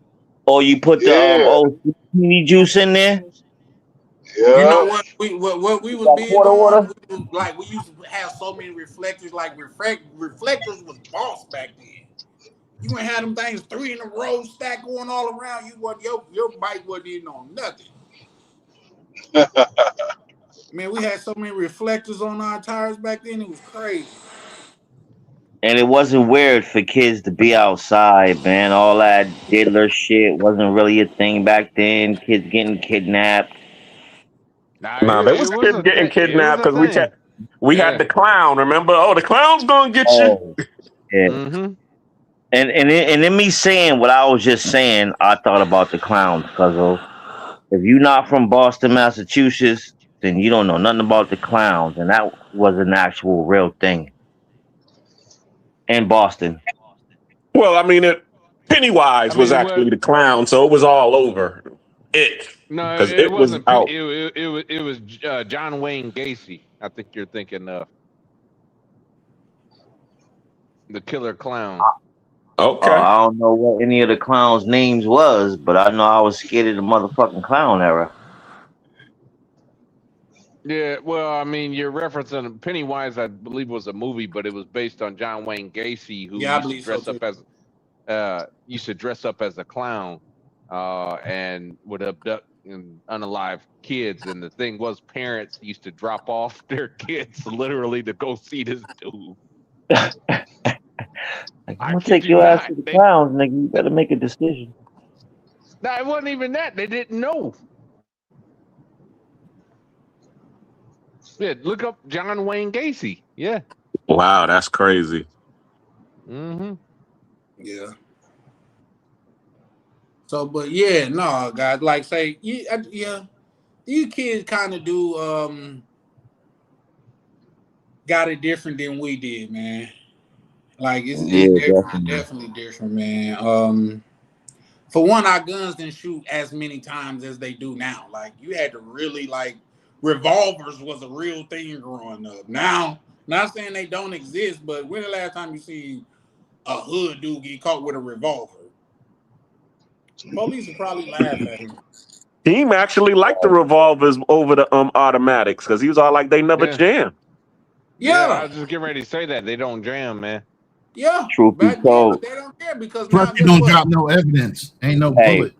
Hey, no bullet, right? But now, Black Cleaner, don't be speaking on my tactics, brother. You the more shots you got, the less you got to know how to aim. That's the first gun I ever found. A revolver. 38. First gun I That ever 30, found. that 38 snub. No kickback, Yep. 38 spot. no kickback, but it got the right impact. Yep.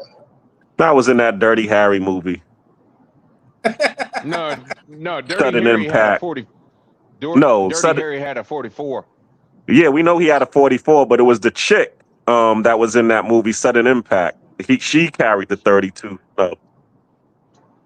Well, I didn't speak on the 32. I said a 38 snub. Mm-hmm. 38, yeah. Snub nose revolver. Yeah, that was in Sudden Impact. Dirty Harry. Yeah. That's the first gun I found. That's the first gun I found, and that's the first gun I took off somebody. I'm gonna say this. I'm gonna say this without saying nothing else. That was the first pistol I handled on my first mission. 38 snub. You That said will a lot always with that, be. though. I think you said a lot with that. That was that was a lot to say. You didn't give dates and time. We talking about 007. Talking about 007 Goldeneye, brother. That's enough. Yeah. You said enough.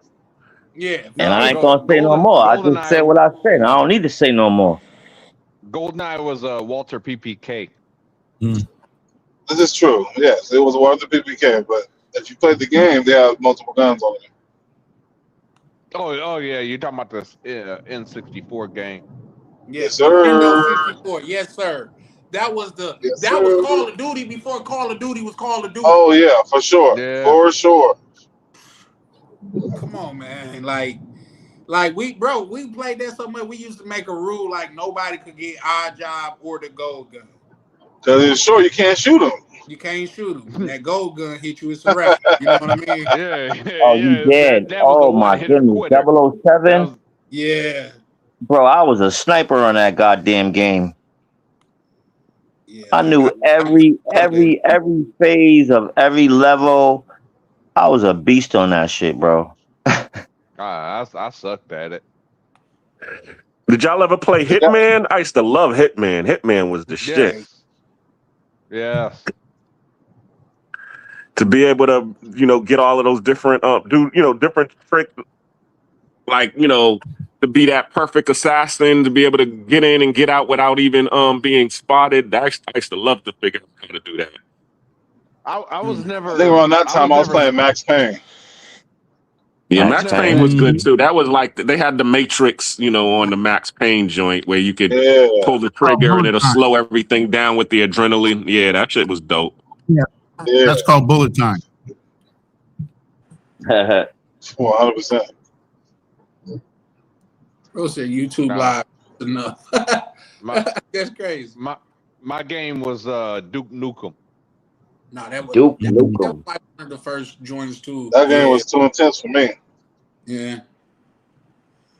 I'm like say the first real live long quest game that I can remember was Oregon Trails.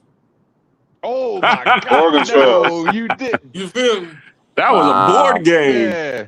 Yeah. No, it wasn't. we had it on the computer. No, it was We had it on the computer too. I had it on the Commodore 128. Yeah, like on your You said Commodore. on your Pilgrim, You had a Commodore? die on the way to that motherfucker. Like Yeah, that was my first computer. I started with the Commodore 64, and my father bought it for me, but he didn't buy me the screen. All he bought me was the keyboard that you would attach to the TV, like the Atari. And then my mother ended up getting me the screen, and then she was all like, "Yo, this is not enough." So she ended up getting me the Commodore 128. So, but yep. And we used to kill asteroids on that shit. Yep. Oh, and Jumpman. That was the other game that we had on there. That used to be the shit. Asteroids and Jumpman. Yes, I never had Commodore, but I knew about Commodore. I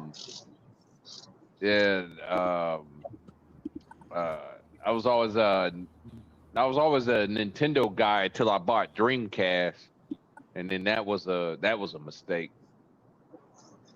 Oh yeah, because you can play bootleg. You can play bootleg games on it. That's what happened. On Dreamcast? Yep, you can play bootleg games on Dreamcast. That's why I went out. I went out of business, man. Nah, they People were went out of burning business. games. They went out of business because of Saturn. They lost a lot Sega of money Saturn. on. Yeah, The Sega Saturn. Yeah, I had a Sega Saturn. Right, but Yeah. you can burn games, and then so people weren't buying the games because you can burn the game and then put it inside your system and play it. I don't think Sounds so like because LimeWire era. they use GD Yep. they use GD-ROM. Brother, I did it. I It did was it. a different format. Well, you can do that on Sony PlayStation as well, because that's when I was overseas. That's when I was overseas in Japan. But you would have to get a chip put in there, and once you got the chip put in there, then you could play any game on there. Any This play year, game. you didn't need no chip for Dreamcast. You just burn it, put it in, play. No, but it would have been easier for PlayStation because PlayStation used CD-ROM and Dreamcast used GD-ROM, which is a whole different format. Nobody used GD-ROM. It never did anything. Y'all remember 3DOs? Who? 3DO. What was that? Yeah. It was a small portable CD-ROM player that played all your video games on it. It was very small. I've had every video game in mankind since they came out. Believe me. I've been around computers a long time. Yeah, 3DO's issue was they I think Sega came out. It was a Sega 3DO. No, 3DO was its own company, but what they did was they sent their license. Oh, I'm thinking out. of Sega Genesis. I had that too. I get them all confused, but yeah. There was a 3DO game. I had the 3DO and then I had the Sega Genesis as well. Yeah, 3DO, the manufacturers so the company that owned 3DO, what they did was they sent their licenses out and other people actually made 3DO. So Panasonic made 3DO. You know a hell of a lot, bro. God damn, you got like information on everybody. What the hell, Darnell? Yeah, I'm like Wikipedia, man. Wikipedia. Yeah. So transitioning from Super Nintendo and Sega Genesis, boy, that was kind of hard, man. That's right, because Sega only had like 3 buttons on that side. Yeah, I was a Super That transition was nasty. The big transition was how many of y'all had the Nintendo 64? And do you really think all the blowing in the cartridges worked with making the game? I used to do that. Hey, I felt like it did. And it worked on Nintendo Listen, 64. either You blowing can't the convince me that it cartridge didn't or work. taking some Q-tips with some and cleaning the connector. Yo, was that shit really working? It worked for me. You can't Hell convince me yeah. that it wasn't, 'cause, The bro, air, you the goddamn- moisture, whatever else was going on in that room, those connectors in that slot, that card slot that you had to slide it into was getting dirty. Yo, when I think back, that shit is super funny. Like motherfuckers was blowing that shit. Yeah. Dude, Trying to get it to work. Hell Smacking yeah. all kind of shit. I'll tell you something. That Yo, was, but where did even that more, come from? well, Where nobody did really that come knows. from? Right, that's It one was of just those word of things mouth. like nobody knows. Yeah, Just it like was just word nobody of mouth. really knows who Willie Lump is. If y'all old enough to remember that, like, you think I'm Willie Lump or somebody? Like, or Joe Sausage Head? Oh, shit. My nigga You said, know look what's at that. funny? The Red Ring of Death. Y'all remember that on your Yeah.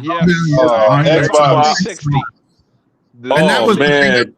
the transition from all those other games to choosing whether you were going to go Sony or Xbox. That was a lot of people went Sony, Yeah. PlayStation. I didn't like the controller; it was too small for my hand, so I wanted the Xbox. But a lot of people had to make that choice: Sony or PlayStation. I mean, PlayStation or Xbox. Which one do you guys? Controller always when I- made sense. That's when I made the transition. I made that transition from PlayStation 2 to Xbox 360 right after. That was my transition. I've been I never Xbox ever liked- since. I never And then liked you the got the shit Red Ring out of the, Death. I've Xbox always been controller. Xbox. Yeah, I never bought a PlayStation until PlayStation 4 came out. Never owned a PlayStation. That 4. wasn't that long ago, right? We only like on PlayStation 6 and 7, ain't it? Right. You just became a gamer, bro. Type shit. No, I was Yeah. a The gamer funny on thing regular about it, Nintendo. right?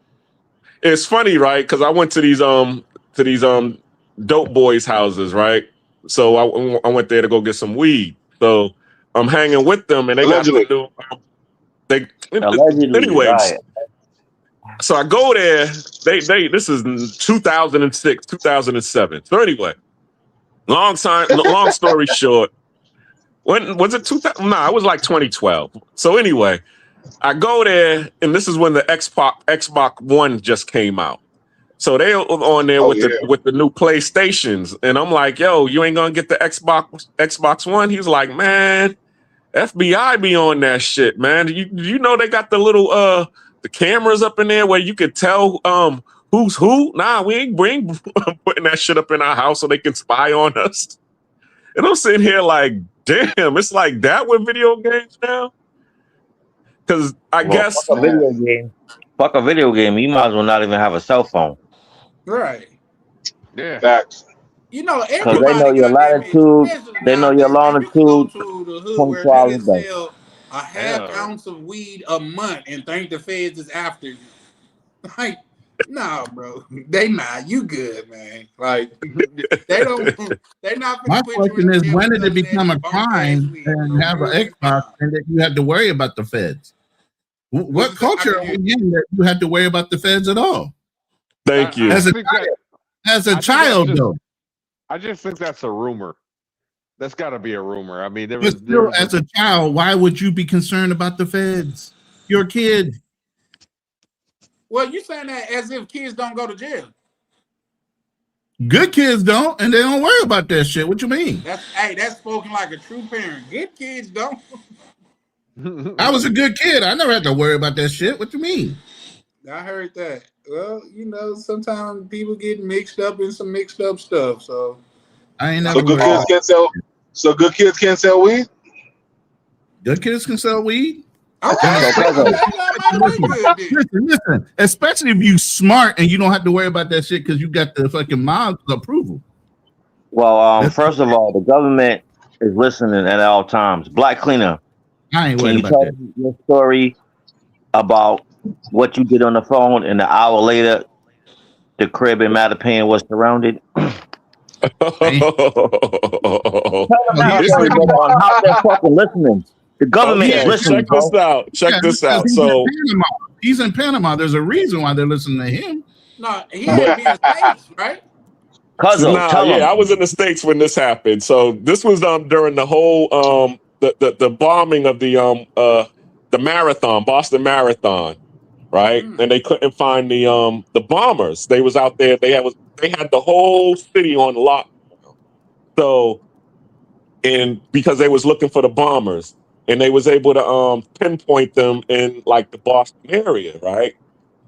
So all of a sudden, my phone, my brother, he was in New York, and so he calls me, and when he calls me on the phone, because the whole city was on lockdown, I'm all over there joking, and I'm like saying the name of the actual bomber. I'm like, "Yo, was it you? Is this you?" And he's like, "Yo," I'm like, "What up, bro? How you doing?" And then all of a sudden, I look outside my house, and the house is surrounded by a whole bunch of cops knocking on my door. And there was a girl outside talking about, yeah, he ran down the street. And I'm like, what the hell is going on here? They had that little whatever. You remember? You know that scene in freaking The Dark Knight where he did the whole sonar situation to where anybody say any keywords, they'll be able to zoom in on the location. Yeah. That's pretty much what happened. That's what they was doing. They had that kind of situation set up. So if you said anything keyword, according to what was going on during that time, that's when they was coming to get you. So yeah, I ever since I saw that, and I even got a picture of it where the police was, because I took a picture of the police outside surrounding my house. I was like, oh post shit. that. Post that, man. You gotta post that. I gotta see that shit. I just gotta see it. But our family also had I just gotta see that it. residence within our family also had a stamp because back in the day, there was a plate that was stolen off of a car that was used in the bank robbery. So our family kind of always had that stamp where the feds listened in. Oh yeah, I forgot about that. So my there was my next door neighbor, right, had a car, and her car was in the shop, and then my uncle was using the same mechanic because his car was broke down. So her tags was expired, but her car still kind of worked, or it was fixed. Meanwhile, the car that we had was still new, but our tags were still good. So whoever was robbing the banks, they switched the plates. They took the tag off my uncle's car and put it on our next door neighbor's car and was robbing the bank with our next door neighbor's car. Damn. That's wild. And then then the feds, and then the feds came to our door looking, investigating. And it was funny too because I think they was lying though, but they were saying that they was robbing the banks on Monday, and come to find out that was my aunt's day off. Her day off was on Mondays. Damn. See that I didn't know. Yeah, Damn. I was in bed because they came in at like at 6 o'clock in the morning, right before I go to school. They came in, So and as soon as they left, then they woke me up, and I was all like, "Yo, who was outside?" And they was all like, "Don't worry about it." But of course, you know how Auntie is. Auntie be, telling the story. She'll be at work and then she'll be gossiping on the phone, telling the story about how she just got accosted by the feds. So I was just ear hustling, listening to her gossip on the phone when I went to her job after school. Yeah, you want ear hustling, was it, brother? That's what I do. Ear That's hustle. what all kids did. Yeah. That's who said that? What'd you say? That was you, LTO? Jump in, man. Yeah. Hey, I was gonna ask you what your childhood like, but I'm sure you was getting money then, so you didn't have a childhood. Come on, cut it out. He was out there trading stocks on Wall Street. I wish Young boy never broke. I wish I started that early. I didn't. But no, it was cool. It was calm, Stepdad, drug dealer, he beat the shit out of me, but I ain't crying about it. I'm still alive. But I think one of the most important things is, when I was young, I wanted some money, and my fans was like, "Man, get your ass a job. Shut up." And then so I did that so I can get me some Pokemon cards. And then I think that was just a good experience for me when I worked, and then I did a good job, and I got promoted in high school, and then I just kept kicking ass when I got in the military. So it was pretty calm, though. I ain't complaining. You know what I'm saying? Hold up, back up. Especially since- Hold up. How old are you? Go ahead. 39 today. Today's my birthday. Happy birthday. Happy birthday. Damn, congratulations to be so And I was young getting and ready be to so say, I was thinking the successful, same man. thing. I was thinking the same thing. I was like, Pokemon cards, that's what I was doing. Yeah. And I'm 39. But I'm not on his level, though. You could go to GameStop and trade in, video games and all this other stuff. Oh, like, you was that one of the days. dudes that knew the value of shit. I'm gonna turn this in and give him this much. Yeah. I ain't had no money to buy no new games, so I had to trade in what I got, trade controllers, try to trade cables, or try to convince the guy, like, "Can I trade this?" And he was like, "Nah, get out of here, bro." But it was dope like that. Yeah, it was dope. So I ain't complaining, man. And then especially going to Baltimore, being able to see how my cousins was raised, I was like, hell, I don't want this life for myself living in the hood. Dude, you said Pokemon cards. I lived in Alabama, and we had at the time, and they had the Pokemon League. You went to there was a store called Books a Million. So you had we would do Pokemon battles with our Pokemon cards and shit, man. Man, I fucking miss that. You can still get Pokemon cards. All right, yo, Ronan, I think we're old because I don't remember Pokemon cards. We had garbage pail kid I cards, just seen the dude from baseball cards. talking about it like a month ago. Like they got Basketball cards. I was just about to say that. You niggas is chasing Pokemon cards. Yeah. My kids, I did it all. I did it all. I collected. my kids were trading that shit, man. I mean, like O2OC, he's turning 39. My son I turned did it. 40. I did it all, man. I cards, hogs, and I did it all, man. Yeah. I never did the Pogs, but I got into Pokemon cards. Hey, Charlie. Yes, sir. I might be a little bit out of pocket, but can I show something to the congregation? It's been something I've been cooking up. I think Ronin Traveler saw it today, so you feel I me? just did a whole slideshow just a minute ago. Whatever you got to show, go ahead. Yeah, you ain't you as soon as you pull it up, let me know when you're ready. You know you got it. I know you're not putting me on Nigga, with that shirt on, you can do whatever you want to do, bro.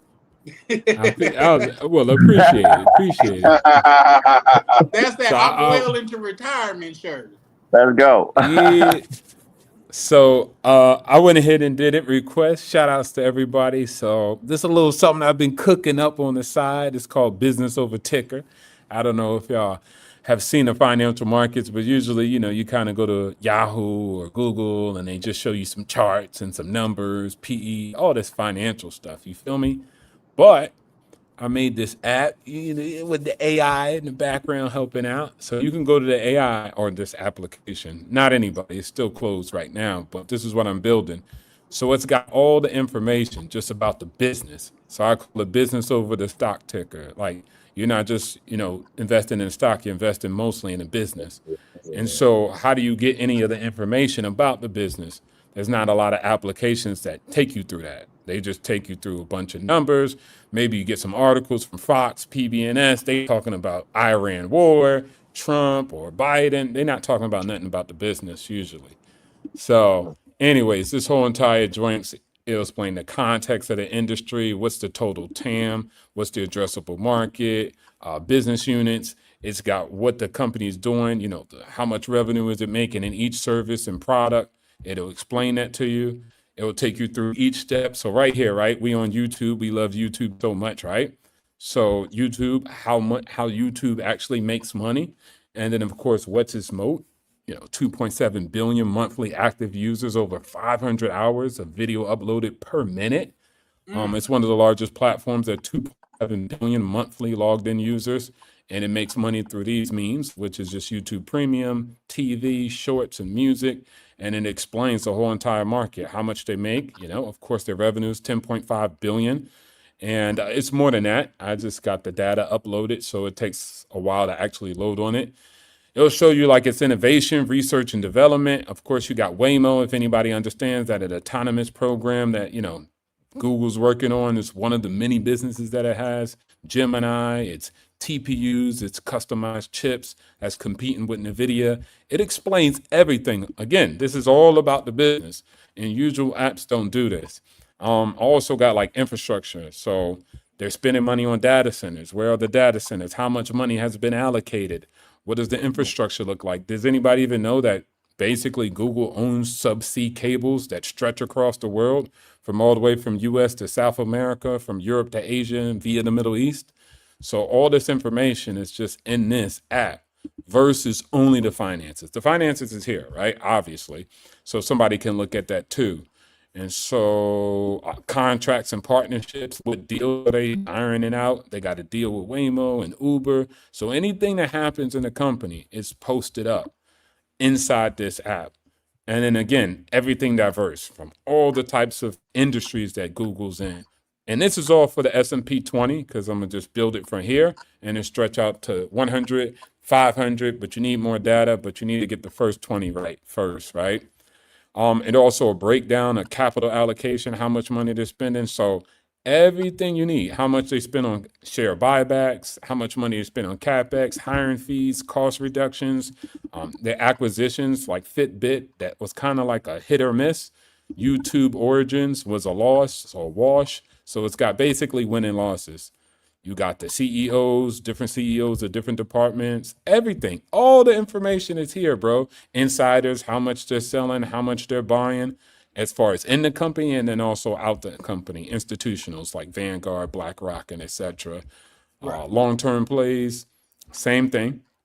Any investments they're making for the long hold, and it'll actually tell you how long out that they're planning.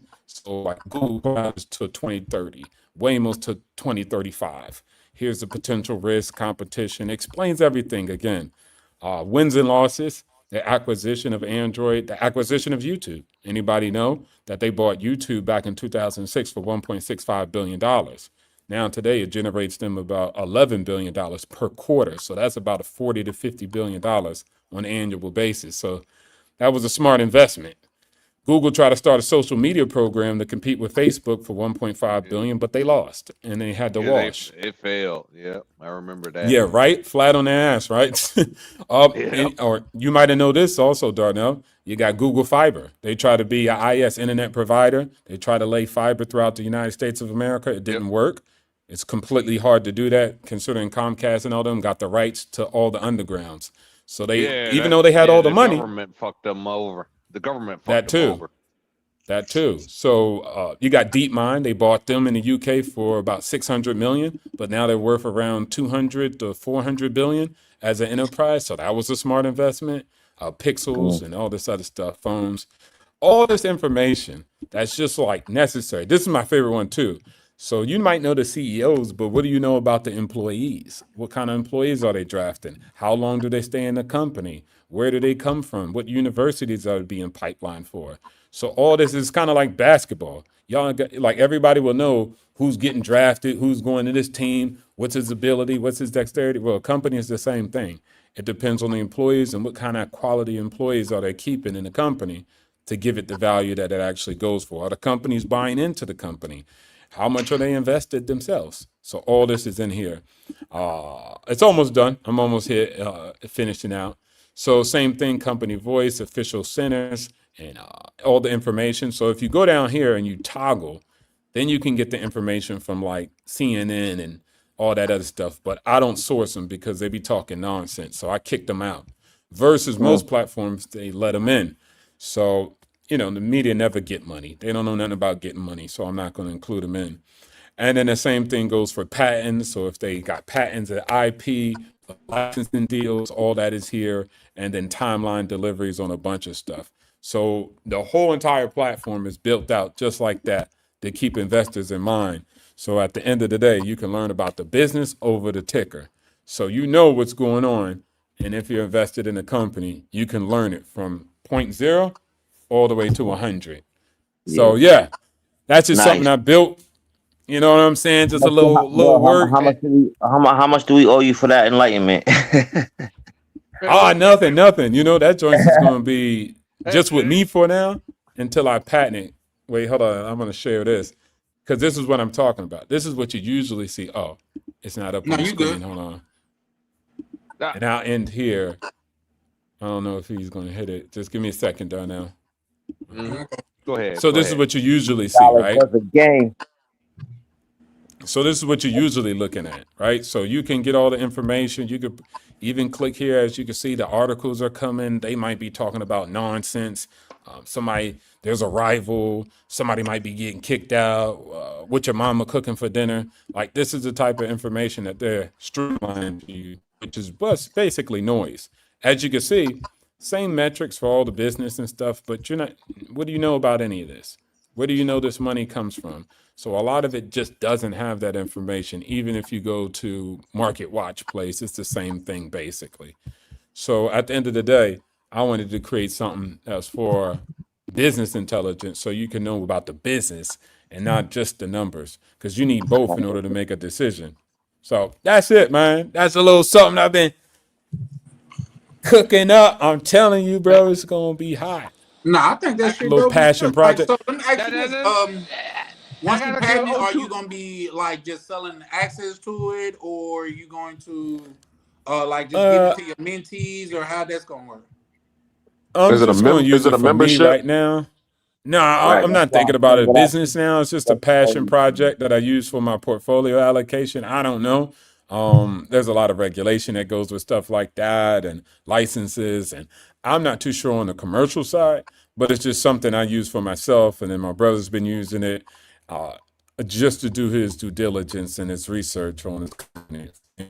I don't know. I'm just going to work on it, see where it goes. You know, I got money already, so I'm not really thinking about that.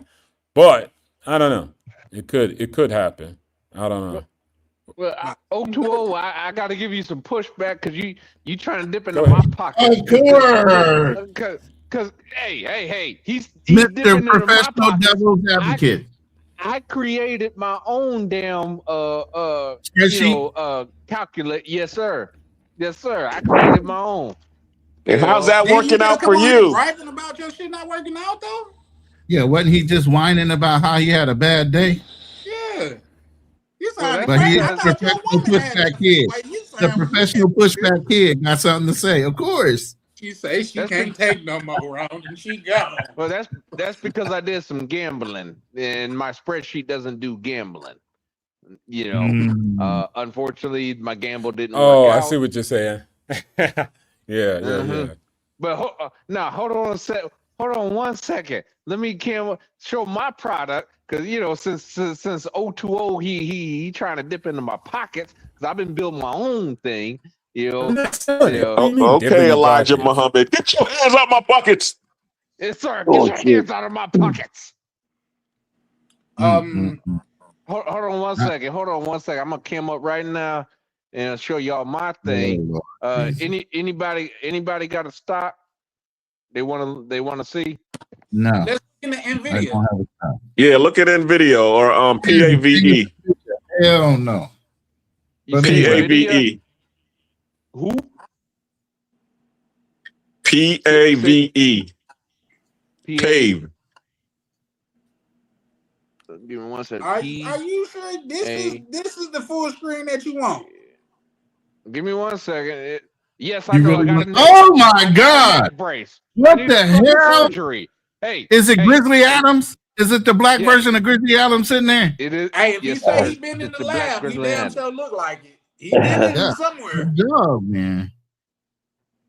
Hold on one second. Stop Hold it, on one please. second. Stop it, please. Stop it, So here please. it is. Now, Here it here's is. the problem, Darnell. The legitimacy of your project versus your perception of when somebody looks at you is the parts you're going to have a hard time feeling.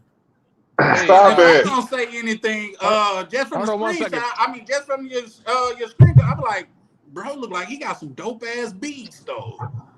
Like you might make beats for Dr. Dre or some shit. You know what I mean? He definitely got some good ass weed over Hey, there. hey, Somebody hey, know hey, he's a weed head over there. You know what I'm saying? Oh, he Lab looking like second, what's the dude from Def Jam? What was the dude from Def Jam? The white dude. Oh, the 99 ball problems, white but a bitch dude. ain't one. I don't know Black Cleaner, but he do look like he got spam in his refrigerator. Yeah. And weed. Actually, Spam I in the do keep. refrigerator and weed in the pantry. What the hell? Well, no, I do keep spam as emergency rations, but Told Emergency rations. yeah, Hey, that you got nigga right something- there is ice cold. He got shades on in the house. Right. I have glaucoma. So But- how you supposed to see the numbers? You Hey, well, stupid. spark You up. stupid. Stop There's it. a prescription. But your PAVE, that's not gonna work. That's an ETF. I need a stock. You wearing those because of the blue light. Just do No, I need NVIDIA. NVDA. NVDA. Yep, got it. 1 second. All right. Hey, yo, bro. Whenever you want that lineup, nigga, hit me up. I'll come tighten you up real quick. You in I'll Arizona, pay please. I'll pay you to do it. Okay, Ah, now you go on great. Summer Jam screen right now, bro. Yep. Give me 1 second. Copilot's still thinking. Damn, upgrade your RAM. Hey, I'm not kind of trying to compare y'all to, but one look more user friendly. Let's just say that. I was getting ready to say that. Well, it's a work in progress. I'm still working on, just like 020 still working on his product. It's I'm still it's a working on passion mine. project. Yeah, but it's working. The numbers have already Okay. changed. It's still Copilot's still working. Has all the data. So basically, right now, step one, all the data. Basically, Copilot goes out and finds all the data. Now it's done. All right. So here's our numbers for NVIDIA. This tells you with the intrinsic value, and it's based on. You see that name right here? I'm gonna put my cursor right here, Benjamin Graham. It's based on the works of Benjamin Graham. I updated his formula. So Hey, right here, go ahead. O2O, No, check that's your WhatsApp. O2O, check your WhatsApp while he's talking. Go all ahead. right, but My hey, nigga said, I'm not joking. I just wanted to know, what did you update on Benjamin Graham's like evaluation? Because that's what I just want to know. steal it. Or if it's a secret, you don't have to say. I updated the bond constant numerator. I updated. I also changed his M multiplier. I'm Okay. sorry. I call it an M multiplier, but if you remember in the Benjamin Graham formula, he has a multiplier of 2, and I changed it to be a variable. I call it M, and it's a variable based on Is that stealing or history. borrowing? I'm sorry. Okay. And what's the program doing for us right now? So you So said right you now- put in the video. right- What is this? Go ahead. So right now, what it's doing is telling you what its intrinsic value is. Okay. Ignore okay. ignore 1962. That's his old formula. I just did that just for my own thing. Like reference. Okay. Yeah. 1974. That's the recommended. And this has my updated. I took his 1974 formula and I updated it with my own constants. And what it says is NVIDIA's worth $973.14. All right. Currently, the stock price is trading at $214.86. So what it's saying is it's undervalued. Consider buying. Target buy price 713.82. So basically, if you're buying shares at less than $700.13, basically, or I'm sorry, $713.82. Basically, You buying it on sale. Exactly. You're buying You it got on it. sale. Wait, it's for a stock split or because the stock is at 214 now? So what is it saying? It's going to be 4x from here until it reaches fair market value? That's no. Well, yes. Now, when it Okay. reaches fair market value, that is debatable. Let me see if I got it. Because I did program it to say when. So wait, you used it already. So what was your performance? Or I don't know. Have you used it? No, I haven't used this yet. So you haven't like invested in something that the program said Well, the I intrinsic did. value. Okay, go ahead. I did last year. The only problem was I was using Gemini, What happened? and the problem with Gemini was it kept forgetting, everything. Like, so I have to start from scratch, and it was pissing me the hell off. And that's when I switched to Copilot, and I decided to do the spreadsheet instead. Okay. But yeah. what I was asking is basically like, has a stock been at X price, which was undervalued? You put money in it, and then it did what gave it's you a supposed good to return do. from there. Exactly. Actually, yes. When I was using Okay. Gemini, yes, it did. I was making pretty good money in the third quarter of last year. I was making real good money. The only problem was, like I said, when I would go to update, Gemini would forget every damn thing, and it was, So wait, is it like more term something like you got to be in and out on something, or No. This is as you know, Benjamin Graham was buy and hold. yeah? So that's why I'm trying to ask, because you said like, all right, so you put the money in, it's there, and then the app effed up, but that's irrelevant because you put the money in already. So what did that money do? And then I guess more investments, it didn't work out because the app messed up, right? So No. but what was the performance of the money you put in? That's what I was just asking. The performance did very well. Where I messed up at was What's that mean? Like a 20% gain, 40% gain? It don't got to be exact. I would have to go through my statements. I'd have to go through my statements, but it was somewhere, I want to say between 20 and 30%, at the time. The only thing, it was pretty quick too. But I got lucky, I think.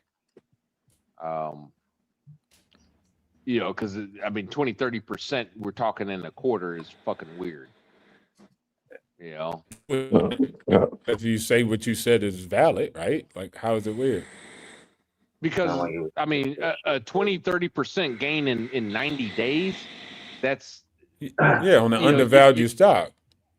That's not dumb. But the thing is when something is undervalued, it doesn't necessarily mean, hey, it's going to go up immediately. Okay.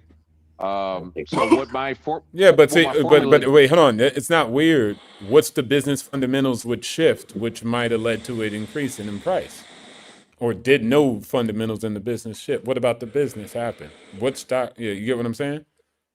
No, I understand what you're saying. What I think was going on is, as of right now, I believe tech is in a huge bubble.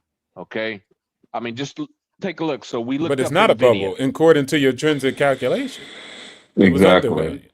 No, tech is a bubble. This is just one stock. Well, he's probably in a tech stacker. How is tech? You're basing that on but what you're saying is based on what he on NVIDIA, what he's showing you right now. What stocks were you looking at that you're saying, this is kind of weird? You got to give us an example of the stock that you was looking at where you was making money and you was kind of skeptical about it. SoftBank, Tokyo stock symbol 9984. I doubled my money. So a Japanese company.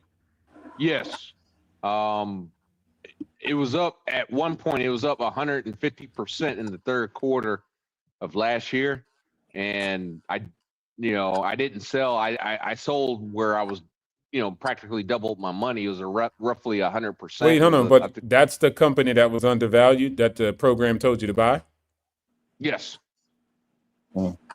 So how's that? What's in the bubble? Wait, hold on. You get what I'm saying? Like, your app helps you invest in companies that are not. It went up 100% in like I can't remember. It was 2-3 months. I have to go through my statements to tell you exactly. But you know what a bubble is, right? That means like the value's not there and it went up and it surpassed the intrinsic value. So based off of your calculation and what you're saying your application does, which is cool, it buys things that are undervalued. So if they realize that, whether it's in 3 months or a year, it doesn't. You misunderstood. It doesn't buy anything. It just tells you, hey, this is again. I know it doesn't buy anything. I'm saying it tells you, and then you go buy it or you don't buy it, whatever. But it points to things that are undervalued, correct or wrong. Okay, and whether you decide or a robot, I don't care. What I'm saying is, so if that increases, that stock that your program said, hey, it's undervalued. How is that? That's not in a bubble. That is actually, it's just realizing its intrinsic value. The marketplace took it for whatever reason and the price went up, but it's not a bubble. So what are you talking about that's a bubble? What I'm talking about is the overall sector I believe is a bubble. Are there but again, so if you plug in, so wait, hold on. You just plugged in NVIDIA and it just said it's not a bubble. It's actually undervalued. But NVIDIA's one stock is what I'm saying. Okay, name another one. Go to the next one. Give me one. No, you made the statement, not me. I don't think nothing's in the bubble. Okay, unless the finances aren't there. All right, let's do Tesla. I'm gonna do TSL. Yeah, that's a good one. Tesla's in a bubble. What else? No, it's a bubble. I'll show you. Yeah, what else though? You get me? What else? Because a bubble's not one company. Yes, I know. Off the top of my head, I believe Apple is overpriced. I'll pull up the numbers for you shortly. Oh yes, Apple's overpriced. Apple at 37 PE ratio. The company that literally makes more money than we have ever seen in human history, which is $112 billion in one annual year. and over 400, almost half a trillion on revenue. That company. I'll show you. And you have to remember. Wait, hold on. Their return on capital is 56%. Their return on assets is 23%. It's shrinking. Their cash flow is $80 billion. It's shrinking. And they spent little no money on CapEx. They're behind on the AI curve. They're trying to play catch up. It doesn't matter. They make money. They make $400 billion. How is that a bubble? And their PE ratio, bro. No, they didn't. Look, in 2024, they made 39 or 93 billion. Well, 2023, 97 billion. 2022, 100 billion. Go ahead. They've been making 100 billion for the last 5 years. That's half a trillion in the last 5 years of net income. Okay. So let me just cut you off, and I apologize to shift gears here back to Tesla, but I got the numbers. No. Let's keep it on Apple. You said Apple. No, you don't need to go over Tesla. I said good. Tesla is a bubble. Okay. Boom, you got it. Okay. Name one more. You said Apple. Apple's wrong. Next one. Well, let me go to Apple. AAPL. Give me 1 second. I'll pull up the numbers for Apple, just so I can show you what I'm talking about. Go ahead. Yep. By the way, it was Rick Rubin. That's who Darnell looked like. He looked like Rick Rubin right now.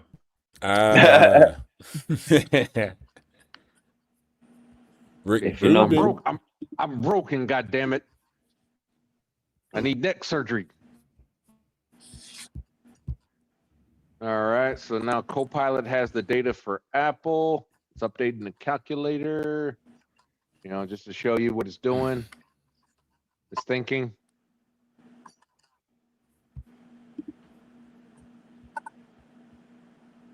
Little error with the EPS value. Yeah, this is what I'm talking about. It's a little buggy.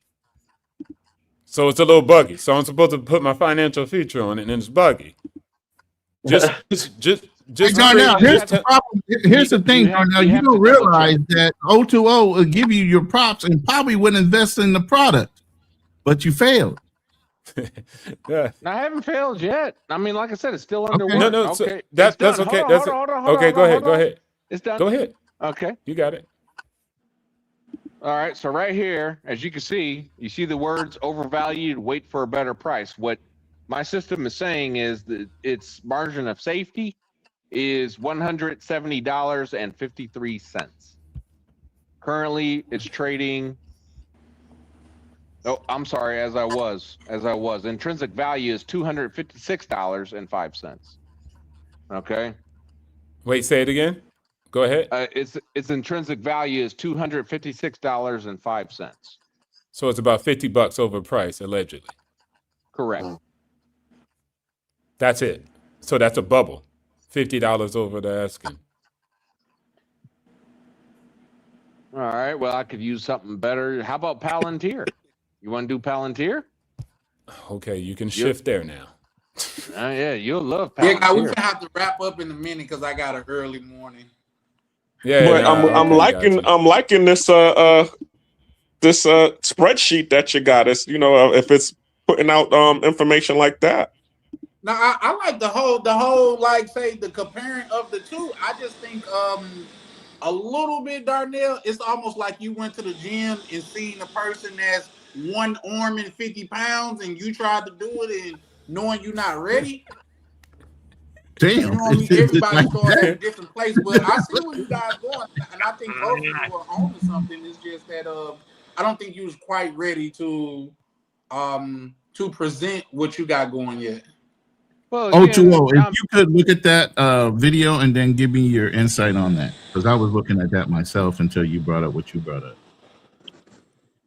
When you got time. Okay. Yeah. No.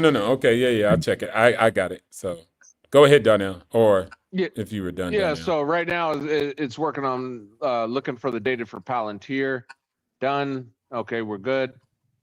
Mm-hmm. All right. So here's what I got for Palantir. Overvalued. Wait for a better price. All right. Its intrinsic value is $69.88, as you can see. All right. So are you going to short it? Because I think that would be genius, right? Because it's overvalued. Well, I was short. I made some money shorting it. Okay, cool.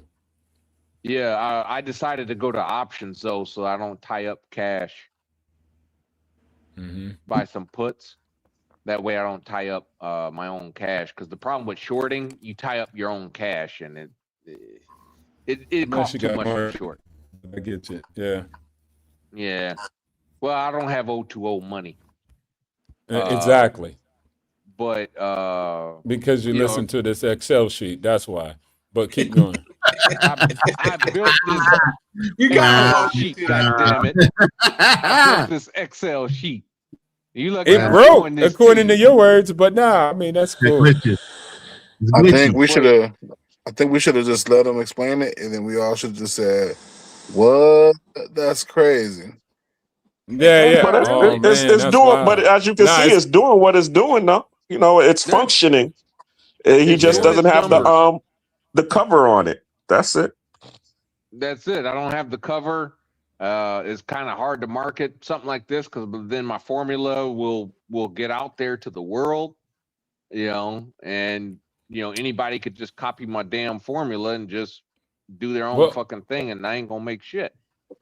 Well, now you shout outs to what your app does. I just want to explain there's a vast difference between the two, so that's why I'm not in your lane.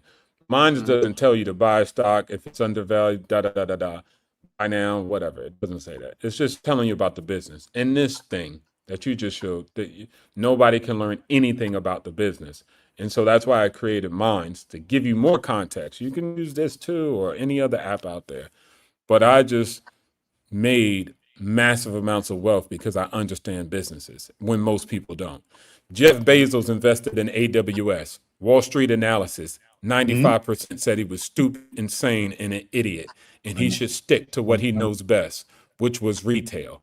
They were fucking wrong. I don't give a fuck about Benjamin Graham. I don't care about a Warren goddamn Buffett. It is 2026. Shout outs to what they did in the past, but companies are vastly different. Hence why you had to make some alterations to Benjamin Graham. So shout outs to you for making those alterations. But again, yeah, I just think mine's is teach about the platform. It doesn't teach you when to trade, when to buy, when to sell. It just tell you about the business, where I think nobody does that. They just tell you about what you're talking about, the ticker. Shout outs to that though, because you can make money on that. Yeah, well, sure. You know what, Darnell? Not to cut you off, but I've just and this just me in my just thoughtless mind and stuff like that. I can see how those could be used in tandem with each other. Like, say you look up a stock on your joint and then just fact check it with OTO joint. You know what I mean? Yeah. Well, not that, just learn about the business, and then you can go check that out and get a price and see where the price is and make a determination on is it undervalued according to its calculation. I can see how they could be used. Exactly. Well, if you guys read Benjamin Graham's book, he'll even tell you, because pass. I wouldn't pass on it. I mean, I'm messing around. Go ahead. Yeah, he inspired Warren Buffett, who is, to this day, the greatest trader, of our era. Going. But he's the longest trader.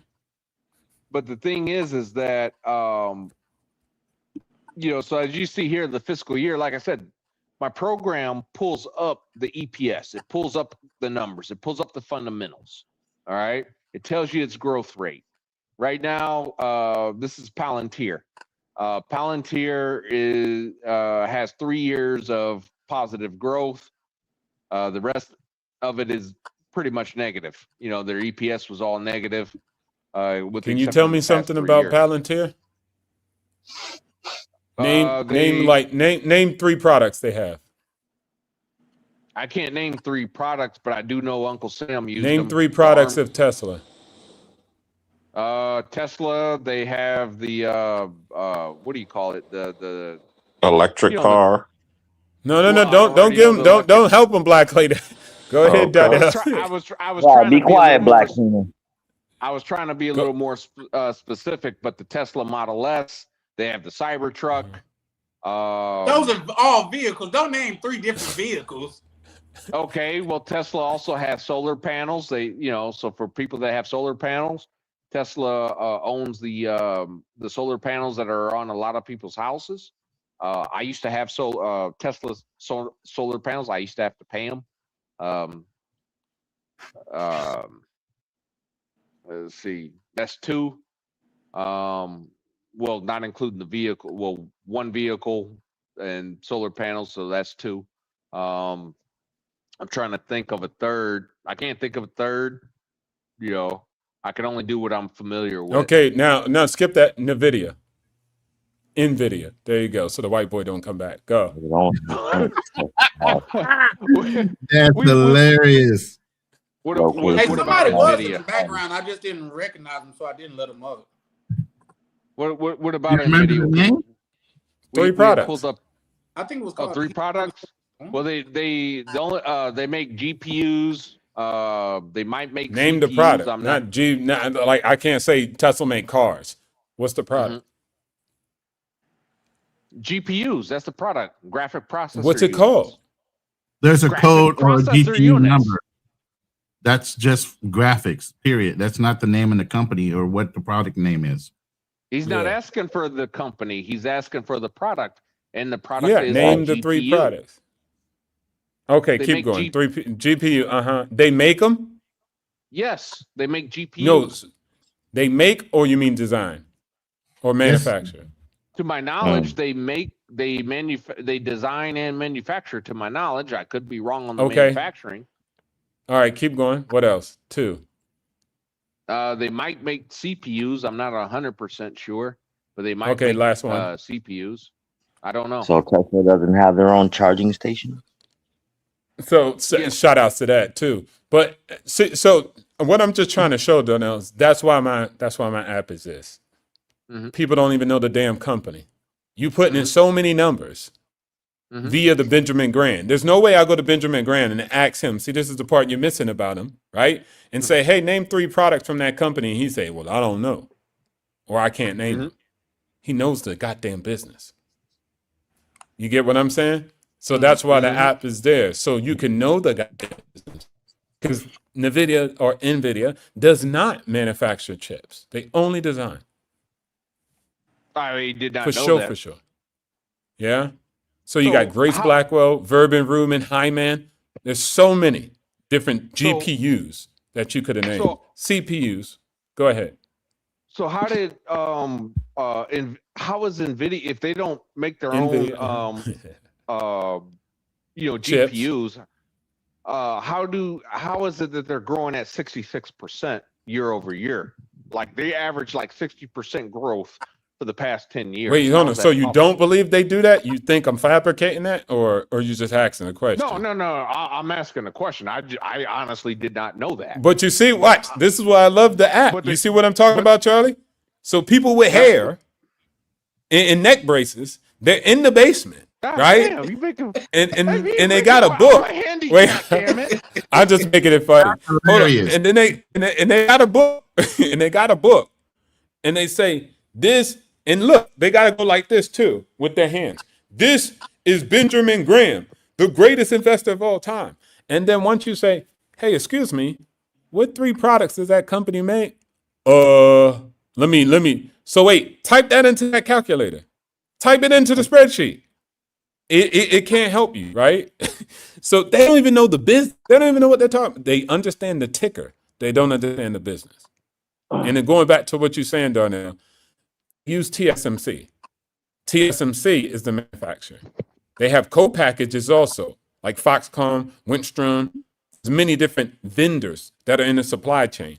But the number one is TSMC, followed by ASML, which creates the lithography. So again, this is how they get the high margins, right? Because they don't even manufacture. It's kind of like Apple. Apple doesn't make phones, do they? Foxconn does. Yeah. Right? But they get the largest margins in the market, right? So the same thing goes with the GPU. NVIDIA only designs. Of course, they do a lot of other things. They got software, firmware, hardware. right? So they have the moat, they have the developers, they have the libraries, they have the matrixes. Like they have massive amounts of also power and other things. They license the CPUs from companies like ARM. They also bought out companies called Grok. So they got LPUs, new designs on. This is what I'm saying. The app tells you about the company so you can understand the company and understand the business that you're investing in. Because whether it's Benjamin Graham, whether it's Peter Lynch, whether it's Warren Buffett, they understood the companies, not just the finances, not just the numbers in some Excel sheets. Because that number represents, just like this. He just asked me, Charlie, how did they get 60%? You got the app. You got the you got all the numbers. Yeah. What you mean, how? He up there like Kanye. How, Sway? How did they got 60%?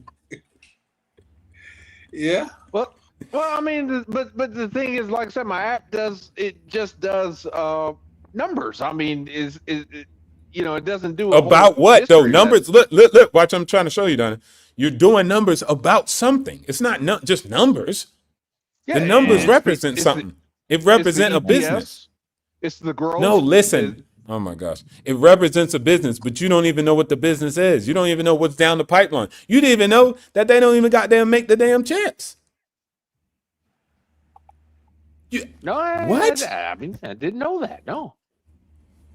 You get what I'm saying? So I could have came to you and be like, TSMC, man, it went bankrupt. You'd be like, so? NVIDIA's still winning. Didn't even know that was their supplier. It was the reason why they had the chips. No, because the books would have told me they went bankrupt. In other words, I would have saw in the books the revenue declining. The books, the EPS, earnings per share. It would but how? But you're not understanding what I'm saying. I'm saying if TSMC failed, you didn't even know that they were. So you would have caught it late. You would have had to wait for the EPS to come out. That don't come out until quarterly, my dude. Yeah, but the thing is with the EPS, I mean, no company or like a TSMC is going to fail after 90 days. Okay, it's usually a course of time. What I'm saying, bro, yes, it can. First of all, and number two, you don't even know it exists. You didn't even know what part they played. You didn't even know that they were connected, bro.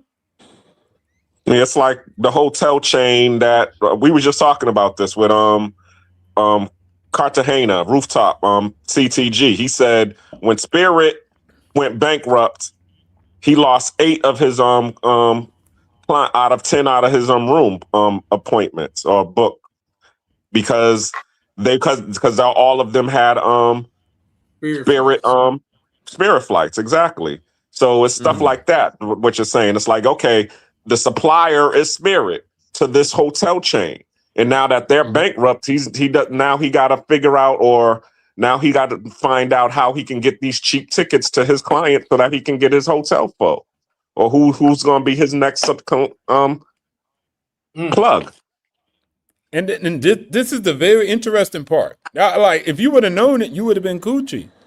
But the whole thing is, hey, I got the numbers. I listened to some of the greatest investors. I don't know shit about the business though. I don't even know the company name. I don't even know if they make the product. I can't even name nothing. You get what I'm saying? You're missing so much stuff. That's very important. So now you just regurgitating EPS, but you couldn't even tell me where it originates from. Because you're like, yeah, I mean, they make chips, they manufacture it. And then, okay, well, how do they make 60 if they don't manufacture it? So you're asking me these questions. So basically what you're seeing right now is, okay. So wait, hold on. Black Cleaner. So if I say, is a fundamental investor and Darnell is a technical investor. No, so watch this. No, I'm both. Because at the end of the day, if I say, hey man, this is overvalued, this is not making sense, you don't even know the company, bro. You don't know what they're doing. You can't explain CapEx. You can't explain the product expansion. You don't know anything. All you know is once the 3 months comes up, you'll get a sheet and it will tell you the EPS and you make a judgment based off of solely that. So then you don't even know what originates how that originates. No, you misunderstand. How do I misunderstand it? I didn't misunderstand the numbers. I didn't misunderstand the business. It's not just one quarter. Okay. I'm going My Okay, formula, 11 quarters. There you go. no, 10. You watch this. 10 years. How do you I do examine a 10 company? years. Okay, watch this. 10 years. You did 10 years of EPS and don't even know where the chips come from. Nobody see that as wild. Like you just specifically like Does you're it looking really at a matter? business. All I care about is growth. So watch this. It Growth. doesn't even matter. So Right. oh, I It's love the this. growth. Watch this, Charlie. It's This the is where growth. we getting at it. And that's why I do have my money and he doesn't have my money. Because at the end of the day, I don't need to wait till the financial spreadsheet to come in order to see the growth and plan the growth and invest in a company prior to the growth because I understand the fundamentals of the business. That would be like this. Darnell needs to see that the real estate project is up and running, the rent roll has come through, and then you report, let's say the last trailing months. You got 10,000, 10,000, 10,000, 10,000. So you're like, okay, the real estate is worth this. Me, I can understand the CapEx. I can understand the demographics. I can understand the development in the area. So I could take a busted down property and invest in it prior because I understand the CapEx, how they're going to make money, how they're leveraging finance. And so now when Darnell gets in the game, let's say 12 months down the road after I rehab, and then another 12 months after I stabilize and collect rent, yeah, the property is worth $20 million now. So now he's investing, talking about it's a good deal. I invested when it was at ground zero because I understood the business. I understood the trajectory. I understood the CapEx. I understood the product. I understood the scalability, the sunk costs, the intangibles, the tangibles investments. So this is what I'm understanding. Just like I give you an example. Everybody was like the market, Google's dying.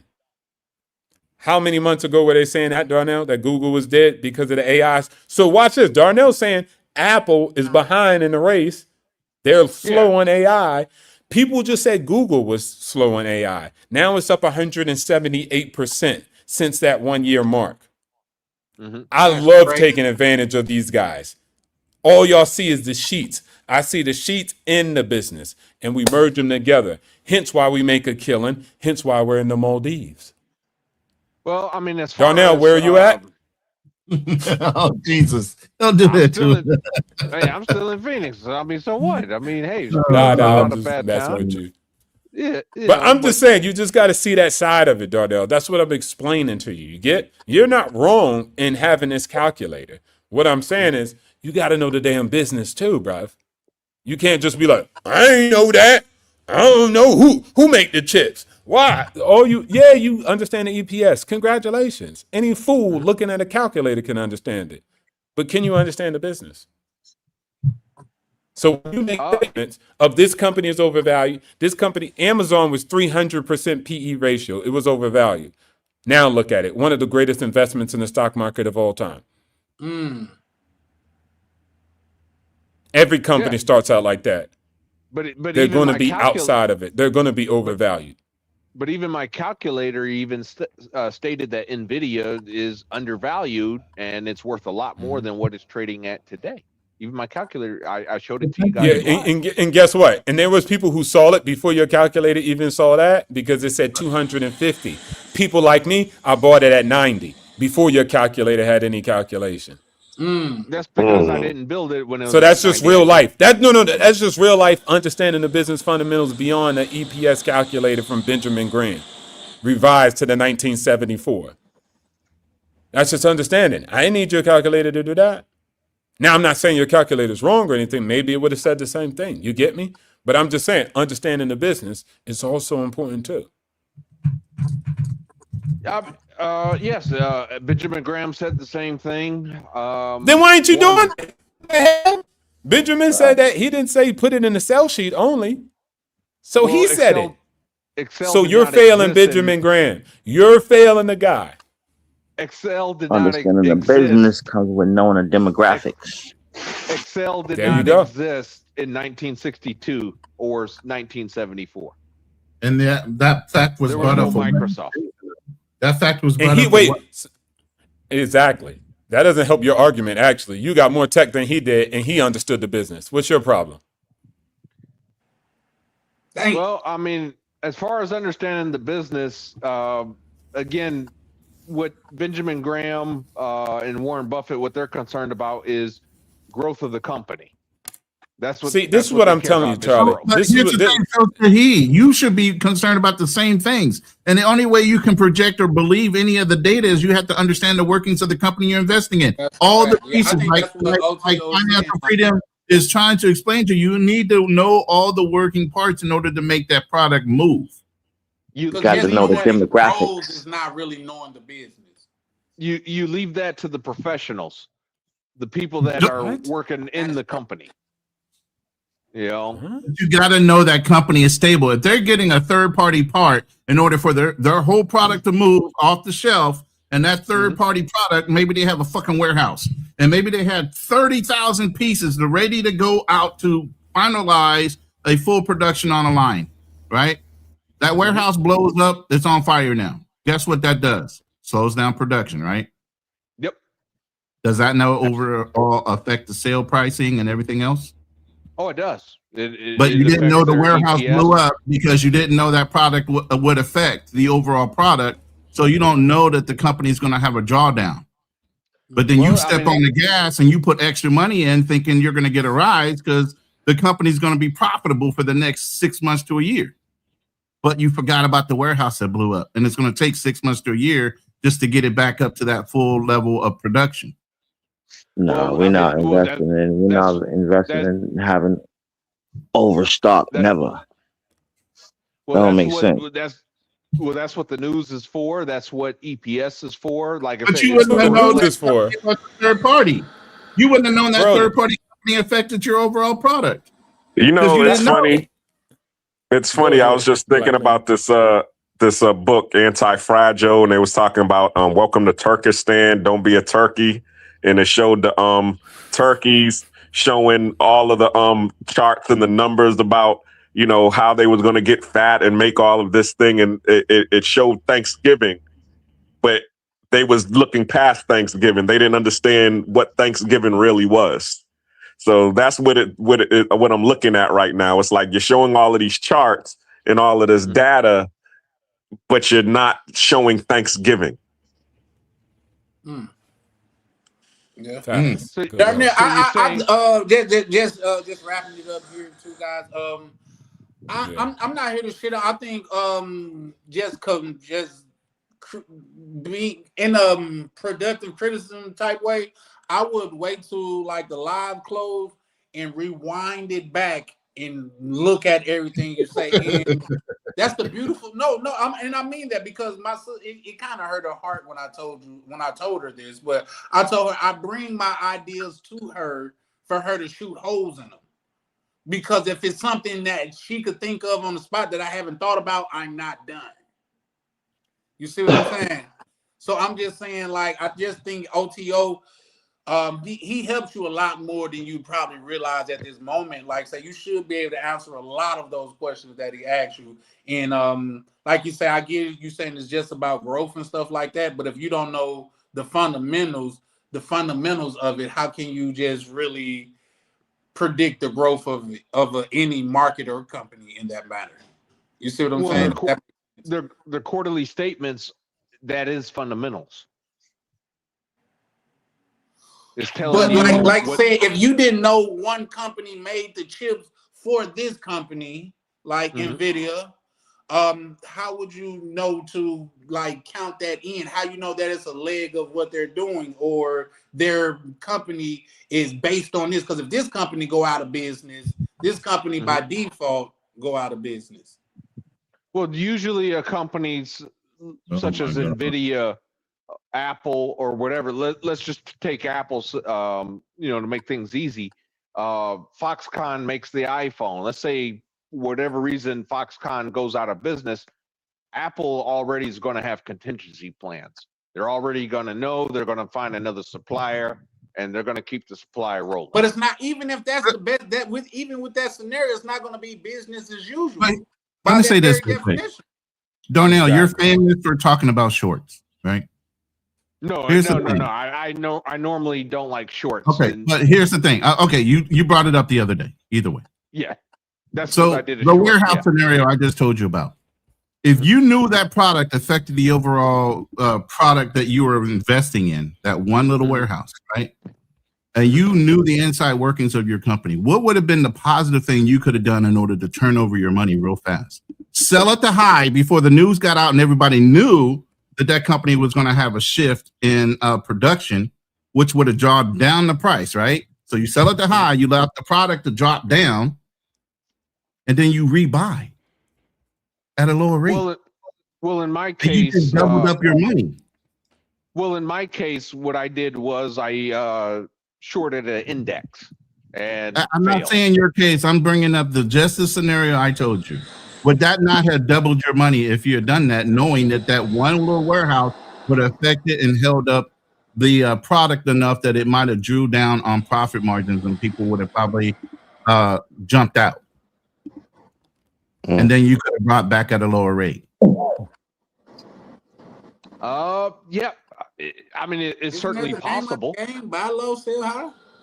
Yep. I mean, yeah, of course, that's the name of the game. But again, you're competing with But other. you missed the market opportunity, makers. is what I'm saying. If you don't know all the working parts, you missed an opportunity to make a quick turnaround gain and some profit. Nobody's shitting on what you've done. You've done a great job, Darnell. All we're saying is bro. It's just not a finished product yet. we like Not it. even that, Charlie. Not even that, Charlie. definitely not I think it was cool. I think it was dope. The only thing I'm just saying is you'll be a better investor if you know the company. That's it. If you add the fundamentals, that's all. You got to know what the hell you talking about EPS and growth. You don't even growth of what? You don't even know the product. So you got to wait. Like you don't know what's growing. Name one thing that's growing. And then he's like, a GPU and a CPU. That's it. Like you don't know what specifically Grace Blackwell. You don't know about Vera Rubin. You don't know nothing. So this is what I'm saying. Add that into it. You'll be a monster. You already got the technicals down. Well, guess what? Learn the business and you'll be even more brutal. Then you could be in the Maldives. But until then, you're going to sit your ass where you at. Fair enough. Shout out to you, Darnell. Shout out to you as well, OTO, man. I think the whole thing was dope. I think it's dope that we got brothers over here that's thinking like that and thinking future forward. I think that whole thing is dope to me. So don't think, especially me, I wasn't trying to shit on you at all, Darnell. Like I said, I think what you got going is something to start with for sure. But like say when you put that up to like say, it's like what you just did was come to the racetrack because OTO hadn't put his hood on his car. You felt like because you ain't put your motor in yours. I got a better sitting beside it. Let me say this real quick. You know Wall Street, right? Gordon Gekko, right? What was he famous for as a corporate raider? Buying companies and breaking them up. How would he know to break them up if he didn't know the inner workings of the major company he was buying and how they were going to be profitable, each individual arm? Shout out to Well, that was, but you're missing the point of Gordon Gekko. He was buying companies that were failing. It didn't matter. Guess what? He grabbed one in that movie, and Bud Fox said we can turn it around and make it profitable. What's that? The Big Short? No, he it's didn't make it. No, that was Wall Street with Michael Douglas. Oh. Yeah, but he didn't make it profitable. What he did was he broke up the company, sold it. He just pieced it out and made money that was off the first company. But on the second company, his father's company. Initially, they brought it, and Gordon was going to break it up. But then that's what he wanted to do. Yeah, he tricked Gordon and got the ownership of the company, and they wound up refixing the company. Yeah, because he tricked Gordon. Thank you. But what is Gordon famous for? You're missing the whole point of the question, not the movie. Gordon is a corporate raider that understands each individual part of why he would buy an overall company and break up the pieces of it and resell it to make a profit. You don't know the individual pieces is the point I'm trying to make in that scenario. Okay. So how do you know what parts are going to affect the overall company if you don't know those individual pieces? Well, I suppose that what I could do is listen in on the corporate calls, on the earnings calls. You know, How about just doing the research on what the companies comprise of and whether you can break them up individually and sell them off? Isn't that I what don't have Gordon that. did? I don't have that kind of money to be, Sure, buying. sure you do. There's the companies. internet right there. You can ask the internet anything about a company, what pieces it takes in order to make the company function, and if those pieces are actually being produced by that company or by a third party and being supplied to them. Everybody knows Apple doesn't make Apple by itself. They use Samsung fucking LED screens and all these other pieces that make a fucking Apple, right? Yeah. And a lot of times You know. the stock. One of the superpowers you could have had, Darnell, is just have been like, I don't know. You know, like I don't know that. That would have been a superpower of yours. You'd have been like, hey, look, I know the EPS, I know the calculations from this perspective, but I don't know about the business. And then that would have just saved you a lot, right? Because obviously, when you say this company is it's a bubble. And then when we break down the fundamentals of the company or we get to talking about it, you're like, I don't know. Well, So that's well, why the I'm just thing- saying, like, but Well, the again, thing is- this is why I don't save people. This is why I don't go on a crusade to help people, bro. Because you give them a map, you give them a Ferrari and say, here's the way to $1 million. And even they say, example. well, I don't like the color of the car. Why did you choose this map? Why ain't you use Waymo instead of Google Maps? I like, bruh, you know what I'm saying? And they driving in a Volvo currently. Like, bruh, all right, cool. Once you get to the Maldives, you can let me know what your plan was, and then I'll listen. Until that day, Benjamin Graham don't even like your calculate. No, I'm just kidding. Shout outs to you, man. Just learn the business. For sure. I think that's dope. And guys, we can pull up tomorrow and converse on that more if you guys would like. Like I say, I am going live, but see, it's gonna be hard for me to do these days back to back with like 6 or 7 hour lives, guys. Come on, man. You got to train to be a champion. Don't happen No, overnight. that's Gotta right. rest to be a champion too, though. Like that goes hand in hand, right? The point of lifting weights and for it to work is like you gotta lift to failure, then let your muscles repair themselves, and the repair is what people see. Gotta But have I ain't that got no app or recuperation nothing, guys. time. I'm just saying that's what a person told me. So there's that. Shout out to what the hell. You're only Darnell. human. But you guys want to say anything before we get up out of here? Because like I said, I still gotta take my dog out. And I've never took my dog out this late. I gotta make sure because it might be some coyotes or anything out there. But you guys want to wrap it up before we get up out of here? Yeah, I'm about to get off, but I appreciate you having me on the panel. I love this actual tonight's panel because I definitely learned a lot. And to hear, both Darnell and OTO both being 39 years old and to be having this mindset, it just shows, how great Black folks are. So I love it. Shout out to you two, and I definitely need to step my game up because I'm definitely going to have to, get to you all's level. So shout out to you. Now you said And I'll see you all next Monday. No, that was a mouthful. Shout out to you, Black Cleaner. Cool King, you want to say anything before we get up out of here, good brother? Yes, sir. I appreciate you for pulling me up on your panel. And conversation is real. I love it. When Cool Keem ain't saying nothing, I'm absorbing.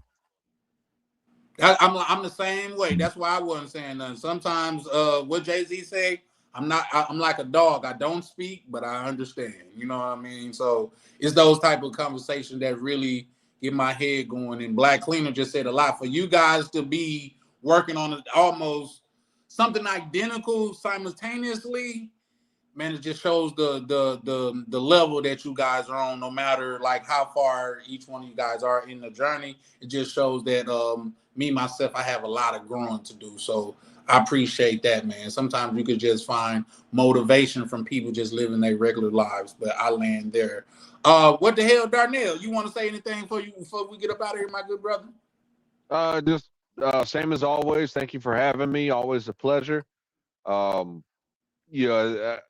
far as the topic of of tonight's episode, when it comes to women, like guys, just to the guys listening, I would just say, make sure you do your vetting. Don't assume because you're overseas that women are different. They're not. All women are hypergamous. I don't care where you go. These hoes ain't loyal. They're not loyal. Chris Brown, he said it best. They're not loyal. But look at Chris Brown. Just saying. Shout out to you. Yep. Appreciate you, Darnell. Good brother OTO, man. You got any parting words for us, man? Yeah, going back to the topic, man. Value yourself, brothers. You know what I'm saying? Once you do that, you start winning. So I just tell anybody, bro, if you're sitting back and thinking about due day, look, I know the end result. I have to value myself in order to live a good life in this existence. So whether other people choose to value me or not, that's an external thing that I have literally no power over. What I decide to value in my own life and how I decide to chart out my own destiny, hey, I'm grateful to be alive. I'll take that. So again, you guys, y'all can live heaven on earth if you chose to build it. And if you build it, maybe they'll come. But if they don't, you're still in heaven. So I'll take it. Hey, don't bite the apple. Yeah, I like that. That's what's up, man. Don't bite the apple. I know that's right. My brother Ronan. Hey, real quick, let me shout out the person that gave me $1.99 super chat. Smowani. He said the real question is, do men value themselves? And that echoes what O2O was saying. Value yourself first, and all the other things will come along with it. If you have the money, position, and power, you're automatically going to have women around you. Now it's the whole thing is, do you trust the ones that are around you? And are you protecting yourself? Are you protecting yourself with some type of a prenup or whatever? If you're looking to get tied down with them, where are your assets put at? Are they in a trust where you have control of it and nobody else can snatch them up and not appreciate all the fucking hard work you took to grow it? I mean, there's so many different avenues you can go to, aside from wondering if the woman still has value. I believe women have value in what you have as far as your goals. You're looking to get married, you're looking to have a legacy, then yeah, that's part of your lifestyle. Then you need to vet them and they have value for what you need. Some people don't want kids. So then what's the value? Just entertainment? And if it's just entertainment, do you want one on a steady, or do you want one that, you don't necessarily need to keep around? You can just keep cycling them in, cycling them out, like some of the other brothers that might be wealthy that don't want to get married anymore because they don't want to risk what? That whole legacy nutshell. Correct. So it's not do they bring value. They have a reason of being on this earth. And the reason is for legacy building, having children, and carrying on your name and your genetics. If you're not looking for that in a nutshell, then the only value they have is entertainment value. However, you want to break down what entertainment means, if you get what I'm saying. So it's up to you to decide whether they have value in your life based on your principles and what you have as far as goals you have marked out for you, either genetically through reproduction or by income wise. That's up to you to decide. But for me, my mode is I'm leaving legacies all over the place, but legitimate ones that I take care of, ones that will have a plan in place with a trust and things that I have funded, So if you think they have value and you want to apply that to your life, then make sure you protect the avenues of what it took you to get there for them to see the value in you. Because believe me, they're, like you said, hypergamy is a thing, right? So obviously they're vetting you because you are the best choice to them. Right? But the whole thing is, you're the prize. She's not. She's an accessory. Understand that. She's the accessory. Yeah. You're the prize. And you can either function with her or without her. It's not a necessary need. That's it. I'm good. I land my plane. Words of wisdom from a wise man. What I will say, like I say, you guys got to. These are conversations to get the conversation going, to get men thinking. What I believe in, like say, the best way to find something, the best way to find something is not look for it. You don't find your remote control until you're looking for your car keys. search for personal prosperity, search for personal health and wealth, and all the rest will show up. Like I say, the most I've ever been, the best I've ever done with women is when I've been in my bag, and women was a secondary thing. It's never the time where I put a woman at the top of the pinnacle to where it worked out well. So I'm just saying, handle the most important, and the rest will fall to the wayside. So this is another application of Charlie Chan TV, man. I would like to take this time to thank everybody that pulled up in the chat, even the troll. I see you, Ryan, and I seen you the whole time. I couldn't catch your vibe, so I couldn't put you on the screen. But shout out to you. Shout out to Charlie Chan, I'm sorry to interrupt. Can you do one more favor before you close us out? I can't bring nothing else on the screen, Darnell. Ah, damn. I wanted to show you guys what I was talking about. About Unstoppable. Listen, Darnell, you can come up tomorrow and I'll give you I'll give you the floor. But listen, I do got a life outside of YouTube, and I have to wake up and make sure I attend to that life. So you more than welcome. I understand. Yep, you more than welcome to pull up tomorrow, Daniel. So I definitely appreciate it. But once again, like I said, this is Charlie Chan with Charlie Chan TV. I want to thank everybody for pulling up and kicking it with me. And we are out. Ladies and gentlemen, fighting out the travel corner, the undisputed global contender, TV. Yeah. Bell ring, ding. Charlie Chan, Charlie Chan, Charlie Chan. Step in the ring, yeah, he the man. Passport stand, I watch him land. Heavyweight moves, world in his hands. Charlie Chan, Charlie Chan, Charlie Chan. Gloves laced tight, camera in hand. Every city turned to a fan. Main event, every time he land. Walk in the ring like Rio Carnival. Brazil nights, feel unstoppable. Boca Chica sand, tactical. Blue mall drip, fashionable. Oxy vibes, traveler excellence. Yacht life, waves that presence. Designer breakfast, elegance. Camera steady, intelligence. Mr. Flight still made it, turn setbacks into greatness. Every L built patience, now the arena shaking. He don't throw punches, he throw punches. Left hook angles, confidence. Right hook at his dominance. Heavyweight grind, no nonsense. Charlie Chan, Charlie Chan, Charlie Chan, Charlie Chan. Step in the ring, yeah, he the man. Passport stand, I watch him land. Heavyweight moves, world in his hand. Charlie Chan, Charlie Chan, Charlie Chan. Gloves laced tight, camera in hand. Every city turned to a fan. Main event, every time he land. Carnival lights, championship, Brazilian nights, ownership. Ocean waves, that motion grip. Camera lock, no focus slip. Every vlog like title defense. Every upload makes silence tense. Algorithm can't stop the champ. He move global, no fence. Polo, fresh, clean, fit. Breakfast, views, lead, mix. Saying rounds, 3-minute clips. Every trip hit peak, metrics. He ain't loud, but the moves speak. From Island Heat to city streets. From turbulence to front row seats. Now the whole crowd on their feet. They doubted the vision, he tightened the gloves. They questioned the grind, he rose above. Now the lights flash bright, every city prime time. Every vlog prime time, yeah, prime time. Charlie Chan, Charlie Chan, Charlie Chan.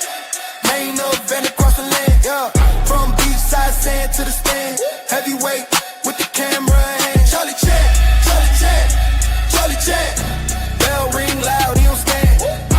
World tour written in the plan. Undisputed, Travel Chan.